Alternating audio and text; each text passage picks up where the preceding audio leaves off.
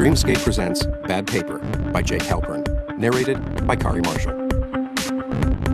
Be kind, for everyone you meet is engaged in a great struggle. Author unknown. Introduction. One evening in October 2009, a former banking executive named Aaron Seagull waited impatiently in the master bedroom of a house in the Allentown neighborhood of Buffalo, New York. As he stared at the room's old fireplace and then out the window to the sleepy street beyond, he tried not to think about his investors and the $14 million that they had entrusted to him.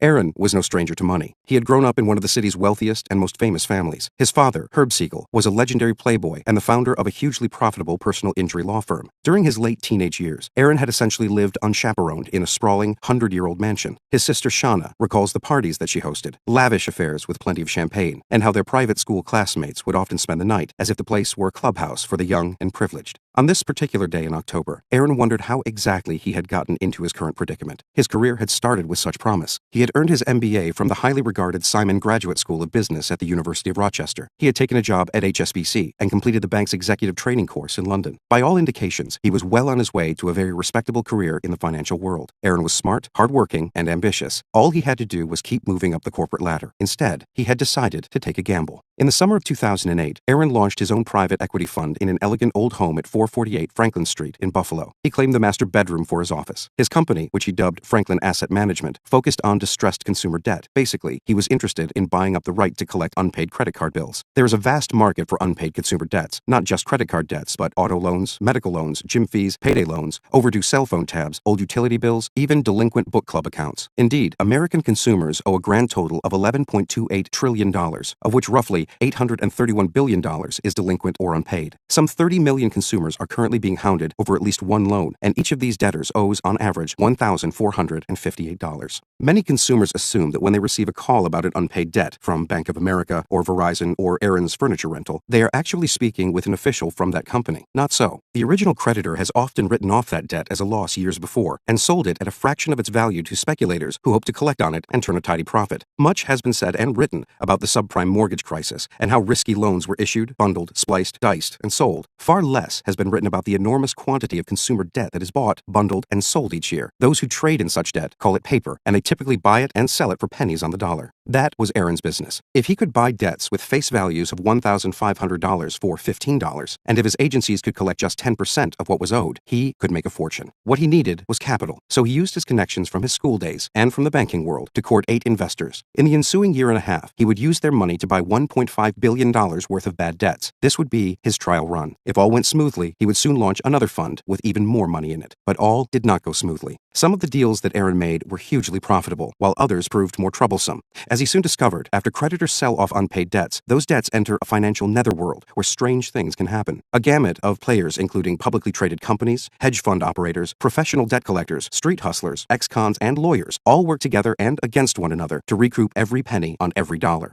In this often lawless marketplace, large portfolios of debt, usually in the form of spreadsheets holding debtor names, contact information, and balances, are bought, sold, and sometimes simply stolen. Stolen. This was the word that was foremost in Aaron's mind on that October afternoon in 2009. He had strong reason to believe that a portfolio of paper, his paper, had been stolen and was now being worked by one of the many small collection agencies on the impoverished and crime-ridden east side of Buffalo. Using his spreadsheets, this agency was now calling his debtors and collecting on debt that was rightfully his. This was not a problem that Aaron was used to handling. There had been no classes at the Simon Graduate School of Business on how to apprehend thieves who had appropriated your assets. He could, of course, call the police or the state attorney general, but by the time that they intervened, the paper would be wrung dry, worthless. His problem was more fundamental, more pressing. At this point, he didn't know exactly how many files had been stolen, but he knew that he needed immediate intervention. Fortunately, Aaron had someone to call. His name was Brandon Wilson. A former armed robber, Brandon had spent roughly 10 years in prison, and now liked to boast that he made far more in debt collections than he ever did robbing banks. Brandon worked as Aaron's most valued debt broker, buying and selling portfolios on Aaron's behalf. He also served as his emissary to the collections industry's many unsavory precincts. And at this very moment, moment, as Aaron waited impatiently in the old, wood-paneled master bedroom at 448 Franklin Street, Brandon was en route to Buffalo with a car full of his associates, mainly ex-cons, some of them armed, and all of them determined to help fix the problem. Their goal was simple: rescue the stolen accounts. The following pages tell the story of Aaron and Brandon's unlikely partnership and track the stolen portfolio of debt they set out to retrieve. To its handlers, that portfolio was just a spreadsheet containing the names and social security numbers of debtors and the amounts they owed. But that same spreadsheet was also a collection of stories about Americans whose financial lives had unraveled. This book chronicles some of those lives and simultaneously explores a thriving industry that buys and sells old loans like precious jewels. In many blighted neighborhoods in Buffalo and elsewhere, small shops that collect debt, often by unsavory means, are sources of employment and engines of mobility for people who, otherwise, would be hard-pressed to find work. Across the country, a much larger industry traffics in old debts, frequently using dubious methods to pressure debtors into paying up, even on debts they have already settled or for which they are no longer liable. Ever since 2006, the Federal Trade Commission, FTC, has ranked debt collection as its second biggest source of complaints from consumers, following only identity theft. It has not done much, however, to clean things up. In 2009, it brought just one enforcement action against a company for collections violations. Since then, it has done little more. Banks, creditors, and regulators are at last starting to crack down on certain conspicuous abuses, but the system as a whole remains dysfunctional and largely unsupervised. The newly created Consumer Financial Protection Bureau focuses on policing 175 of the nation's largest collectors, while thousands of smaller companies escape its scrutiny. Debt collection remains, in many regards, a shadowy corner of the economy, where financial misfortune is bought, sold, and exploited. As sensational as this may sound, it is exactly what one might expect in a country that is driven by profit, mired in debt, and not fully able or willing to tame the marketplace that is created when these two forces meet.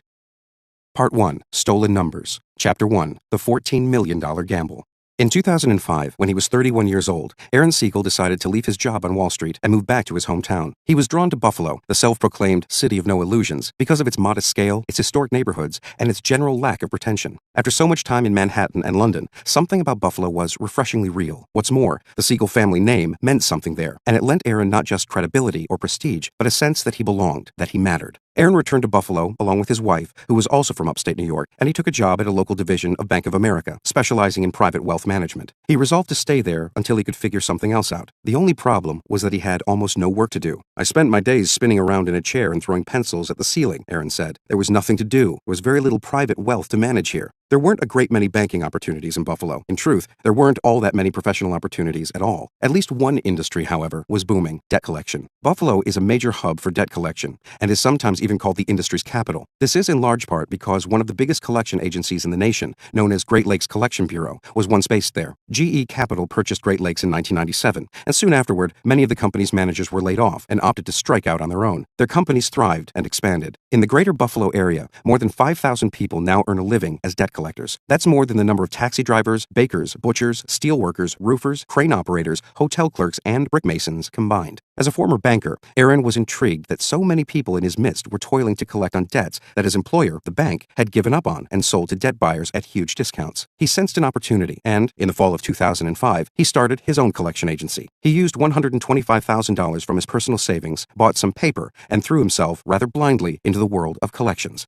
His plan was to continue working at Bank of America by day and run the collection agency after hours. When it came to hiring collectors, Buffalo proved to be an auspicious locale, both because there were so many veteran collectors to hire and because so many of the city's other residents were so eager to find paying work. Buffalo remains among the poorest cities in the nation. Almost one-third of the people within its limits live in poverty, double the national average. Growing up in a very affluent family, Aaron says that he rarely interacted with the city's poorer residents. "I knew they existed," he told me. "These were folks that you bumped into going to the store, but there wasn't a whole lot of interaction because Buffalo is very stratified." Yet when Aaron launched his own collection agency, these were precisely the sorts of people who applied for work, and their ranks included ex-cons, drug addicts, 20-somethings without high school diplomas, and a variety of other hard-luck cases. "Oh my God, they were like thugs," recalled Aaron. "Everybody had their hustle and flow or whatever the hell it was. Why they were the best, the greatest." He quickly came to realize, however, that the more clean-cut types simply wouldn't get the job done. As he put it, "You realize that you're sitting on an investment and you've hired a bunch of Boy Scouts who can't turn any money." What he needed were telephone hustlers. The problem with the hustlers, explained Aaron, was that they hustled not just the debtors, but him as well. One of the first truly great collectors that Aaron hired, an overweight, womanizing, aspiring bodybuilder, robbed him of several $1,000s by counterfeiting the firm's checks. Eventually, Aaron hired a floor manager, a young, handsome guy in his mid-20s, who asked to be identified by his middle name, Rob. Rob understood collectors. He took it as a given, for example, that many of his collectors either used or sold drugs. In one of his stints as a manager, Rob bought his team 3 cases of whippets, steel cartridges filled with nitrous oxide, for hitting their goal. You have to have a little hustle in you to collect, he explained. Certainly, if you're selling bags of pot to college kids, you have that natural ability. One day, Rob had to break up a fight that began when a collector overcharged his coworker for a bag of cocaine. Their punishment, recalls Rob, was simply being sent home for the day. Above all, says Rob, the collectors needed someone they could relate to, someone who could be a bridge to Aaron. I was that bridge. Rob's biggest challenge was making sure that one of the agency's best collectors made it to work each day. On many occasions, Rob confiscated his car keys and insisted that he spend the night with Rob at his house. He was a very intelligent guy, but he was also your average stoner who didn't think of the day ahead until that morning, recalled Rob. He was extremely lazy and smoked a massive amount of pot.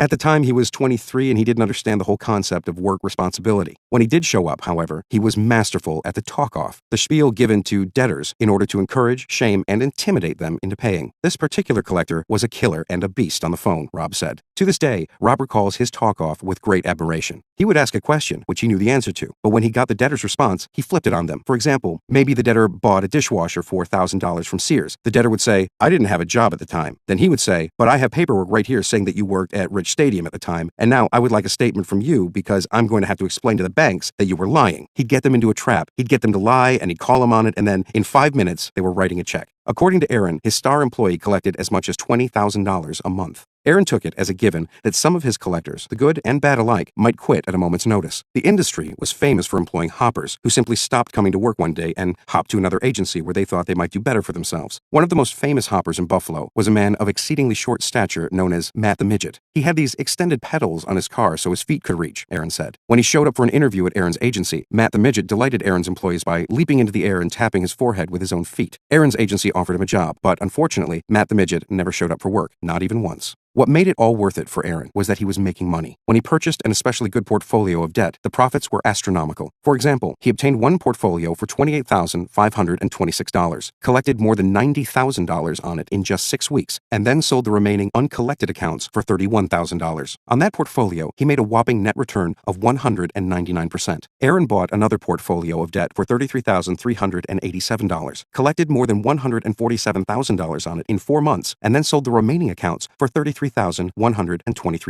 On this portfolio, his net return was 264%. Of course, not all of his deals proved to be this wildly profitable, but on the whole, he was doing well with almost all of the paper that he purchased. This was in no small part because in 2006, he had begun buying paper from a debt broker named Brandon Wilson. Initially, at least, Aaron knew very little about Brandon. A business associate had recommended him, and right away, Brandon began to prove his worth, supplying good paper with plenty of meat on the bone, as they say in the business. The paper that I bought from him performed wonderfully, recalled Aaron. During the day, while he toiled away at Bank of America, Aaron began spending more time with one of his co-workers, a beautiful young brunette named Andrea. Andrea grew up in an Italian-American family in the nearby town of Batavia, worked for a few years as a teacher, and then took a job with Bank of America at its corporate headquarters in Charlotte, North Carolina. She returned home to Western New York and arrived at the Bank of America offices in Buffalo with a sense of deflation that mirrored Aaron's. There were like 9 people in our office, and they were all like 6 days from dying, she told me. Then she saw Aaron. I was standing at the reception desk, and he walks by, and I remember in my mind remarking, he's got a nice suit on. Okay, maybe this isn't so bad. On one of their next encounters, Andrea was stranded in the parking lot with a flat tire, and Aaron came to her rescue. The only problem was that he didn't know how to change a tire properly, and he ended up damaging her car. Somehow, he managed to make light of the debacle and his own ineptitude, which Andrea found strangely endearing. They were soon spending more time together and eventually started having an affair. I don't think I was emotionally ready to be married in the first place, but up until then, I was doing a very good job at faking it, Aaron told me. Really, it was just terrible judgment. To this day, Andrea isn't sure what Aaron was thinking at the time. I don't really know what the draw was, not wanting to be with his wonderful blonde wife that everyone loved in order to date a crazy Italian. Who does that? Nobody.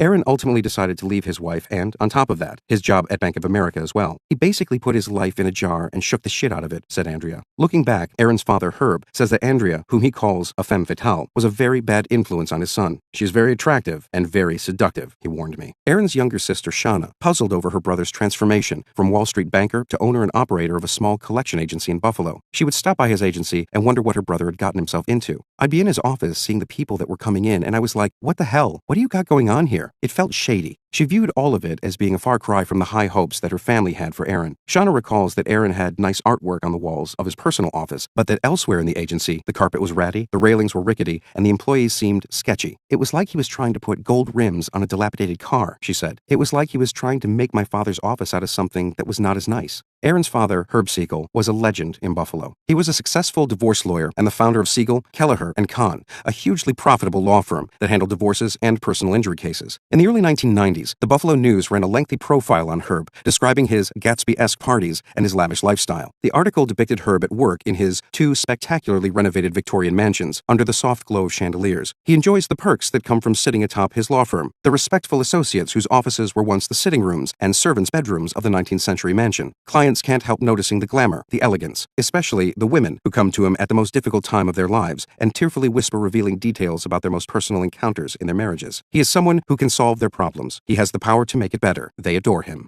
Herb's own marriages were tumultuous. He married and divorced 3 times, though not all of his separations were bitter. His second wife, for example, subsequently took a job as his bookkeeper. His third wife, Aaron's mother, Joyce Seagull, actually started off as a client. When she first met Herb, she was in the midst of a divorce, and Herb's office was representing her. Initially, Joyce was working with another lawyer at the firm, but when she broke down in tears, the lawyer summoned Herb for help. This was Herb's specialty. He knew how to handle even the most distraught of clients. He walked in, told her to stop crying, and took over her case. Herb usurped the client in more ways than one, Joyce recalled. Joyce says that she was initially drawn to Herb because he had the aura of a man about town. You know how women are. They like power and money, and in the situation I was in, I didn't have any of that. They eventually married, but Joyce says it was rocky from the start because Herb would stay out late, leaving her at home worrying and then simmering. I reached a point where I wouldn't even leave the porch light on for him. I was really hoping, secretly, that he'd fall and break his neck or crash on the way home. Then he would come home, he'd usually been drinking. I'm sure he'd been with women, and he would go into the bedroom and wake up Aaron. At the time, Aaron was an infant, and Joyce says she would plead with her husband unsuccessfully to let Aaron sleep. I'd hear Airy, her nickname for Aaron, in there, tossing and turning, trying to get back to sleep. He was such a good little boy. He wasn't a crier. As his law firm continued to prosper, Herb began looking for a new, grander home for his family within the city's historic district around the Albright Knox Art Gallery. One day, he and Joyce went to see a gorgeous old mansion on Soldiers Place, one of the city's most prestigious addresses. The house, situated kitty-corner from a mansion designed by Frank Lloyd Wright, was a stately edifice built in 1905. It boasted 7 bedrooms, 5 bathrooms, and more than 5,000 square feet of floor space. During their initial tour of the house, Joyce was unconvinced. I remember being up in the room on the 3rd floor in what was like a pool room, and I was thinking, God, I don't know, this is so big. Then, without consulting his wife, Herb said to the agent, "We'll take it." Aaron speculates that his father purchased the mansion with the intention of flipping it whenever the opportunity arose. I think he probably put it on the market as soon as he bought it, Aaron says. No sentimental attachments there. That's how he is. When Herb finally did sell the house, more than 2 decades later, the buyer was the Canadian government, which wanted a suitable home for the head of its consulate. Herb sold the house for an enormous profit. When he inked the deal with the Canadians, Herb was amused to see that the contract bore the seal of the British Crown. He ripped off the Queen of England, Aaron said. That doesn't happen every day. As the years passed, Joyce became increasingly unhappy with her marriage and the family dynamics at Soldiers Place. She eventually ended the marriage and moved out of Soldiers Place, leaving Aaron and Shauna, who wanted to stay in their childhood home, behind. The house was never the same after that. What ensued was the much idealized scenario that many an American teenager has dreamed of: a mansion stocked with food and liquor, a permissive father, and an open-door policy for friends and classmates. Shauna recalls this time in her life with great nostalgia. I would say to my dad, "I'm having 30 couples here before the date dance, and I expect you not to come home for the whole night." And he'd be like, "Okay." It was a dream come true for Shauna. We're 15 years old, and we're all sitting around drinking champagne in this grand house. As permissive as Herb could be, he was, in other important ways, quite overbearing. According to Shauna, Herb had grandiose ideas of what my brother would be, and this weighed on Aaron terribly. Aaron understood his father's expectations implicitly. In Herb's view, says Aaron, people were either losers or very successful, and it was always based on how much money they made. Herb's hopes may have weighed heavily on his son, but Herb shrugged this off as inevitable. As Herb told me, "Look, when you come from a family like ours, you're always going to be striving. You're going to want to do something better than your father. I think that goes with the territory." For Aaron, the collections industry offered both financial reward and voyeuristic access to the city's seedier side. According to Rob, Aaron's floor manager at the agency, his boss was both fascinated and repulsed by the business. Where Aaron came from, with a private high school and prestigious family, that was a different world. He liked this scene in a way. You know how opposites attract? You know, you have the good girl dating the bad biker dude. She's intrigued. Maybe he was like that. Even so, Rob added, when he had the chance not to get his hands dirty anymore, he took that route. Aaron's chance, it turns out, came with the realization that he didn't have to operate a collection agency himself. Instead, he could buy portfolios of debt and then place them at other agencies, which would collect on the debt for him. These agencies would operate on a contingency basis, keeping a percentage of whatever they collected. From Rob's perspective, Aaron's decision made sense. When he saw the potential in debt buying, where he could avoid lawsuits, avoid dealing with collectors, and the bullshit that comes with that, he thought, I can make just as much buying and selling. It has to do with his personality. Instead of cleaning his house, he would rather hire a maid. Aaron's plan appeared to be a smart one. His connections and experience as a banker in Manhattan, combined with his real-life experiences in the trenches of Buffalo, would make him uniquely qualified for this new venture. In the language of the collections industry, Aaron would operate as a privately financed debt buyer. A 2010 report by the Legal Aid Society and several other nonprofits speculates that there are roughly 500 such buyers in the United States and concludes that little is known about how they operate. This often works out well for the buyers. After all, it is much easier to operate with minimal public scrutiny. An investment banker at one of the big Wall Street houses told me that he could never invest in distressed consumer debt because ever since his firm's government bailout, its unofficial motto has been, "We cannot fuck the American taxpayer." He had to run all of his deals by the PR department. Thus, even if he could make a killing on an investment involving consumer debt, the PR people would likely say no.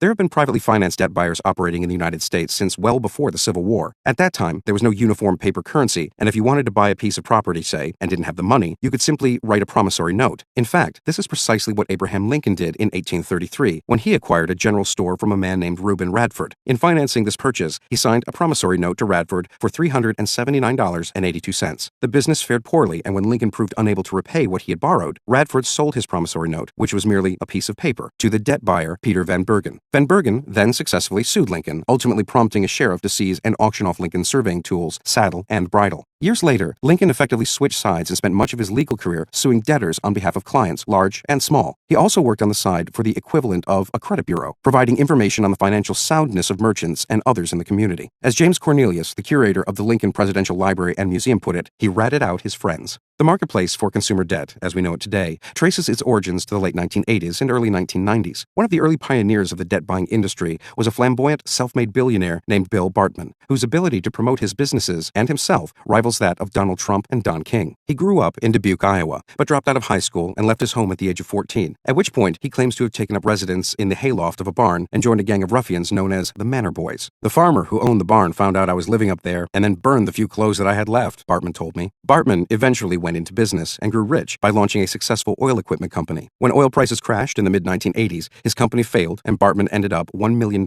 in debt. Debt collectors started calling him around the clock. Then, one day, his fortune changed when he saw an interesting advertisement in the newspaper. The federal government was auctioning off unpaid debts that belonged to two failed banks in Tulsa, Oklahoma. The government had bailed out the banks and taken their assets, including the unpaid debts, and was now trying to recoup its losses. This practice became more common in the early 1990s when the federal government's Resolution Trust Corporation bailed out a number of the failed financial institutions known as Savings and Loan Associations, or S&Ls. Many of the S&Ls had made very risky loans, which ultimately caused them to fail. The government seized their assets and auctioned off nearly $500 billion of their unpaid loans. These auctions helped establish how vast quantities of unpaid debts could be priced at a discount and then sold to enterprising buyers. At the auction in Tulsa, Bartman ended up bidding on and winning a portfolio of unpaid debts for $13,000. To pay for it, he borrowed the $13,000 from the very same bank that was still trying to collect $1 million from him. The portfolio was a mix of various consumer loans, including auto loans, recreational vehicle loans, and home improvement loans. He promptly collected $64,000 on this portfolio. Bartman continued buying paper from the federal government at a discount and then collecting on it with great success. Within 2 years, he had paid off the $1 million that he owed the bank. In the early 1990s, Bartman bought credit card debt for the first time and entirely by accident. The credit card accounts were simply mixed in with the other consumer loans in a portfolio he bought from the government. Our first reaction was, "Oh crap," says Bartman. "We didn't want them." The conventional wisdom at the time, says Bartman, was that consumers were unlikely to repay old credit card debts because they felt no sense of personal connection to the creditor. It wasn't like an auto loan where, presumably, a consumer made a single purchase and could likely remember the car, the dealer, and the dealership. This conventional wisdom proved false. These loans were very profitable to collect on, twice as profitable as his other paper, and Bartman was soon in search of more of them.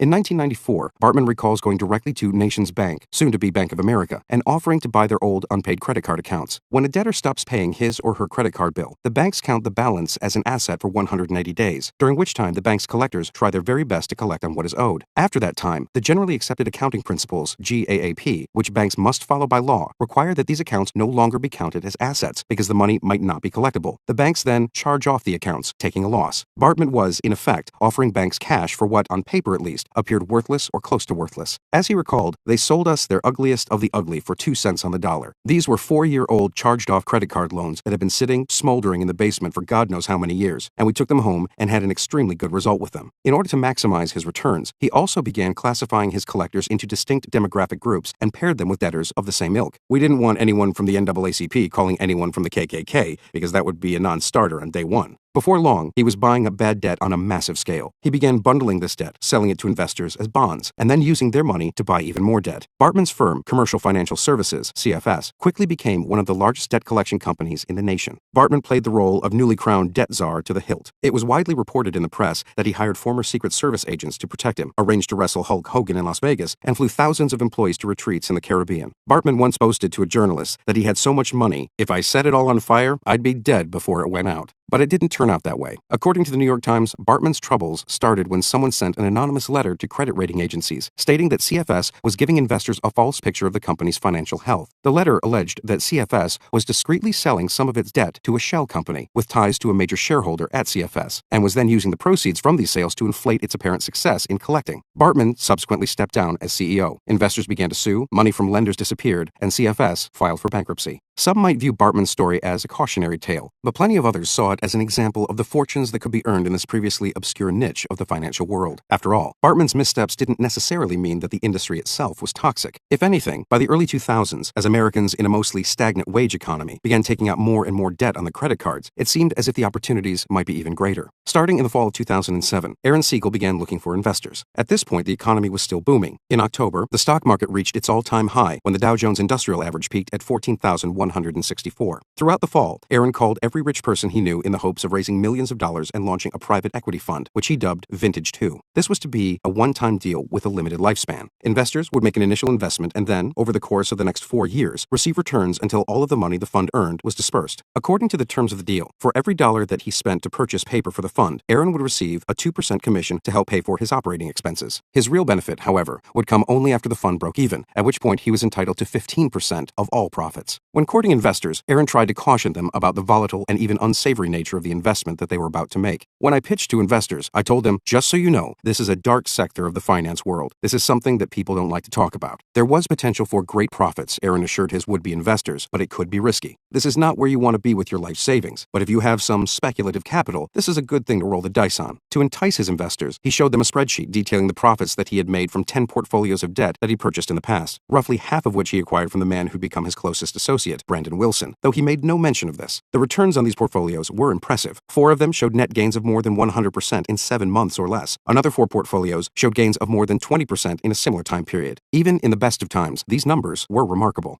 One of Aaron's challenges was to convince his investors that he had a unique and superior approach to debt buying. Aaron noted that the industry behemoths, publicly traded companies such as Encore Capital Group and Asta Funding, tended to buy fresh paper directly from the banks. This paper is highly valued. In all likelihood, just a few of the bank's own collectors or subcontractors had ever tried to collect on it, and these collectors likely embraced a softer, customer service approach to collecting. A debt buyer such as Asta Funding might buy a portfolio of fresh paper, collect on much of it successfully, and then sell those accounts that didn't pay. In other words, the debt buyers at the top of the food chain pay more money for better paper, but generally have an easier time collecting and making money off of it. Meanwhile, the debt buyers at the bottom of the food chain pay less money for older, grungier paper that is, for the most part, harder to collect on. Those debt buyers, not surprisingly, are more likely to use hard-hitting, coercive, and even illegal tactics to get debtors to pay. There is, however, another way to make money off older paper, namely buying paper that has been bought and sold repeatedly, but has not been collected on efficiently and thus wrung dry. This is what Aaron wanted to do. He told his investors that his goal, in significant part, was to buy grungy paper that had been around the block but retained its value. In short, he wanted to buy paper that was not as beaten up as it looked. After all, Aaron reasoned, a smart buyer could capitalize on just how difficult it was to price debt accurately. A dizzying array of variables affect a portfolio of debt's true potential, including the age of the debt, how many agencies have worked it, the size of the balances, the types of credit card involved, the regions where its debtors live, the current economic climate, and many other factors. There is no single market or venue, like the NASDAQ or the New York Stock Exchange, where this kind of debt is sold. This creates a marketplace that is inherently inefficient, which makes it hugely enticing to many investors. Warren Buffett once famously said, "I'd be a bum on the street with a tin cup if the markets were efficient."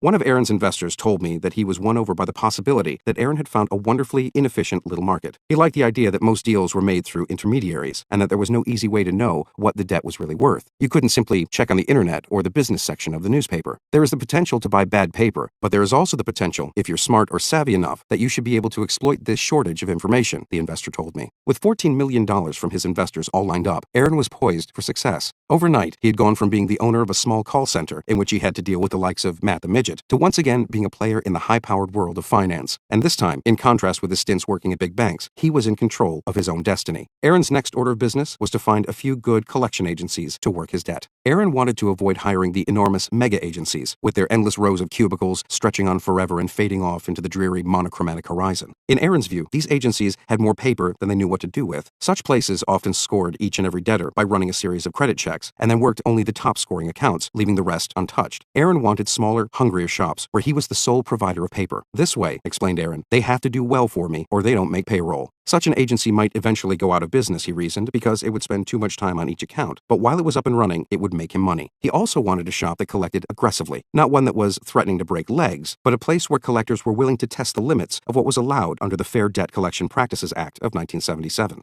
This law forbids debt collectors from engaging in abusive, deceptive, or unfair practices, and it places certain restrictions on how and when they can call a debtor. Aaron knew precisely what he was looking for, and in early 2009, he found a man who promised to provide it. Shafiq, who asked only to be identified by his middle name, was the co-owner of a small five-man shop. Shafiq was an ambitious young black Muslim from the impoverished east side of Buffalo, an imposing figure of a man, roughly 6.5 feet tall and weighing more than 300 pounds. Shafiq looked the part of a bodyguard, and in addition to running his debt collection agency, he ran his own security business on the side. Shafiq's intimidating appearance, however, belied a more thoughtful and soft-spoken aspect. As a child, Shafiq was such an avid reader that he churned through each page of the Encyclopedia Britannica at his parents' house in wild anticipation of the mysteries that awaited him in the volume labeled X. Shafiq spent his early teenage years at a boarding school for Muslims run by Arabs in the suburbs of Buffalo. He eventually earned his GED, got married at the age of 24, and took a job working as a debt collector, which was a complicated choice of profession for a devout Muslim. He told me that, whenever possible, he tried to honor Islam's ban on usury by collecting only the principal that debtors owed. His faith and profession intersected in other interesting ways as well. According to Shafiq, his branch of Islam allowed polygamy, which enabled him to take a second wife, a woman who was the administrative assistant at his small collection agency. It was a tempestuous relationship. They divorced and then remarried on multiple occasions. Getting a divorce, he told me, was simply a matter of writing out a statement and having two witnesses sign it. The divorces took their toll on him. Polygamy in itself is a powerful, tough thing, he told me. You know what I mean? It's an emotional thing, because women can act very jealous. You know what I'm saying? Shafiq's stress managing his two wives was compounded by his business woes. By the standards of the industry, he was working very low-quality paper. At one point, it had gotten so bad that Shafiq was collecting on Radio Shack credit card debt, some of which dated back to 1983. Just before meeting Aaron, he had purchased two portfolios of bad paper, one for $10,000 and another for $14,000, which proved so beaten up that they were virtually uncollectible. Whenever he prayed, unrolling his prayer mat, kneeling down, and making dua, a Muslim prayer in which the supplicant beseeches God for help, he asked for divine intervention with his business. As if in answer to Shafiq's prayers, Aaron called, introduced himself, and offered to buy a 1/3 share in his company for $25,000. Shafiq's shop was too small to handle a large volume of paper, but Aaron could fix that.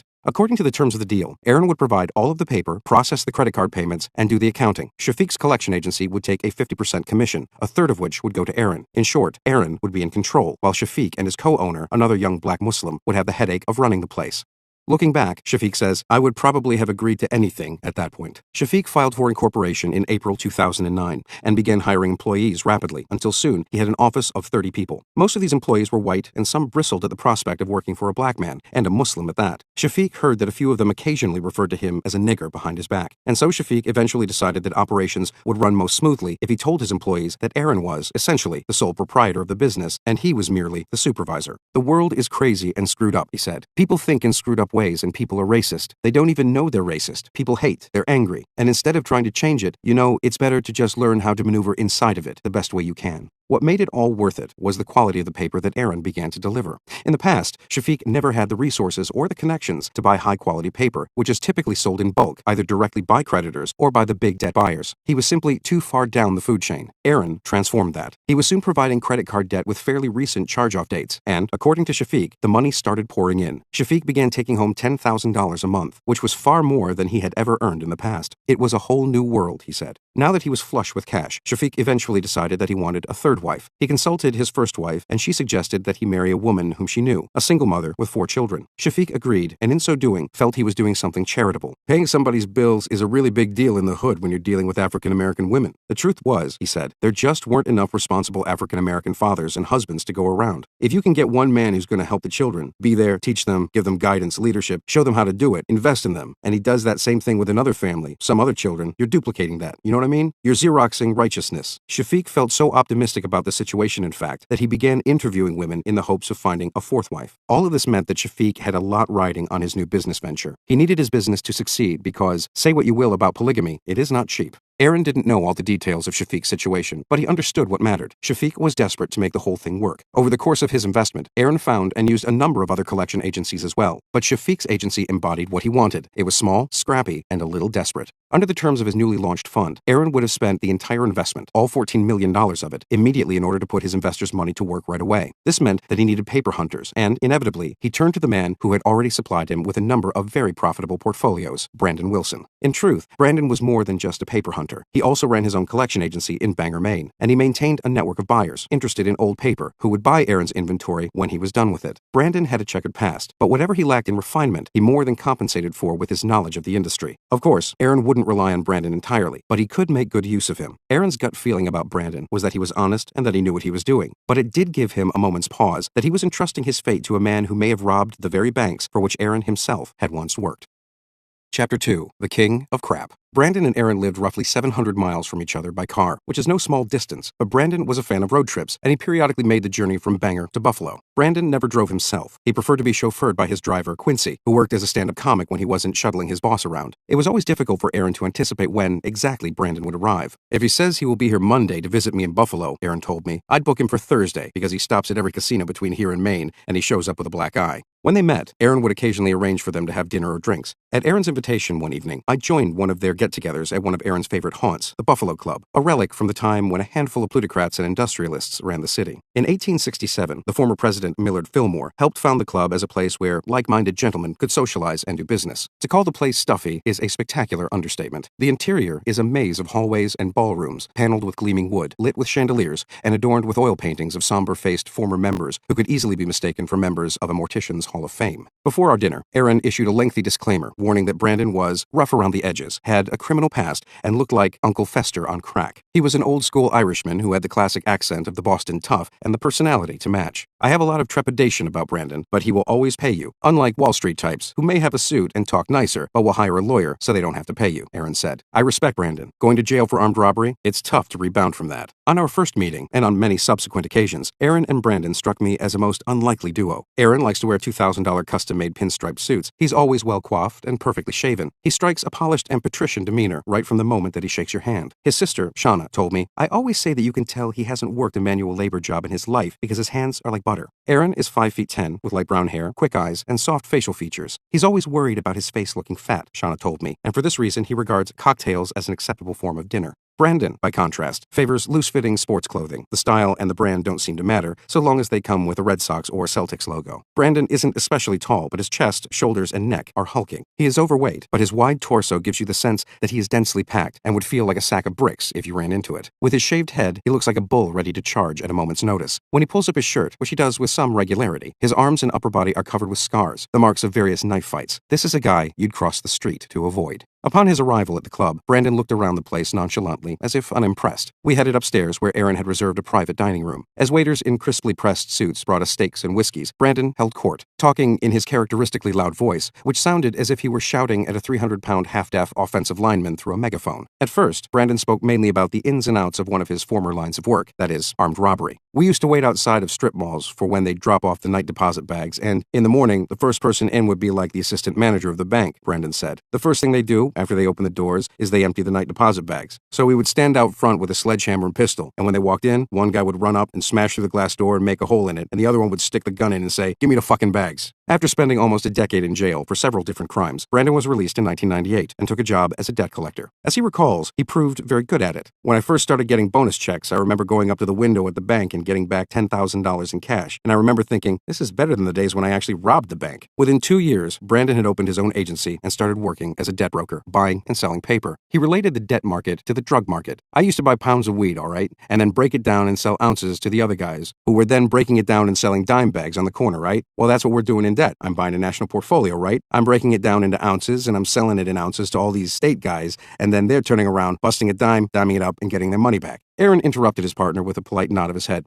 I'm seeing it from a different perspective. Everybody places a different value on something than anybody else, whether it applies to drugs or whether it applies to debt. So if there's a lawyer in Georgia and he can buy debt from me for 4 cents on the dollar and get 8 cents back, then he's willing to pay. I'm just relating it to what I know, all right? Brandon interjected. He can relate it to what he knows, and everybody can relate it to what they know. And everybody's making money, said Aaron winningly. Aaron explained that it had taken him a while to transition from the buttoned-down banking world to the grimier world of collections. I worked in the squeaky clean Bank of America. You go in, and everybody went to NYU, Yale, Harvard, the whole fucking 9 yards. Brandon interrupted again, saying that he'd always intended to go to Penn State, but that he is dyslexic and ended up on the bus to the State Penn instead. In all seriousness, he added, his time in the State Penn enhanced his pedigree in a weird sort of way. Part of the package you get of being my business associate or my friend is that I'm going to protect you from these fucking sharks, he explained. I'm not going to let these fucking sharks victimize us because they think they're tough and they think they're scary and they think no one will do nothing to them. Now, I'm not saying that the reason he, pausing to point at Aaron, or other people do business with me is because of that. It's not, because it very rarely rears its ugly head. But there are a lot of people who do business with me because they know if somebody's double selling a file or if somebody's fucking up,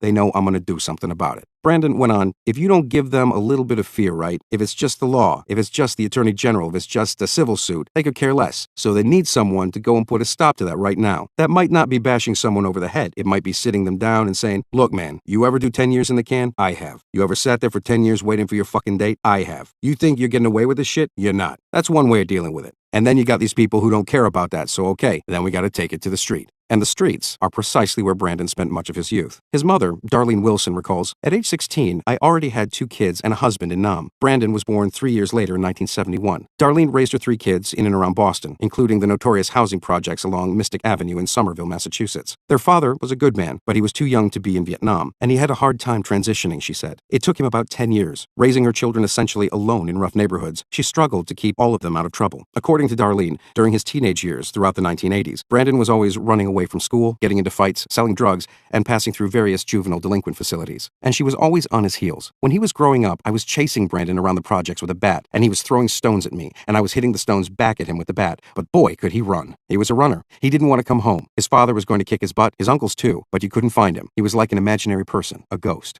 What made this more frustrating, Darlene says, is that he was so smart. I had Brandon, I guess you would call it tested, when he was 3, and he was highly intelligent, she told me. It was at Harvard University. They had a baby clinic, and they said that his brain went faster than everyone else's. He was always a wise ass, always smarter than everybody else. Although Brandon had never really attended high school, years later when he was in prison, an official noted in his records that his assessment scores indicated that he read at the highest levels, and that he should start attending college-level classes. Darlene says that she sensed this potential all along, and that, much like Herb Seagull, who had such high hopes for his son, she expected great things from Brandon. It's hard to know what exactly derailed Brandon, but drugs were almost certainly part of the problem.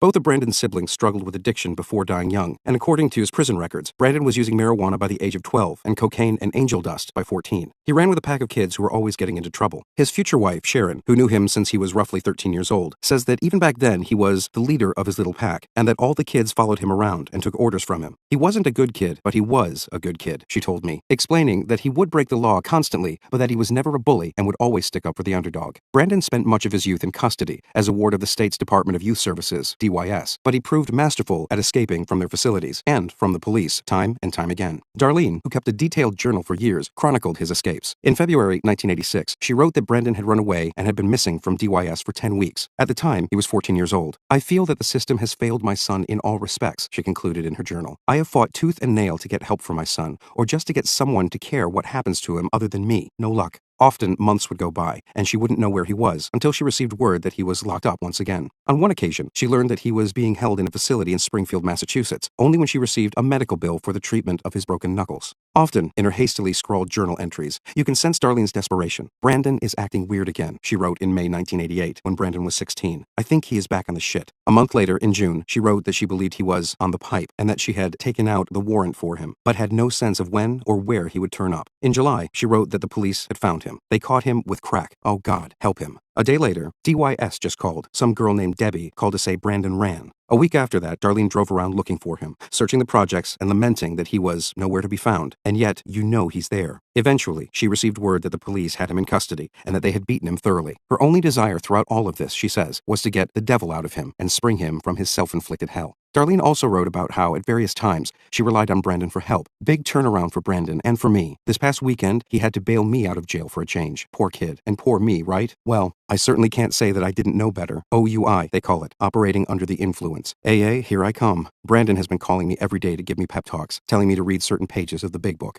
By the time he was in his early 20s, Brandon had amassed a criminal record that read like the footnotes to an academic article. His many offenses included trespassing, assault and battery, knowingly receiving stolen property, armed robbery, 3 counts, possession of mace, larceny, armed assault in a home, 2 counts, reckless driving, operating under the influence, and, for good measure, swimming in a restricted area. An attempt to rob a vault ended in a high-speed car chase and a spectacular crash. And these, of course, were only the times he was caught. He was never busted for robbing night deposit boxes or toy stores, both of which he claimed to have done repeatedly. While in prison, Brandon didn't break his stride. His prison records indicate that he gambled, smoked marijuana, fought other inmates, and kept a dirty and cluttered cell. One of his jailers once noted an open can of tuna fish dumped out on the floor. These infractions repeatedly landed him in solitary confinement. He was viewed as a management problem, one report notes. He was suspected of strong-arming other inmates and possible drug dealing. He also appears to have tolerated no disrespect from his fellow inmates, and prison records indicate that he assaulted another inmate during the course of a game of Monopoly. The dispute, as Brandon recalls it, began on the opening roll of the game when one of the players landed on a property, bought it, and demanded to put up a hotel. "You can't buy a hotel until you have all 3 properties," Brandon told him. The man, whom Brandon described as a steroid-using, muscle-bound racist with lightning bolts tattooed on each arm, then called Brandon a PC punk. The PC stood for protective custody, which is where a prisoner was sent if he was a rat. This was the gravest of insults. According to his records, Brandon proceeded to beat the man with his fists.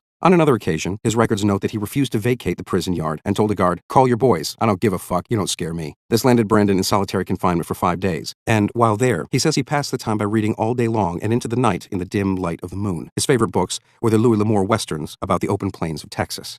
When he was finally released in 1998, he moved in with Sharon at her house in Medford, Massachusetts. Brandon started working in construction, building concrete forms for the foundations of houses. One day, he bumped into the sister of an old friend who told him, "Brandon, you are too smart to be doing this. Look at this." She pulled out a bonus check for $3,500 that she had earned as a debt collector. As soon as she showed it to me, I said to myself, if this airhead dingbat could make that, I gotta get down there because wait until they get a load of me. You gotta understand, there was a time when I would have strangled you for $3,500. One of Brandon's first jobs in collections was at a law firm in Boston that had 2 divisions, one composed of collectors stationed at phone banks, and the other manned by lawyers who sued debtors in court. Brandon was appalled by how the office worked. There was a lot of crooked stuff going on, he told me. I noticed it right away, and I put a stop to it. Typically, in collection agencies, collectors earn bonuses by hitting various targets each month, say a certain number of dollars collected. The top earner on any given month is often given an additional bonus. Brandon noticed that the manager was gaming the system, moving cash from one collector's account to another's so that a certain collector could hit his target and be the agency's top earner. In this scam, his collector would get paid and then give a kickback to the manager. There were other scams as well, and they all offended Brandon. Without any hook or crook, I'm putting up 50 grand a month, and then you got these guys that are stealing, putting up 80, making me look like I'm not the best. Brandon immediately confronted the manager. I literally went over to the guy and said, look, next time you do that, have your hands up because you're taking money out of my kid's mouth, and I'm not going to let you do it. The scamming stopped. It wasn't long before Brandon's abilities as a collector, combined with his efforts to clean up the office, caught the attention of one of the firm's owners, a well-regarded lawyer named Jeff Schreiber.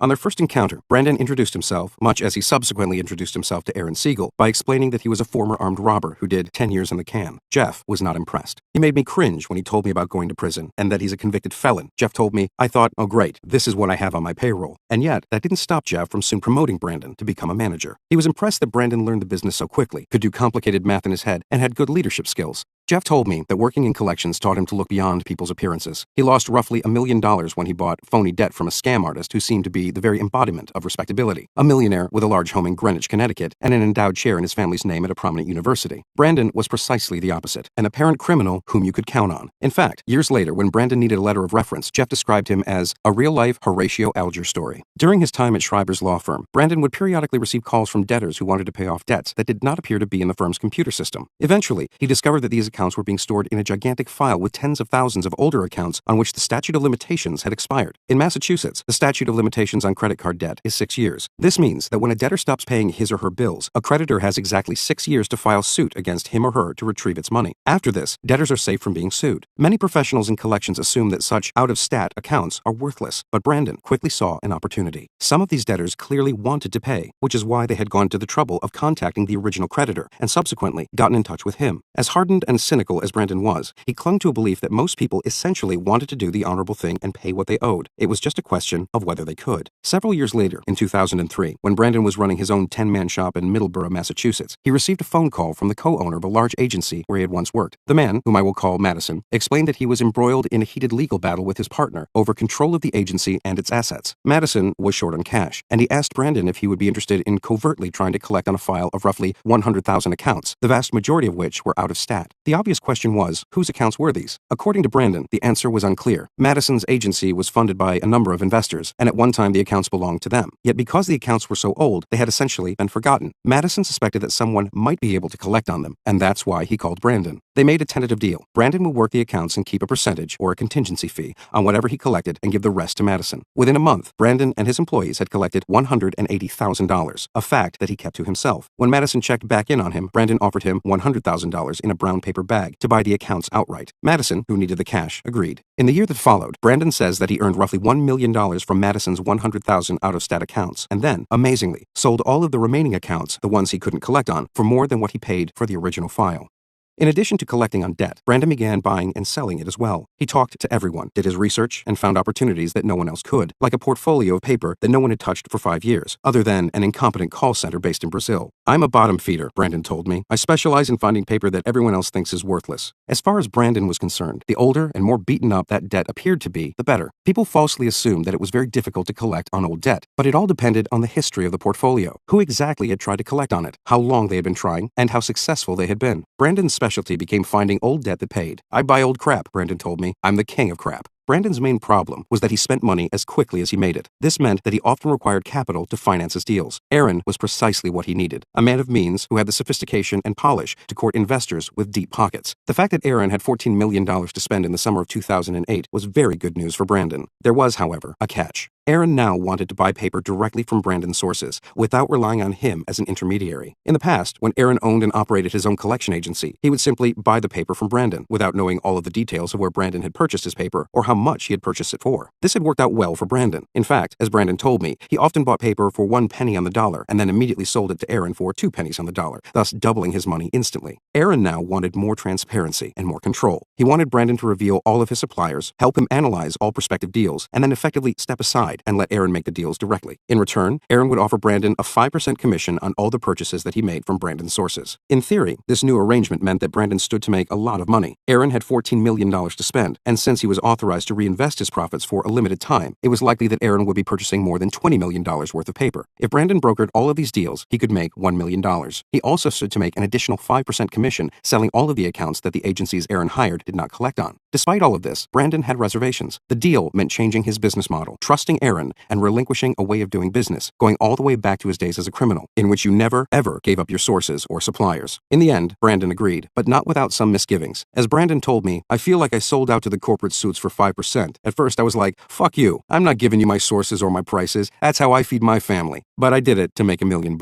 From the very first evening that I spent with them at the Buffalo Club, I began to glean that the core of their relationship was a mutual curiosity, distrust, and need. They were two men, roughly the same age, from vastly different backgrounds. Each of them was deeply fascinated by the other's world. Neither of them was so naive as to trust the other fully. As Aaron put it, I love Brandon, but if you give him an inch, he'll take a mile. Anytime you show vulnerability like, hey, I need you, or thank you, you really helped me out, he'll push it as far as he can go. Collections isn't a gentleman's game, he concluded, and Brandon is one of the best at it. At the end of the day, however, they needed each other. Indeed, As our dinner at the Buffalo Club drew to a close, Brandon returned again and again to his credo. No matter how smart you were, and no matter how many good deals you found, sometimes the only person who could check the thieves in a collection business was somebody who actually fucking threatened them. Brandon paused, went into character, and then barked, "Do it again, and I'll break your fucking nose." It's very much an alpha male type thing, wouldn't you say? Asked Aaron admiringly. Right, said Brandon. And they don't really know. Will he actually punch me in the nose if I... Brandon nodded his head convincingly. Yeah, I would. Yeah, I would. You do prefer conversation first, suggested Aaron. Correct, absolutely, said Brandon. And at the end of the conversation, if you still persist, I'll still punch you in the nose. How do you deal with the women? Asked Aaron. No, but listen, I wouldn't punch you in the nose for doing anything other than something criminal. Like just because you were good at your job? No, I don't walk around threatening you. No, you're more of an uplifting guy, Aaron offered. Right, Brandon said. I'm a motivator.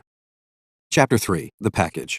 If Aaron had doubts about his partnership with Brandon, they were soon dispelled. Brandon quickly began proving his worth, sniffing out inefficiencies in the marketplace like a bloodhound, chasing the faintest of scents. By the fall of 2008, Brandon was increasingly interested in a large debt buyer based in Painesville, Ohio, known as Hudson & Keyes. Brandon had been buying paper from Hudson & Keyes for several years, but he had recently noticed that the price of the paper was getting cheaper. Meanwhile, rather counterintuitively, the quality of the paper remained high and, in some cases, seemed to be improving. Brandon suspected that the company was in financial trouble, and he was right. An insider at Hudson & Keyes later told me there was a desperation to sell paper to raise funds. At Brandon's urging, Aaron capitalized on this desperation. On December 16, 2008, Aaron purchased a parcel of debt from Hudson & Keyes containing 8,518 accounts. The parcel had a face value of $47.5 million, and Aaron agreed to buy it for precisely 1 penny on the dollar. The portfolio of debt that Aaron purchased, which I will refer to simply as the package, was the archetype of the kind of paper that Aaron hoped to buy. The package quickly proved to be solid gold, as Aaron put it. In his estimation, the people at Hudson & Keyes were total idiots for parting with it so cheaply. They left too much meat on the bone. In fact, Aaron soon went back to Hudson & Keyes looking for more and began buying similar portfolios on a monthly basis in an arrangement known as a forward flow agreement. This was, for Aaron, the start of a very profitable relationship. The package itself was composed of credit card debts from a range of original creditors, including Bank of America, Washington Mutual, Huntington National Bank, Unity One Federal Credit Union, and many others. Most of the accounts had likely been sold at least once before, and many had probably been sold multiple times. The debtors in the package hailed from a range of locales across the country, including Iwo Beach, Hawaii, Dutch Harbor, Alaska, Prairie Village, Kansas, and Rock Springs, Wyoming. Some of these debtors owed as much as $29,777, and others as little as $209. Some were as young as 19, and others were as old as 85. Some had accounts that had been charged off by the banks as long ago as 1989. Others had accounts charged off as recently as 2008. All of their fates were now bound together in the form of a single Microsoft Excel spreadsheet that had been sold to Aaron for 1 penny on the dollar. Debtor number 2,991 in the package was a single mom named Joanna who lived in the suburbs of a large Midwestern city. In 2006, Joanna ran for her life, literally. She fled the home of her abusive ex-boyfriend who had tried his best to kill her, once even pushing her out of a moving car. She left with her 1-year-old daughter in tow and hunkered down in a small apartment. From the start, it was rocky. Joanna often lived week to week, not knowing how she would pay her bills or put food on the table. She took whatever job she could find, and often 2 at a time. For a while, she worked weekdays as a nanny and then spent weekends doing back-to-back 8-hour shifts as a certified nurse's assistant at an assisted living facility. She rushed through a frantic routine, as if her own personal needs were just another set of bills that she didn't have the time or the resources to confront. To save money, Joanna grew accustomed to wearing the same clothing year after year, even though her socks and her underwear became faded, threadbare, and torn with holes. As her daughter grew up, Joanna paid for her to take taekwondo and gymnastics classes. Joanna helped her with homework and took her to the library often. At night, Joanna would clean her apartment, do the laundry, and when the last chore was done and there was nothing to do but sit and catch her breath, she worried about her debt. Over the previous 13 years, Joanna had accumulated considerable credit card debt on her Washington Mutual card. Part of the debt was hers, and she bore full responsibility for it. Part of it, however, was the doing of her abusive ex-boyfriend.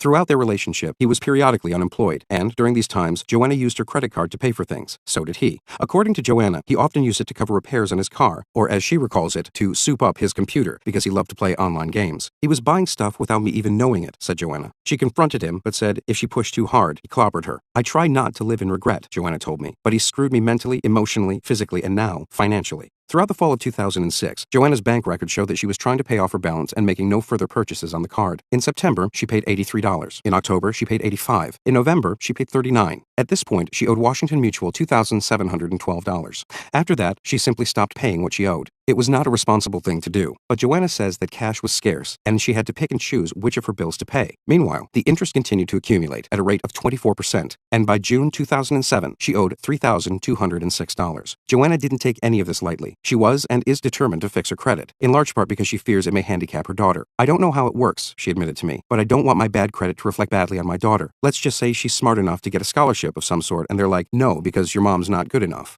In the ensuing years, Joanna received calls from numerous debt collectors about her Washington Mutual card, and then, one day in 2009, she received a call from someone who presented himself as an officer of the court. He said, "You need to call me back as soon as you can because they have filed a lawsuit against you, and you're going to be arrested and brought to court for this outstanding balance." Joanna immediately went into panic. I thought, my God, I'm going to go to jail. Who's going to take care of my daughter? This threat wasn't as outlandish as it sounds. As of 2010, more than a third of all states permitted the jailing of consumers for failing to pay a debt. Joanna called the collector right away and explained that currently she had just $300 in her bank account. The collector said that she owed much more than this, but that he would settle for a one-time payment of $300. Looking back, this whole exchange seems odd to Joanna, but at the time, she felt so desperate and panicked that she readily acquiesced. This left her with no cash. She borrowed $50 from her brother and another $100 from her parents so she could afford gas and groceries for the next 2 weeks. To save money, Joanna lived on a strict diet of peanut butter and jelly sandwiches. Meanwhile, she never heard back from these collectors, nor did she ever receive a receipt or any kind of confirmation in the mail from them. Little did she know it, but the people who called her were collecting on stolen paper, debt that belonged to Aaron, but which, somehow or another, had been pilfered from him. Roughly 1,000 miles away, in a small town in the Southwest, debtor number 3,159 from the package, a woman named Teresa, was facing problems of her own. Teresa defies almost all the stereotypes of debtors. She joined the U.S. Marines in the early 1990s at the age of 18 and served for the next 8 years. Years later, she still talks like a Marine, answering all my questions with a "yes, sir." Teresa was so determined to live responsibly that throughout much of her teens, she worked more than 30 hours a week at McDonald's, earning $4.25 an hour. She saved almost everything she made. When her father lost his job and her parents fell behind on their mortgage payments, Teresa, who was still in high school at the time,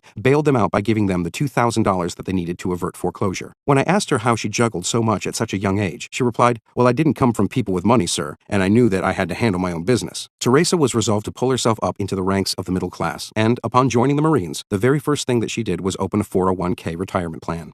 After 8 years of service, Teresa got married and settled down into a comfortable middle-class existence. She took a job as the manager of a restaurant and, later on, of a grocery store. Together, she and her husband were making roughly $90,000 a year. They had acquired some credit card debt, a few $1,000s worth, but they were paying it off consistently in installments of roughly $180 a month. Teresa didn't like having that debt, but it seemed manageable. At that time, life in general seemed manageable, and that's precisely when everything fell apart. It started at the grocery store when someone stole her cell phone. Teresa hurried home to call T-Mobile, asking them to activate the chip in her old cell phone, but there was a mix-up, and instead of routing all of her calls to this phone, T-Mobile began routing all of her husband's calls to the phone. Right away, Teresa received a voicemail that was intended for her husband. The message was short but startling. "I took a shower, and I'm waiting for you to come over." What happened was, I found out that my husband of 11 years had another family somewhere else, she told me matter-of-factly. He had a girlfriend and a 4-year-old that he had been supporting without me knowing. Teresa filed for divorce in 2005, but this quickly created a fresh set of problems. He left me with everything except the truck that he took, and that was fine, except that now I had to pay for everything, she explained. I had the credit card debt, I had the mortgage, I had everything. Meanwhile, she went from having a dual income of $90,000 to a loan income of roughly $50,000. As the direness of her situation became increasingly evident, Teresa got a roommate and eventually took a second job. It still wasn't enough to cover her bills, however, so she went into triage mode. She would pay her mortgage first, then the monthly bill for her vehicle, then her utilities, and then she would deal with everything else. At the time, she says that she had 4 credit cards, which was close to the national average of 3.5 cards per person. The balances on these cards, she says, reflected both the debt from her married days and new debt that she had incurred to pay for groceries and other staples when it got tight. Teresa soon realized, however, that she could not begin to pay all of her credit card bills each month, so she made a decision, a bad one, it turns out, to stop paying some of the cards altogether. She opted to keep paying 2 of them, including her Washington Mutual card. "I don't remember how I made that decision," she told me uncomfortably. "It was kind of a bad time." In July 2006, she owed $4,184 to Washington Mutual. In August, September, and October, she continued making steady payments, even though she wasn't using the card to make any purchases. Teresa's decision not to pay her other credit cards proved to be very short-sighted. It had an immediate effect on her credit rating, and, as a result, the interest rate on the 2 cards that she was paying skyrocketed to the uppermost legal limit, which was just under 30%. Teresa tried to keep making payments, but often they were late, triggering more fees. Between January 2006 and April 2007, she incurred 8 late fees of $39 each. During the same period, she also came to owe another $817 in interest.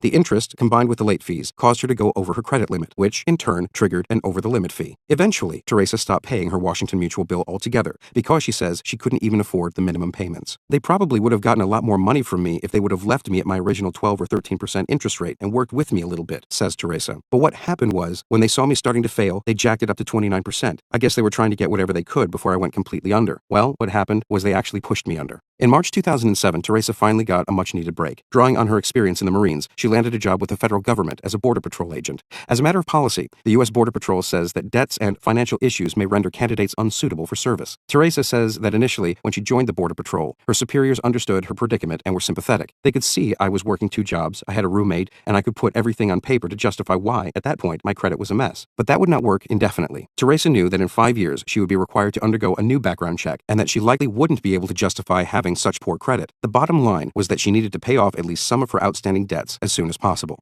The situation came to a head in 2009 when she began receiving phone calls about her Washington Mutual card from people who claimed to work at a law firm. Like Joanna, she was told that unless she paid off the balance in full, they would take her to court. Teresa worried that such a lawsuit could destroy her career as a federal law enforcement officer. The collectors explained that she now owed more than $6,000 with interest, but they offered her a deal in which she could settle the matter for just $2,700. Teresa says that she set up a payment plan, and over the course of the next 6 months, the money was withdrawn directly from her checking account. Despite everything she had been through, Teresa felt pretty good about the situation. She'd finally paid off a fairly substantial debt. There was just one problem. The company never sent a letter to her confirming that she had paid the bill. And what's worse, the payment never appeared on her credit report. She spent the next 6 months trying to understand where exactly her money had gone. I didn't want the money back, she told me. I just wanted somebody to say, hey, she tried to pay. At the time, she was trying to land a new job as a customs agent. And they're coming to me and asking, how come you got so much debt? And I'm trying to say, hey, I paid it, but I didn't have any proof. In the meantime, her credit report would continue to indicate that she had not paid this debt, which meant, among other things, that she would likely have to pay more for a car loan, a mortgage, or insurance. I didn't know who to turn to for resources, she told me.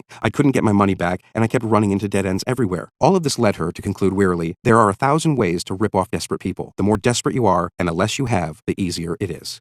It wasn't an accident that Teresa and Joanna's debts ended up in the hands of thieves. When the original creditor, Washington Mutual, sold their debts, it stopped caring about what Teresa and Joanna owed, how they were treated, or the fate of their personal information. The bank's contracts testify to this indifference. For example, in a series of transactions in 2009 and 2010, Bank of America sold millions of dollars of charged-off debt to a company in Denver called CACH LLC. In the sales agreement, Bank of America said that it would not make, quote, any representations, warranties, promises, covenants, agreements, or guarantees of any kind or character whatsoever, unquote, about the accuracy of the accounts it was selling. When Aaron bought the package from Hudson and Keys, the contract of sale had similar wording. It stated, for example, that the seller was offering no warranty of any kind relating to the validity, accuracy, or sufficiency of information that was being sold. In other words, there might be problems with the debts, but they were simply being sold on as is. And there were problems, dating right back to the original creditor, Washington Mutual. For both Joanna and Teresa, bank records confirmed that Washington Mutual issued them significant credits, $456 for Joanna and $701 for Teresa, on the very same day that it sold their debts. It's unclear what the credits were for. An official at Chase Bank, which acquired Washington Mutual in 2008, speculates that the credits may have been offered as relief, gifts, essentially. On their monthly statements, the credits appeared as payments alongside the words, payment received, thank you. Whatever the explanation, one thing is certain. When Aaron purchased these accounts in 2008,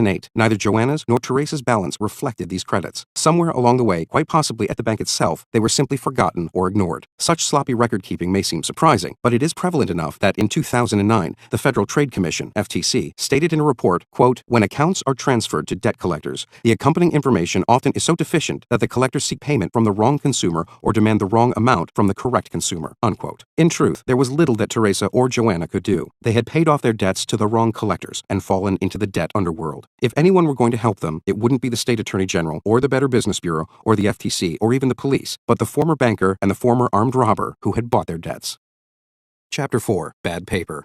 One of Aaron's most persistent and anxiety-provoking concerns was that a dishonest collector or debt broker might swindle him. In the fall of 2009, this fear appeared to become a reality. Around the same time that Teresa and Joanna were getting phone calls from a mysterious law firm, Aaron received an email from the owner of one of the agencies that he hired to do his collecting. The collectors at this agency were getting the same messages from numerous debtors. We just paid off these accounts to someone else. At the time, Aaron had no idea exactly how many accounts had been compromised. What he did know was that somehow someone else had gotten access to his files and was collecting on them. Aaron was puzzled. Was this the work of a renegade collector within one of his agencies who was collecting on his own and pocketing the cash? Was it possible that someone had stolen these files or somehow managed to copy them? Whatever the explanation, Aaron needed to deal with the situation quickly. On several previous occasions, he had dealt with collection agencies that had tried to cheat him in one fashion or another. In one instance, he recalled placing a portfolio with a married couple that ran an agency in Florida. For several months, the agency sent him good returns, and then, suddenly, the payment stopped. Oh boy, Aaron recalled. It comes through the grapevine that apparently the wife developed a crack cocaine addiction. She sold all the files out from under him, or stole all of them, and ran off with the money. And that was that. Aaron says he had no recourse. I could sue her. Totally worthwhile to sue a crackhead, right? What am I going to do with that? I'm going to throw good money after bad?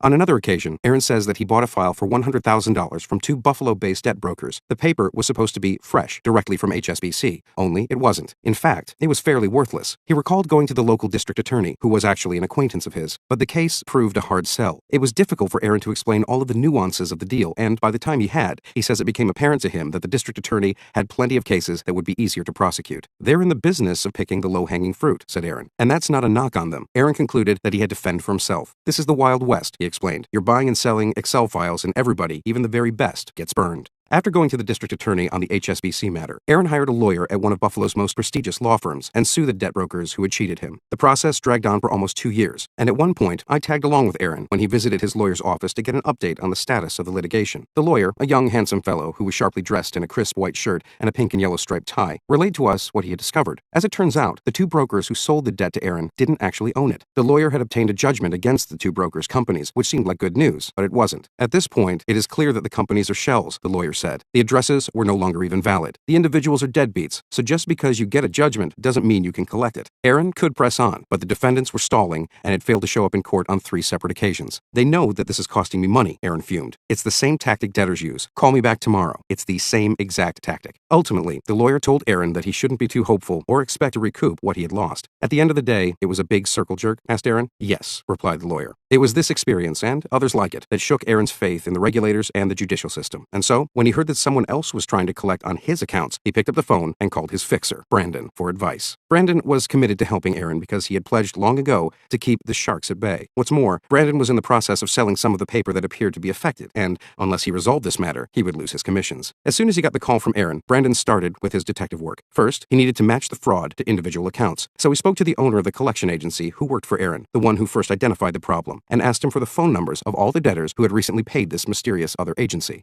Then, one by one, Brandon began contacting these debtors. None of them could recall the name of the mystery agency, but several combed through their most recent credit card statements and identified the company that had processed the payments they had made. Brandon called the processing company. So I got them on the phone, told them that I was the debtor, and said, "What the fuck is this? I'm reversing the charge. What company charged me for this?" And like that, Brandon had the name and phone number of the collection agency. I called up the agency and introduced myself as the debtor, he said. The woman on the other end of the phone tells me, "You're being sued, you better pay." I said, "First, give me your address." She's like, "I'm not giving you the address."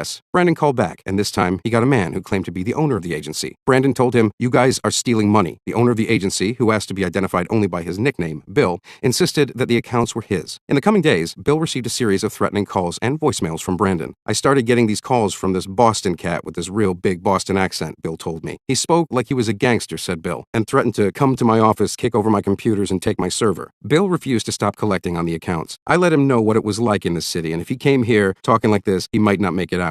After speaking with Bill on the phone and getting nowhere, Brandon hung up and glanced around his office in Bangor, surveying the faces of his collectors. He called out the names of 4 of them. They all stood up without questions. One was a young employee named Jeremy Mountain. As he recalls it, Brandon calmly explained to them what they were about to do. "We're going to shut down this rogue agency or burn it down to the ground." No one hesitated. They all piled into Brandon's small Mercedes sports car and drove more than 600 miles to Buffalo. On average, the guys in the car weighed about 240 pounds, Jeremy said. "I was the only person who hadn't gone to prison." Before going to war, as Brandon put it, he and his crew stopped by Aaron's office in Buffalo. As it turns out, Brandon had some business to settle with Aaron as well. Under their arrangement, Aaron was supposed to notify Brandon every time that he purchased paper from one of Brandon's sources, and then send him a 5% commission. Brandon suspected that Aaron had either forgotten or simply neglected to pay him for some of these deals. In the car, Brandon apprised his posse of the situation. "I told my guys, I know he's been holding out." One of the men in the car recalled Brandon vowing to them, "We are not walking out without a check." Brandon figured that now was the perfect time to leverage his position and demand payment. Aaron's then deputy, whom I will call Lily to protect her privacy, recalled Brandon's arrival vividly. "He showed up in the office in a long black coat, drinking whiskey out of the bottle, with all these guys that I would not want to meet in a dark alley," she said. Brandon's arrival also made a lasting impression on Aaron. "They came down here in the small Mercedes, and they all come storming out of it like clowns out of a clown car, only they're ex-cons." With some trepidation, Aaron invited them up to his office. "One guy was this scary son of a bitch," Aaron said, and upon entering his office, he stopped to stare at a picture of Aaron's wife. He had these piercing eyes, and he's like, "Your wife is very pretty," and I'm thinking, he's gonna murder my wife. As far as Aaron was concerned, Brandon's visit was hardly comforting. "It doesn't give me any peace of mind," he told me. "It just ratchets up your level of stress. All of a sudden, you're swimming in waters you didn't really want to swim in, never would have conceived you would be swimming in, right? I feel good that I was able to, in some instances, through Brandon's persuasion, protect my investors' money better than I would have been able to otherwise. But really, this is what I'm doing? It makes for an entertaining story. But would you want to do it? Would you switch places with me?" On this visit, Aaron quickly resolved the matter of the unpaid commission by writing Brandon a check for $50,000. He sent him another check for $117,000 several days later. And at Brandon's urging, Aaron also paid each member of Brandon's posse $500 for their time and services. After visiting Aaron's offices, Brandon and his associates set to work, piling back into his Mercedes. Brandon placed a call to Shafiq, the Muslim debt collector whose agency Aaron had hired and co-owned.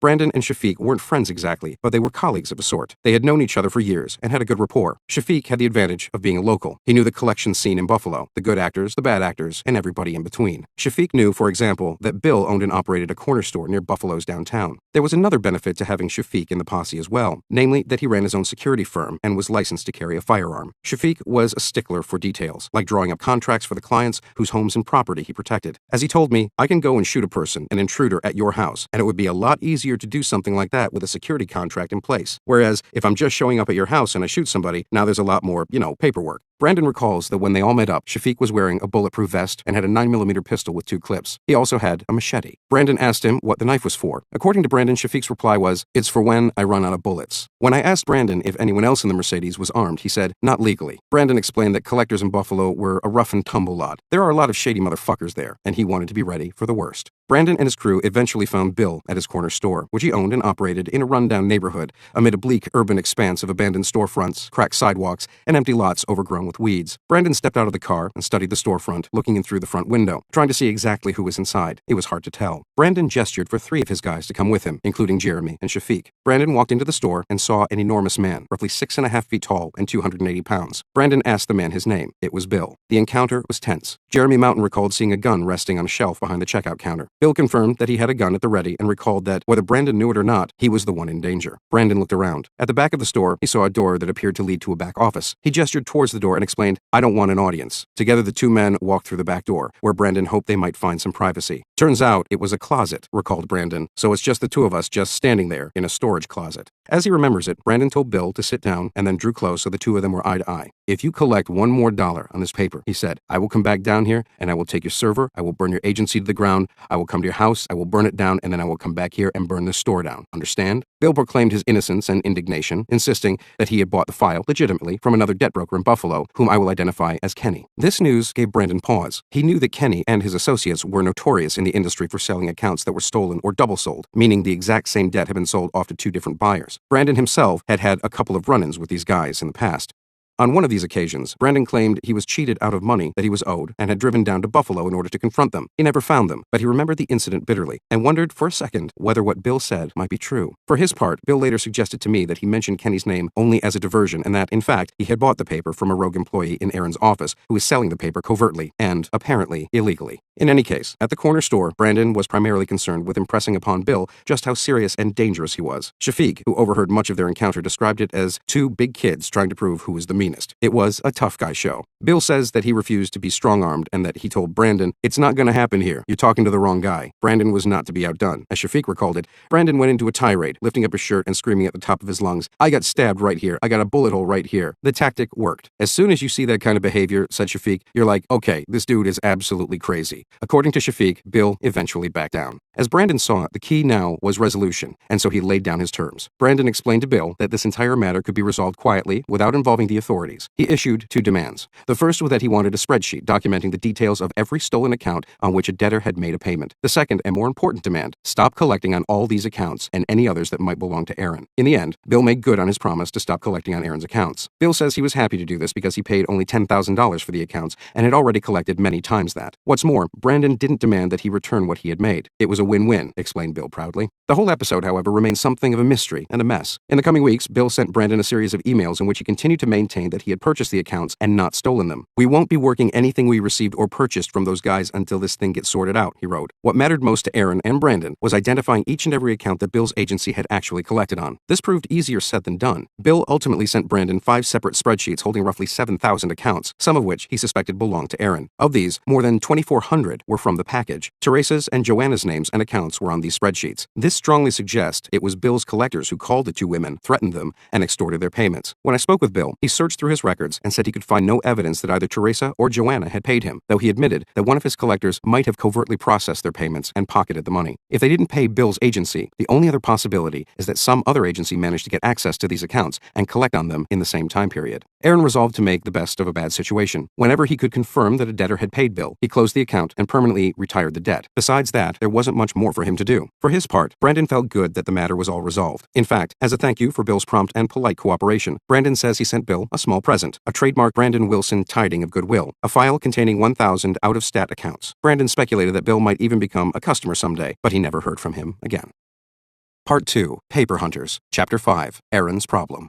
Recapturing the package was a victory for Aaron. By taking the law into his own hands, he had avoided the cost and frustration of litigation and minimized his investors' losses, and the package had been an investment worth protecting. The paper was so good, in fact, that Aaron and Brandon locked up their forward flow arrangement with Hudson & Keyes. The firm continued to sell similar packages to Aaron each month until the fall of 2010, when it finally filed for bankruptcy. If only Aaron could have spent all of his investors' money on paper like this, there's no telling how much he might have made. But it wasn't as simple as that. Aaron had launched the fund in the summer of 2008, and the investors had insisted that he put their money into action. The point of the investment was to make money, and they didn't want it sitting around in a savings account. This meant that Aaron had to buy his paper in bulk, spending the $14 million in the fund right away. Aaron's preferred strategy was for Brandon to identify older, undervalued paper so that Aaron could buy it, work it, and sell it. This was key to taking advantage of the inefficient market. But these kinds of deals typically weren't available in bulk. Buying the package, for example, had been a great investment, but it wasn't feasible to replicate this practice on a massive scale. Even Brandon couldn't find that many deals. Not all at once, anyhow. And so Aaron made a very large and very different purchase, spending roughly $9 million on a portfolio of debt that he bought from Bank of America. He made this deal around the same time that he purchased the package in late 2008. It was a pivotal deal for Aaron, and he proceeded carefully. The bank sent him a sample, almost like a teaser, to give him a sense of the paper that he was about to buy. The paper was firsts. No one had worked it other than the bank, and at 3.5 cents on the dollar, it appeared to be priced well. Aaron analyzed the file, studying the balances, the age of the debt, the regions where the debtors lived, and every other conceivable criterion. Brandon did the same. Brandon was the first to admit that this was outside his realm of expertise. Since he liked to buy older paper, he was less confident buying directly from the bank. Even so, he ultimately concluded that the file looked good. Aaron then negotiated a contract with the bank, demanding that the rest of the paper have the same characteristics as the teaser. He stipulated 20 criteria in the contract, everything from balance size to zip codes. In the end, he felt good about the deal. After all, he was buying this paper from his former employer, Bank of America, one of the nation's leading banks. There was a problem, however, and it became apparent as soon as Aaron's agency started collecting on the paper. Almost all the debtors appeared to be elderly, which meant that they generally had less disposable income. Aaron had stipulated many things in the contract, but date of birth of debtors was not one of them. "I got a bunch of senior citizens living on Social Security," Aaron said, or as Brandon put it, "they fucked us." The particulars of the $9 million Bank of America deal remained a source of much hand-wringing and second-guessing from both Aaron and Brandon. 4 years after the fact, I spent an evening with the two of them and listened to them rehash the episode so heatedly that it was as if the deal had happened the previous day. On that occasion, as Brandon worked himself up into one of his tirades, he cursed Bank of America as a bunch of scumbags and yelled, "Even though I was going to make $500,000 in commission on the deal, I said, Aaron, I'm really happy right now, but just for the record, I don't think we should buy this file." "That's not entirely true," Aaron protested. "You looked at it. Nobody could even give me—" "I said it's worth the price," Brandon interrupted. "It's good paper, but we're blowing all the money on something I don't really have 100% knowledge on, and I don't know if I can get my guys to collect on it because they're used to collecting 10-year-old shit."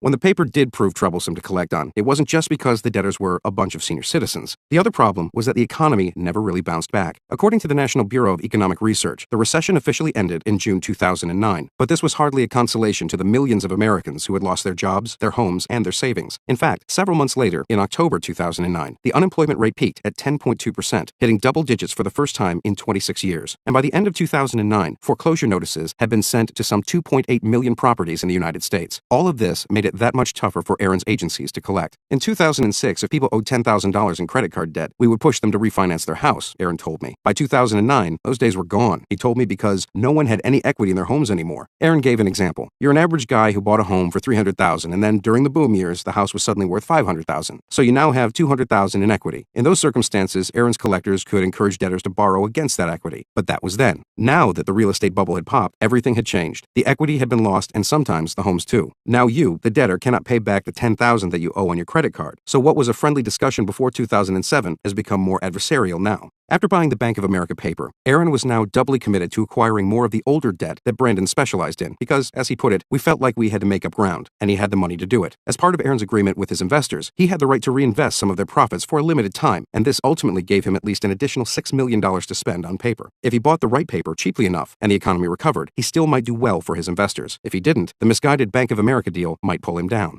As Aaron struggled to keep his fund profitable, the cumulative stress of his work life and his personal life was taking its toll. By 2009, he was living with his second wife, Andrea, the beautiful brunette whom Herb Seagull had called a femme fatale. Andrea vacillated between feeling sympathetic and resentful. I remember him coming home and just looking stressed out, said Andrea. I would feel bad because I could tell the weight of the world was on his shoulders. Aaron says he worked late and drank heavily, and Andrea complained that suddenly she couldn't get his full attention, whereas once she never had to ask for it. Like the Mrs. Seagull before her, she had become the wife waiting at home. What really galled her was that when Aaron did come home, they always ended up talking about Brandon. God, I would hate that, she said. I feel like when he started working with Brandon is when the wheels came off. I don't know. It just seemed to get Aaron into these murky things. He and Brandon would fight like a married couple, she said. It reminded me of like this high school relationship between these two idiots that I just wanted to knock both their heads together and say, I'm out. You guys should just date. I wanted to shoot myself in the face, recalled Aaron. I'm awake at night, I'm drinking way too much, you know, and I'm pulling out my hair because I'm doing something I don't enjoy. One day, he asked his deputy, Lily, to drive him to the hospital because he thought he was having a heart attack. It turned out it was just ulcers, 6 of them. The ultimate source of dread for Aaron was his investors and his persistent fear that he might fail them. His biggest investor was a Texas real estate tycoon, whom I will identify only by his first name, John, whose company had developed billions of dollars worth of commercial properties across the country. According to Aaron, on their first face-to-face meeting, John flew up to Buffalo on his private jet with his chauffeur in tow and rented a black Lincoln Town Car to shuttle him around. He met Aaron for lunch and got right to the point. He asks, how much money are you looking for? I'm like, I don't know, 20 million? He goes, son, my wife's got more money in her checking account than you've got in your whole goddamn fund. I'm like, okay then, write me a check. He found that somewhat amusing, but not really. In the end, Aaron estimates that John gave him roughly $10 million. Aaron subsequently flew down to Texas and gave reports in person on how the fund was performing. On his first trip, Aaron arrived by taxi at an office complex solely devoted to managing John's personal finances. It looks like Versailles, he recalled. I don't even know what you would call the architecture. I'm not an architecture buff. We pull up along this circular gravel driveway. You can imagine it, right? There are gardens and there's a guy with a fucking rifle there. Only in Texas, right? What do you need a guy with a rifle for? Because you can afford one. So you walk in, and it's this beautiful marble palace. The doors open up, whoosh, and then there's a stairway that goes up to the top, and I'm waiting there after I talk to the receptionist, and he comes down the spiral staircase. He could have been like, what's his name from Gone with the Wind, Rhett Butler. All he needed was a girl with a gown on his arm made out of drapes. He walks me through the whole place. I get to look at every piece of art on the wall, which means nothing to me, and I finally go into the meeting room, and they're all waiting. This is where Aaron was scheduled to give his reports to a cadre of John's financial advisors. Aaron described some of the advisors as really capable guys, and others simply as friends and family members. During his visits, I'd give my presentation, and he'd berate me in front of everybody else. They all just sat there mutely. Clearly, they had seen the show before. Even though John was the investor who had given Aaron the most money, he wasn't the one to whom Aaron felt the most indebted. There was another big investor who had been instrumental in helping Aaron launch his fund. It was a Boston-based financier who began his career at Salomon Brothers and eventually founded his own hedge fund, which managed well over $1 billion in assets. The investor, who insisted that I identify him only by his middle name, Joseph, was a camera-shy man who religiously avoided the press. Joseph had contributed roughly $1 million to Aaron's venture, and had also helped him round up additional investors back in 2008, when Aaron was just getting underway. He was sort of like my godfather in this whole thing, said Aaron. He introduced me to a lot of folks. Joseph found the idea of debt collections amusing, Aaron said, and relished Aaron's crackpot stories about the collectors, the debtors, and the craziness of the industry. You got to understand, part of the attraction for him is the sheer joy of being able to tell people that he's involved in all these crazy things, said Aaron. Just like a gambler who goes to a casino and says, I doubled down on black and won. He likes to say, I'm involved in all these wild ventures that you, my friend, don't have the balls to do, but I do, and I make money. Following the Great Recession and the $9 million Bank of America deal, however, it was unclear whether Joseph would make any money from his investment with Aaron. Aaron's fund was intended to exist for just 4 years, which meant that by the summer of 2012, the investors were supposed to be paid in full. But as that deadline came and went, Aaron was still collecting on some of the paper he had purchased. Many debtors, for example, had set up payment plans that involved giving Aaron $50 a month for the next several years. Aaron could have sold these accounts prematurely at a discount, but instead, he persuaded his investors that it was better to be patient and collect as much money as possible. The fund had, in effect, gone into extra innings, and Aaron's investors had opted to sit, watch, and see how it all played out. It was during this extended waiting period, in early 2013, that I accompanied Aaron on a trip to Boston for a meeting with Joseph. Joseph never expected Aaron to give him in-person updates, but Aaron was nonetheless determined to maintain a cordial relationship with him and, from time to time, meet in person. We arranged to meet Joseph for dinner at Grill 23, an upscale restaurant a few blocks from Boston Common. The place was packed with the affluent, after-work crowd, mainly men in gray suits downing shots of bourbon and slicing into $62 Kobe cap steaks. Joseph was a middle-aged man with a paunch and a florid complexion. He showed up in casual slacks and a blue short-sleeved shirt, complaining of how badly he had just golfed. With him were his college-age son and an old friend. The friend worked on Wall Street for a Swiss bank, and he, too, asked that I identify him only by his middle name, Saul. The maitre d' led us upstairs to a table with 4 chairs. I called and said it would be 5 of us, Aaron told the maitre d'. Make it a table for 6, Joseph interjected, as if he were annoyed. He's not in charge, he said, gesturing toward Aaron. I'm in charge. Then he turned to Aaron and said dismissively, you can't set a table for 5. You set it for 6. Moments later, the waitress appeared to take our orders for drinks and appetizers. Where is the crab meat from? Asked Joseph. Is it fresh or canned from the Philippines? I'll find out, sir, she replied. What they do is they dig a hole in the ground and fill it with salt water, put in some crabs, feed them with fish guts, then send it all over the world in cans, Joseph said. I don't want that. Moments later, the waitress returned and explained that the crab meat was both fresh and domestic. Joseph nodded his head. That would do. I soon asked Joseph about his hedge fund, but before he could answer, Saul intervened. Joseph only succeeded because of when he was born, Saul said. He turned to his friend and said, you had great timing, a big set of balls, and a force of personality. Joseph nodded his head appreciatively and went on to explain that in the early 1990s, when he left his job on Wall Street, people thought he was crazy. This is the John Belushi of hedge funds, added Saul, pointing at his old friend. Joseph waved off the analogy with a smile, noting that Belushi died in his 30s, whereas he was already in his 50s. He then joked, I recently went to a strip club in New Orleans, and I told my wife they have these clubs in Texas and Oklahoma and all over this country. They're not all supported by me. I don't have enough wealth. This is where rich men go and support single women with kids, Saul added thoughtfully. Really, what better way to redistribute wealth?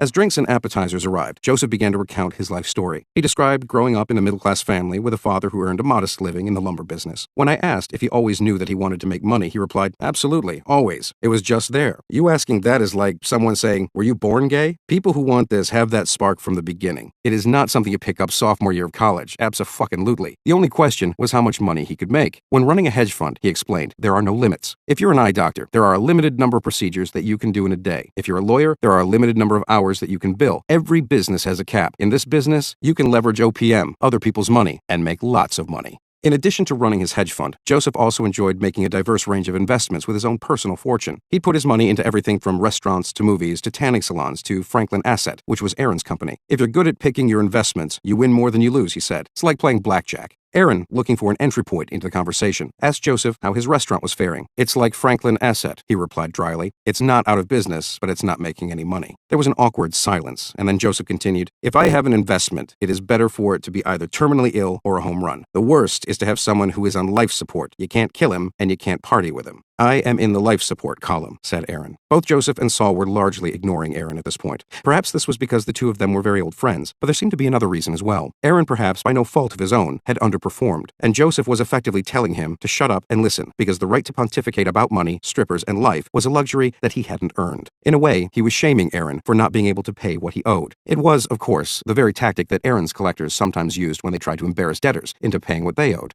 When I pressed Joseph for details about his investments, he shook his head in frustration. The mistake that people make is thinking about investments in absolute dollars, he told me. You have to look at the whole picture. Most people do not know what they are worth because they don't think properly. If you ask 90% of people what their balance sheet looked like, they wouldn't know. People don't understand the bets that they are making. The key for him, he explained, was diversification. That means that you only have 1% of your wealth invested in a company, so if it goes bust, you won't die. He estimated that he had invested just this, 1% of his wealth with Aaron. Understanding this idea, he told me, was the key to making money. How much are you worth? He asked me at one point. I don't know, I admitted to him. Then I added, rather sheepishly, well, I just bought a home, so I kind of know. You should know exactly what you are worth, said Joseph, seeming genuinely disgusted with me. You should know what your bets are. I confessed that I was probably among the 90% of Americans who didn't know what their bets were, along with all of the debtors from Franklin Asset. Yes, Joseph said. The debtors from Franklin Asset, they don't know what their bets are. They are idiots. Like 90% of people, they don't know what they are worth. People make mistakes, but Franklin didn't put them in debt. They were just trying to collect. If the pitcher throws a bad pitch and the hitter hits a home run, the batter isn't in the wrong. He's just doing his job. When it came to Franklin Asset, Joseph said that he simply saw an opportunity.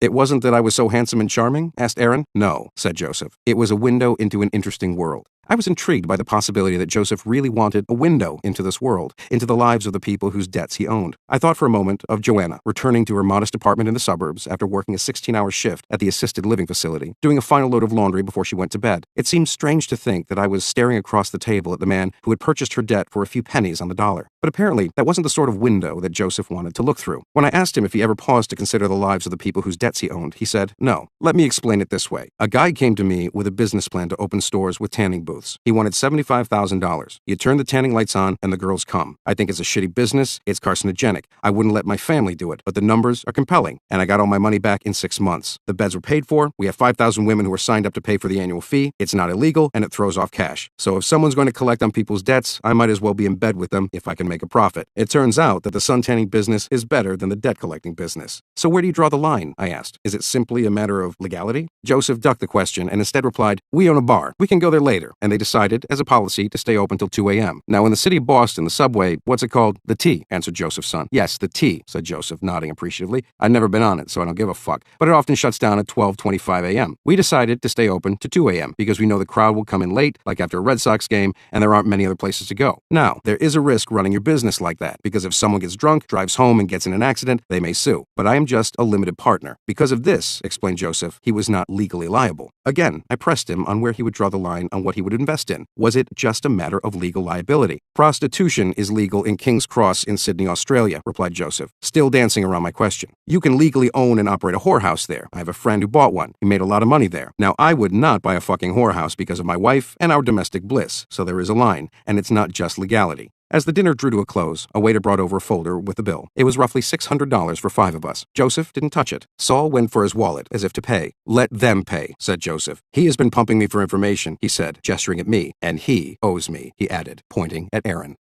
When I first met Aaron in Buffalo, my impression was that he was the Rust Belt's equivalent of landed gentry. I thought of him much the way I thought of William Weld, the former governor of Massachusetts, who, when asked how he had made his money, famously replied, "The Welds don't make money, they have money." I might have thought this way because I myself had grown up in Buffalo and knew the aura of wealth and glamour that surrounded the Seagull family. Aaron came from a different world than I did. I had gone to public school and had a decidedly more modest childhood, and perhaps for this reason I was somewhat impressed by his mansion on Soldier's Place and the ease with which he breezed through the doors at the Buffalo Club. By the standards of Buffalo, Aaron was a veritable plutocrat, but it was clear to me now that within the context of this industry, Aaron was a beleaguered middleman. The debtors owed Brandon, Brandon owed Aaron, and Aaron owed his investors. To make matters worse, or at least more stressful, Aaron was sandwiched between two larger-than-life alpha males, Joseph and Brandon. When I mentioned this idea to Aaron, he embraced the notion that Joseph and Brandon were quite similar. "You're totally on track," he told me. "Clearly, they are doppelgangers. One of them was Superman," he suggested, and the other was Superman's slightly twisted alter ego, Bizarro. Both have a tremendous amount of bluster, both have experienced a great degree of success, and both live high on the hog. And they both, especially Joseph, don't really give a fuck about you.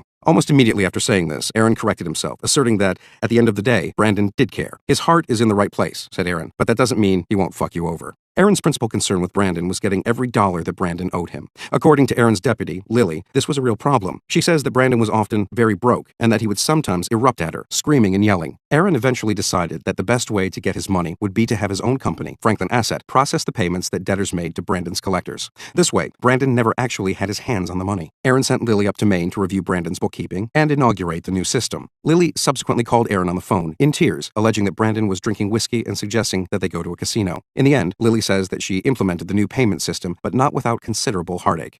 "I was begging Aaron to discontinue the relationship with Brandon," Lily told me. Aaron, however, clung to his conviction that he had a strong personal relationship with Brandon and that Brandon would ultimately always come through for him. For her part, Lily speculated that Aaron stuck with Brandon because his collectors were good, his agency generated numbers that he needed to keep investors happy, and Brandon had a network of clients who were willing to buy older debt once Franklin Asset was done with it. Plus, Lily said, Aaron was charmed by Brandon's tough guy persona. Aaron's popular with the ladies, but he's not very popular with, well, he rubs a lot of people the wrong way. According to Lily, Aaron liked to have an ally in Brandon who was loud and who could fight his battles. Even after Lily made her trip to Maine and implemented the new credit card processing system, Brandon continued to owe Aaron money from various other deals they made together. Around the time that we met Joseph for dinner in early 2013, Aaron claimed that Brandon owed him roughly $30,000. He'd been calling Brandon regularly, reminding him to pay up. The irony of the situation wasn't lost on Aaron. He had become a debt buyer so he wouldn't have to hound surly debtors into paying their bills, and now he was hounding a former armed robber instead.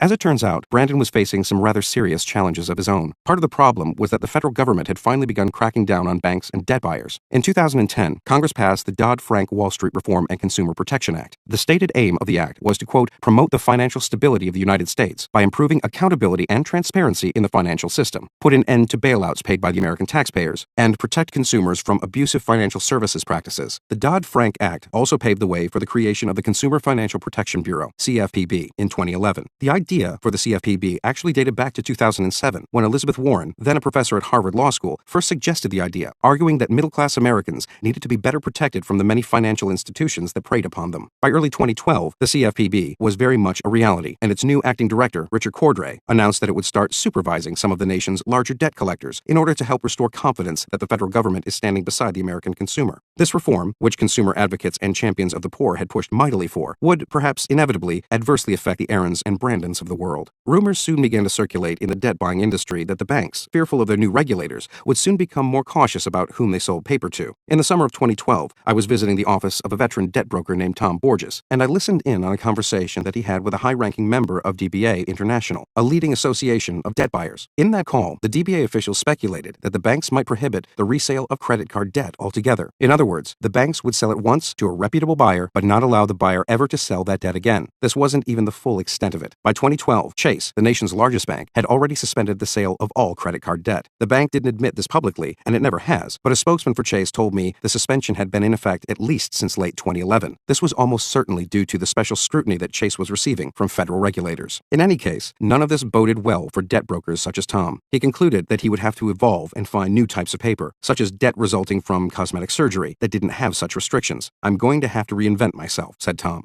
Debt buyers faced another problem as well, namely that the banks had become much choosier about whom they would lend money to in the first place. Those people who did get loans typically had good credit scores and were likely to repay what they borrowed. That meant fewer debts were being charged off, sold for pennies on the dollar, and winding up in the hands of buyers like Brandon. Brandon himself was somewhat insulated from this. His specialty was older debt, crap, as he put it, and there was still plenty of that on the market and would be for some time. But the shortage of newer paper would inevitably drive up the cost of older paper. The bottom line was that the supply of paper was, at least for the time being, diminishing. A drought was coming, and no one would be totally immune to it. All of these factors were starting to make Brandon's job harder and less profitable. Brandon was struggling, not just to make money, but to see a way forward for the collection agency and brokerage firm that he owned and operated in Bangor, Maine. I was eager to see Brandon's operation in Maine for several reasons. I wanted to see how his collectors handled the likes of Joanna, Teresa, and other debtors from the package whose accounts had passed through his offices. But I also wanted to see how Brandon was planning to survive the imminent drought. Somehow or another, Brandon had to find a way to exploit new inefficiencies in the paper market. He would have to reinvent himself, or he would simply have to get much better at finding deals and acquiring diamonds in the rough, like the package. His own survival depended on it. In fact, as I would soon see for myself, the survival of an entire clan of Brandon's friends and family was depending on it.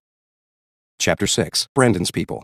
Brandon's agency was situated right in the heart of downtown Bangor, in between a dingy-looking school for dancers and a curio store, whose billboard featured an old sea captain and advertised gold coins, costume jewelry, and small antiques. The agency occupied a stately old brick building from 1911 that had once operated as a hotel. The first floor housed the actual agency, and the higher floor served as a flop house, where Brandon's collectors were allowed to sleep, eat, and shower for $50 a week. Brandon had chosen to base himself in Maine because regulators in his native state of Massachusetts had apparently made it difficult for former felons to obtain licenses to run their own collection agencies. They've been trying to stop me from working in the business for years because I did 10 years in the can, and I'm a 3-time loser, Brandon explained to me. The authorities in Maine had proved more hospitable. I visited Brandon several times in 2012 and 2013. On my first visit, I found him strutting up and down the main hallway, puffing out his chest and speaking in his preternaturally loud voice. He was exhorting his collectors to hook a last few payers before the business day ended. 15 minutes, he yelled. We need a buzzer beater. We need a good one. His collectors, who seemed to range in number from 5 to 15 depending on the day, tucked into their respective cubicles, trying desperately to maintain a semblance of decorum and muffle the shouts of the madman who was their boss. One of Brandon's employees spoke up. He was Jeremy Mountain, the tall, fair-haired, earnest-looking kid in his late 20s who had accompanied Brandon down to Buffalo and confronted Bill at his corner store. Jeremy started to say something, a question, an objection, an "excuse me, your fly is open," but he never got it out. Brandon pointed to a sign on the wall that read, "No whining, crying, bitching, moaning, complaining, blubbering, or otherwise expressing invalid opinions." Jeremy looked at me me with faux wounded eyes and said, "This is how I am treated for all my service to this office." Jeremy, the son of a paper mill worker, had dropped out of college, started working for Brandon as a collector, and now headed sales and compliance for the agency. He told me that he quit his job 6 times because of Brandon's chaotic management style, which included moving Jeremy's desk no fewer than 50 times in 4 years. "He's never satisfied. He always wants to do better, better, better," lamented Jeremy. "He's always saying, 'Complacency kills.'" Complaints aside, Jeremy revered his boss, noting that he had treated him like a son. "He's just a genius." Probably not when you're talking about molecular science geniuses, but socially and business-wise, the guy is as smart as they come. Jeremy and the other employees in the office seemed to take a perverse pride in what a hard-ass their boss was. "We had this guy working here who was a former Marine, and he had done like 3 or 4 years in Iraq," explained Jeremy. "He quit here after 1 month. He said it was the most hostile work environment he had ever been in." The other collectors in the office loved this story, just as they loved their boss's reputation as a former bank robber. The collectors were mainly native Mainers, including several from the more rural parts of the state. "In these regions," one collector told me, "you often didn't know whether it was your daddy or your uncle who sired you, and so you simply called all of the potential candidates Dunkle." Brandon's collectors saw their boss as the great redeemer. One of them, who struck me as especially earnest, told me that he was one of the good eggs at the office, despite being a felon. "I had a drug habit, and the only way to support a drug habit is to deal. No one would hire me because of my record, except Brandon. We here are people who have done really stupid stuff, but we are intelligent, and Brandon has no trouble redeeming us." Another collector named Jason Robinson admitted to me rather sheepishly that he had gone to jail for accidentally shooting off his gun. He had been on a city bus en route to sell a .357 Magnum to a friend of his when he fell asleep. He claims to have had too much Xanax. Shortly thereafter, the .357 Magnum went off, and the bullet tore a hole in the side of the bus. When the young man got out of jail, Brandon gave him a job as a collector. For a while, Jason lived upstairs in what used to be an old hotel room. Jason said that the floor he inhabited was nice enough, but that the building's upper levels were abandoned and creepy, furnished with clawfoot bathtubs and antiquated heating stoves. Homeless people used to climb in the back window upstairs and sleep up there, he said. For his part, Brandon thrived on the notion that he was the great father figure to his band of former miscreants. "I'll always give people a shot," he told me. In fact, as a matter of company policy, the only people that he wouldn't hire were rats and child molesters. He added, almost apologetically, "I gotta draw the line somewhere." In addition to the locals whom he hired, Brandon also had quite a few of his family members working for him, his mother, nephews, and grown children. I met one such relative, a guy named Tony, who lived with Brandon but nonetheless was uncertain how exactly he was related to him. A collector named Brent offered to clarify matters. "Tony is Brandon's brother or his nephew, depending on how you tell it, though he is actually his cousin," explained Brent. "Brandon's mother is my great-aunt," added Tony helpfully. "So he is your second cousin?" asked Brent. "We make no distinction in our family," replied Tony. Brent finally concluded with a chortle that Brandon was probably a kind of a dunkle to Tony. For a small shop, Brandon insisted the key to survival was the lost art of skip tracing. Skip tracing is industry slang for sleuthing and tracking debtors down, finding out where they work, where they live, and who their neighbors are. Bigger agencies often use computer software to batch skip, generating leads through an automated system that searched through a variety of online databases. Such a system could be profitable, explained Brandon, but it was also inefficient and allowed a lot of debtors to slip through the cracks. At a smaller shop like his, with just a few dozen collectors, they could pick through a file and identify the debtors who had been missed by the batch skip, and then, with a little legwork, collect on their debts. According to the Brandon Wilson School of Skip Tracing, you started by identifying and then calling the neighbor. Legally, under the provisions of the Fair Debt Collection Practices Act, a collector is allowed to call a neighbor only to verify a debtor's contact information, such as a phone number or home address, and a collector may not mention anything about a debt or ask the neighbor to relay a message. But if the neighbor volunteers to pass along a message, you can say, "Gee, do you think you can leave my name and number on the mailbox?" insisted Brandon. In such a scenario, Brandon wouldn't say he was a debt collector. The trick was simply prompting the neighbor to help out. I will say things like, "They don't have my number and I'm calling all the way from Bangor, Maine. I don't know what I'm going to do." Then the debtor gets the message 9 times out of 10, they will call us, even if it's just to say, "Fuck you, don't call my neighbor again." And that's what we want. We want a chance to get them on the phone and turn them. I can say, "Look, man, you can rant and rave all you want, but if you cleared this up, we wouldn't have to call your neighbor. Let's clear this thing up." And you just try to talk him down. Apparently, the very best person to contact was a debtor's scornful ex-spouse. They'll tell you, "Here's his number, here's his mother's number, here's his slutty girlfriend's number." We'll usually put him on mute and say, "We got a rat, we got a rat." After debtors were located and then contacted, the next step was to classify them appropriately. To this end, Brandon had developed his own quasi-scientific taxonomy, placing debtors into some 38 different species or types. If a debtor hung up, he was a DHU. If he procrastinated, he was a stall. If he bothered to call back but did nothing else, he was a callback. If he bounced a check, he was a bounce. If he promised a payment agreement, he was a PPA. If he broke that pledge, he was a broken promise. If he started to make payments but then stopped or broke the deal, he was a broken payment. If he was very ill, he was a health. And if, for some reason, he ended up in prison, he was simply a jail. Each of these types had their own value. For example, a DHU was a sorry specimen because he had hung up and likely would do so again. A CB was a better prospect because he had at least bothered to call back. A PPA had potential because he made a promise to pay and thus acknowledged the debt was his. A broken promise had failed to honor his guarantee, but that wasn't entirely bad because you could now use that against him. And a broken payment simply needed a little nudging because he had started to pay and just needed to get back on track.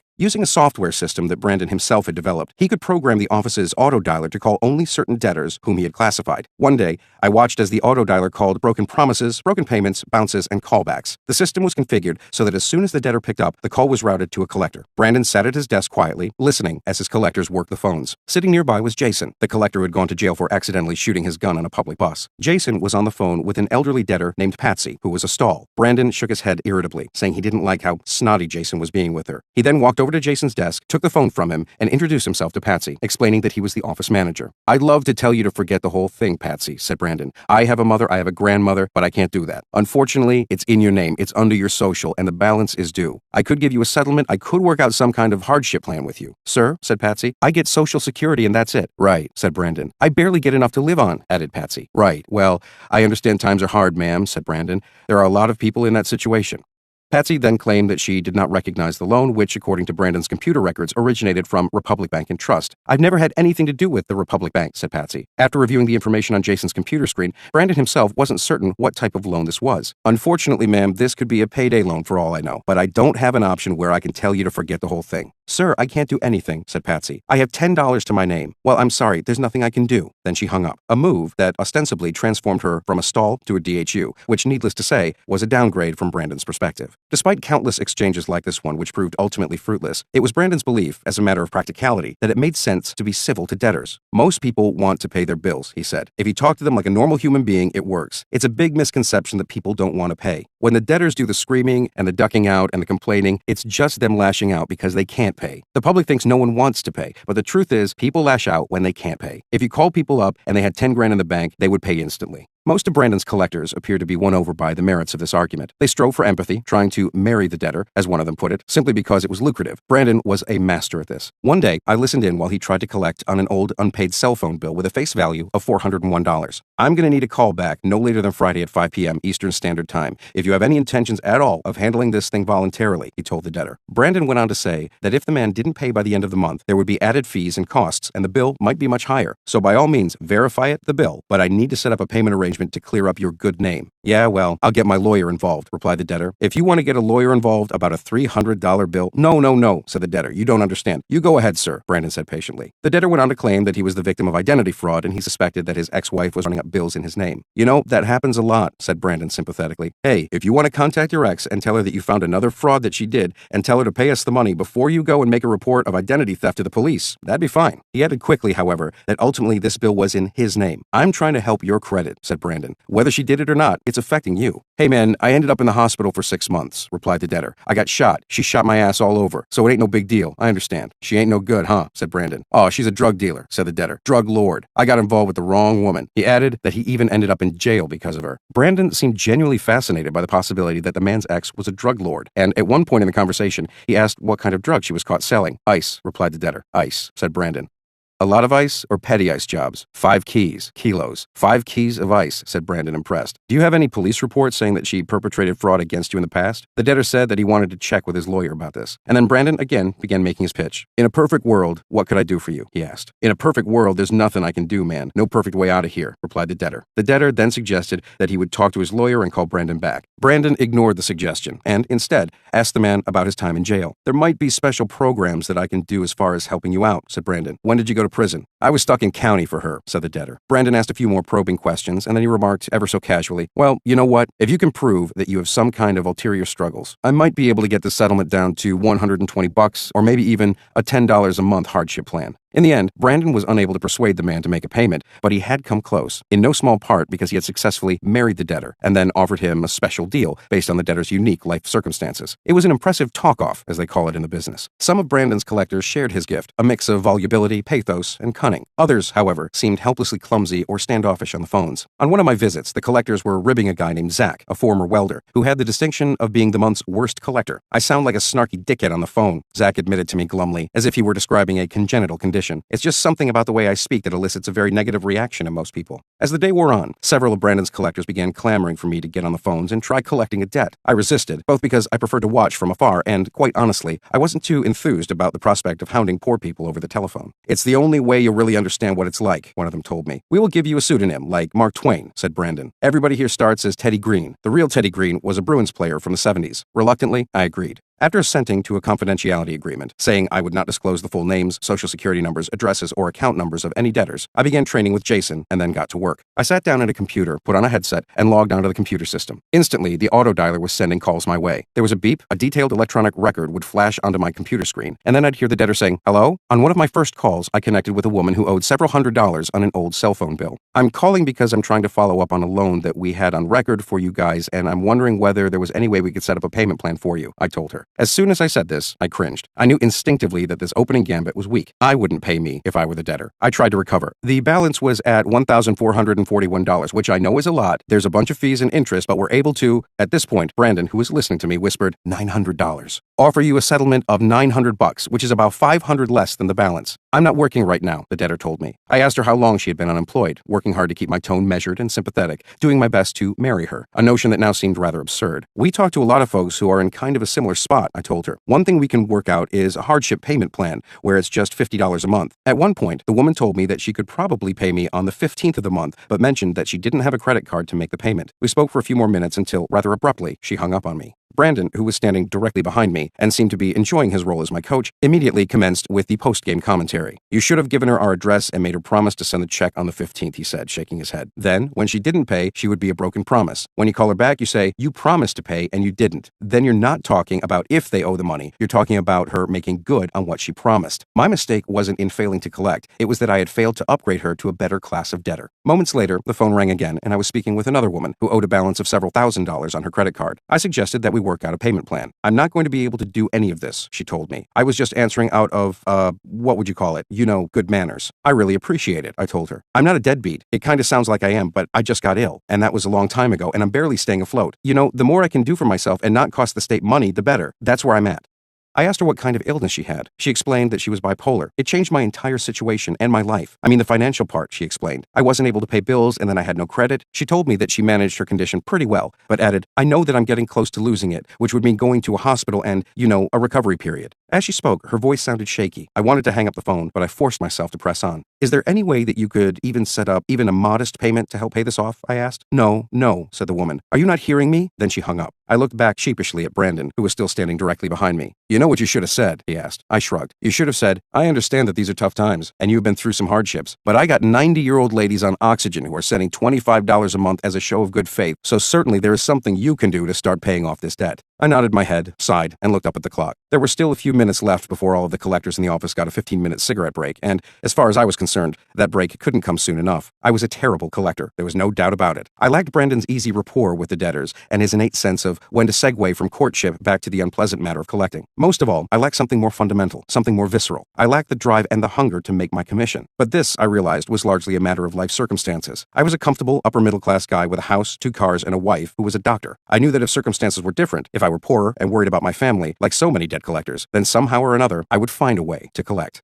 Brandon wasn't kidding when he told me that he employed virtually every single person in his family. One day in Maine, I wandered into the basement and encountered an elderly woman making cheesesteak sandwiches on an electric griddle. This was Darlene, the agency's official cook and Brandon's mother. "You can call me Ma Barker," she told me in a heavy Boston accent. She wore jeans and a t-shirt. "Why Ma Barker?" I asked. "Ma Barker was this woman in the 1920s who had her sons rob banks for her. But then she kept all the money," she said with a laugh. "Truth is, I always tried to keep my boys out of trouble, but it never worked." Brandon eventually joined our conversation. He told me that despite everything he had gone through, all the arrests, lockups, and hardships, he never doubted his own self-worth, in part, surprisingly enough, because of his lineage. "I am related to John Quincy Adams," he told me. Brandon has traced his Irish lineage back to his great-grandfather, a vaudeville actor from Cork, whose name, oddly enough, was Major English. Darlene, who was still sitting nearby, chimed in, "We are also related to John Thompson of Thompson Island in Boston Harbor. That is why we have some Indian blood," Brandon said. "Thompson or some other relative was kidnapped in the War of 1812 or the French and Indian War," Darlene explained, "and he brought back a squaw, and that is where the Indian blood came from." "Who knows who was fucking who back in the tool sheds in the 1800s, added Brandon. "They can write whatever they want on paper." Family lineage only did so much, Brandon concluded. After that, it was his common sense and his street sense that enabled him to survive. "I learned all my kicks and punches in dancing school," he told us. "Dancing school?" I said incredulously. "You?" "He wasn't afraid to try things," said Darlene. "I went to the school and for the recital we did the Kung Fu fighting song. You remember that one? He had a lot of confidence. He wasn't afraid of dancing. Years later, I used those moves to beat people up. That's not why I sent him to dancing school. It was 3 gay 10-year-olds, me, and a bunch of chicks. They were all there to control their weight," said Darlene. "That was a long time ago. I used to worry about you." "Do you still worry, Ma? I have 2 dead kids. You could die of a heart attack any day because you eat too much bacon. You can't call life. Life calls you." "Do you ever feel bad for what you put your mom through?" I asked. "Yeah," said Brandon, "but I feel bad for what life put me through. This collections gig has been my salvation. When I was younger, someone told me, put on a suit and you can rob anybody. Truth is, I haven't changed much, but many people respect me now because I have a business and property and look respectable. Now that I have these trappings, they treat me with respect. If you can pay the right lawyer or have the right look, you are respectable. If you walk in with a ripped shirt and a public defender, you're an animal." Respectable or not, Brandon's shop generated complaints. Just a week before my initial visit, a debtor told the Better Business Bureau that one of Brandon's collectors had threatened to inform his employer about his debt, and then taunted him, saying, "When are you going to step up and start being a man about this?" There was another complaint, filed that same week, from a debtor who claimed that another of Brandon's collectors had been, quote, "calling family members of mine and hinting that I would be in serious legal trouble if this bill wasn't paid off." In both cases, Brandon's agency wrote a reply explaining, "We take all complaints seriously, and we have closed the account based on your complaint." In both instances, the Better Business Bureau noted that the disputes appeared to have been resolved. Of these 2 complaints, the one involving the threat of a lawsuit was the most serious because the Fair Debt Collections Practices Act prohibits non-lawyers from making such threats. According to Aaron's deputy, Lily, a number of Brandon's collectors had made such threats in the past. The collectors used a legal talk-off, said Lily, which falsely led debtors to believe that they might end up in court, or worse, if they didn't pay up. Aaron tolerated this behavior, said Lily, because Brandon's collectors were so effective in collecting on his paper. Aaron disputes this, maintaining that he was sued on only a few occasions because of the conduct at Brandon's agency, which is inevitable, and that he wouldn't have tolerated more suits simply because it would have been too costly. On one occasion, I overheard one of Brandon's collectors tell a debtor to pay up or risk facing a summons, a not-so-subtle hint. Making a threat like this was a calculated risk. It could help you collect, or it could get you sued. Brandon once paid $16,000 in damages, for example, to a debtor after one of his collectors threatened to sue. After that, Brandon strongly discouraged this talk-off or any like it. Another consumer also filed a complaint with the Better Business Bureau, saying that Brandon's agency was trying to collect debt that was beyond the statute of limitations in the consumer's home state of Pennsylvania. Of course, Brandon prided himself on his skill at collecting on older paper, out-of-stat debt, that debtors could no longer be sued over. Brandon favored taking a direct approach, reminding debtors that they were still morally obligated to pay. Interestingly, once a debtor makes a payment on an out-of-stat debt, no matter how small, this transaction often resets the statute of limitations. It effectively revives the debt, bringing it back to life. And so some collectors do whatever they can to exhort, cajole, browbeat, or even deceive consumers into reviving a debt. The FTC has recommended that states require collectors to warn debtors about this trick, but this is ultimately a matter that has been left to the states, and the vast majority of them have not yet acted on this suggestion. In any case, Brandon's agency responded to the complaint from Pennsylvania by stating, "We understand that it may be frustrating to receive a call on an older account, but there are no laws that prevent us from attempting to collect on an account past the statute of limitation, only in litigating or implying further civil action." And, as far as the law is concerned, this was completely right. Brandon transitioned from collecting on debt to buying and selling it with well-practiced ease. At one point, I was chatting with Brandon when we were interrupted by Jeremy Mountain, who told us that there was an important call that he needed to take. The guy on the phone wanted to sell him a portfolio of credit card debt, most of which had been charged off in 2002 and was out of stat. "You want to see me make $50,000? asked Brandon. I nodded. "This is a piece of paper I'm going to buy for $100,000 and flip for $150,000 tomorrow," he said. The face value of the file, the total amount of dollars owed on all the accounts, was $100 million, meaning that Brandon would be buying this file for 1/10 of a penny per dollar. Brandon grabbed the phone. "I will give you 100, he said into the receiver. "It's pretty beat up. You got a couple of huge balances on top. I don't know what I can get for it. There's 20 million on top of that I don't even want. If you pulled it out, I would still take it. Let's get something done. Get back to me." As it turns out, Brandon already had the buyer lined up. "The buyer thinks he's getting a deal," explained Brandon. "He thinks it's worth $300,000 because he put it through his computerized scoring model. And based on the dates, states where the creditors live, the agencies that worked it previously, he thinks he knows exactly how much he can liquidate. Is he right?" Brandon gave me a look as if to say, "Maybe. They got their sophisticated scoring models. I got my eyeball," Brandon said. "Will the seller give you this file for $100,000? I asked. Brandon nodded and explained that the broker who was helping the seller arrange the deal was a friend of Brandon's and had told him that he could push the seller down to $100,000. Brandon lived on tips like this. "Insider trading is alive and well in the debt business," he told me. Brandon got back on the phone and called the prospective buyer. The buyer understood implicitly that Brandon was acting as a middleman and that Brandon had not yet even purchased this piece of debt. The buyer also knew, however, that Brandon was vetting this file for him and giving him his word that the file was legitimate. "If there is any problem, if anyone tries to burn us, it is not on you, it is on me," Brandon told the buyer. "If that happens, I am in the car going to his place and I smash the guy's fucking head in. You know that." The buyer was appeased and shortly after this, the deal went through. Brandon was always on the prowl for would-be partners with deep pockets, or even not so deep pockets, who could help fund deals that he lined up. One night, I went out for a drink with Brandon, and we ended up bumping into one such partner, a handsome young man in his mid-20s from Thailand named Kongsaria. Had a slim, athletic build and wore jeans, a white t-shirt and a black baseball cap emblazoned with red sequins. Owned a sushi restaurant in Bangor, and sometimes, when he had cash to spare, he invested his money with Brandon. He usually gets me 50% return over the course of 6 months, said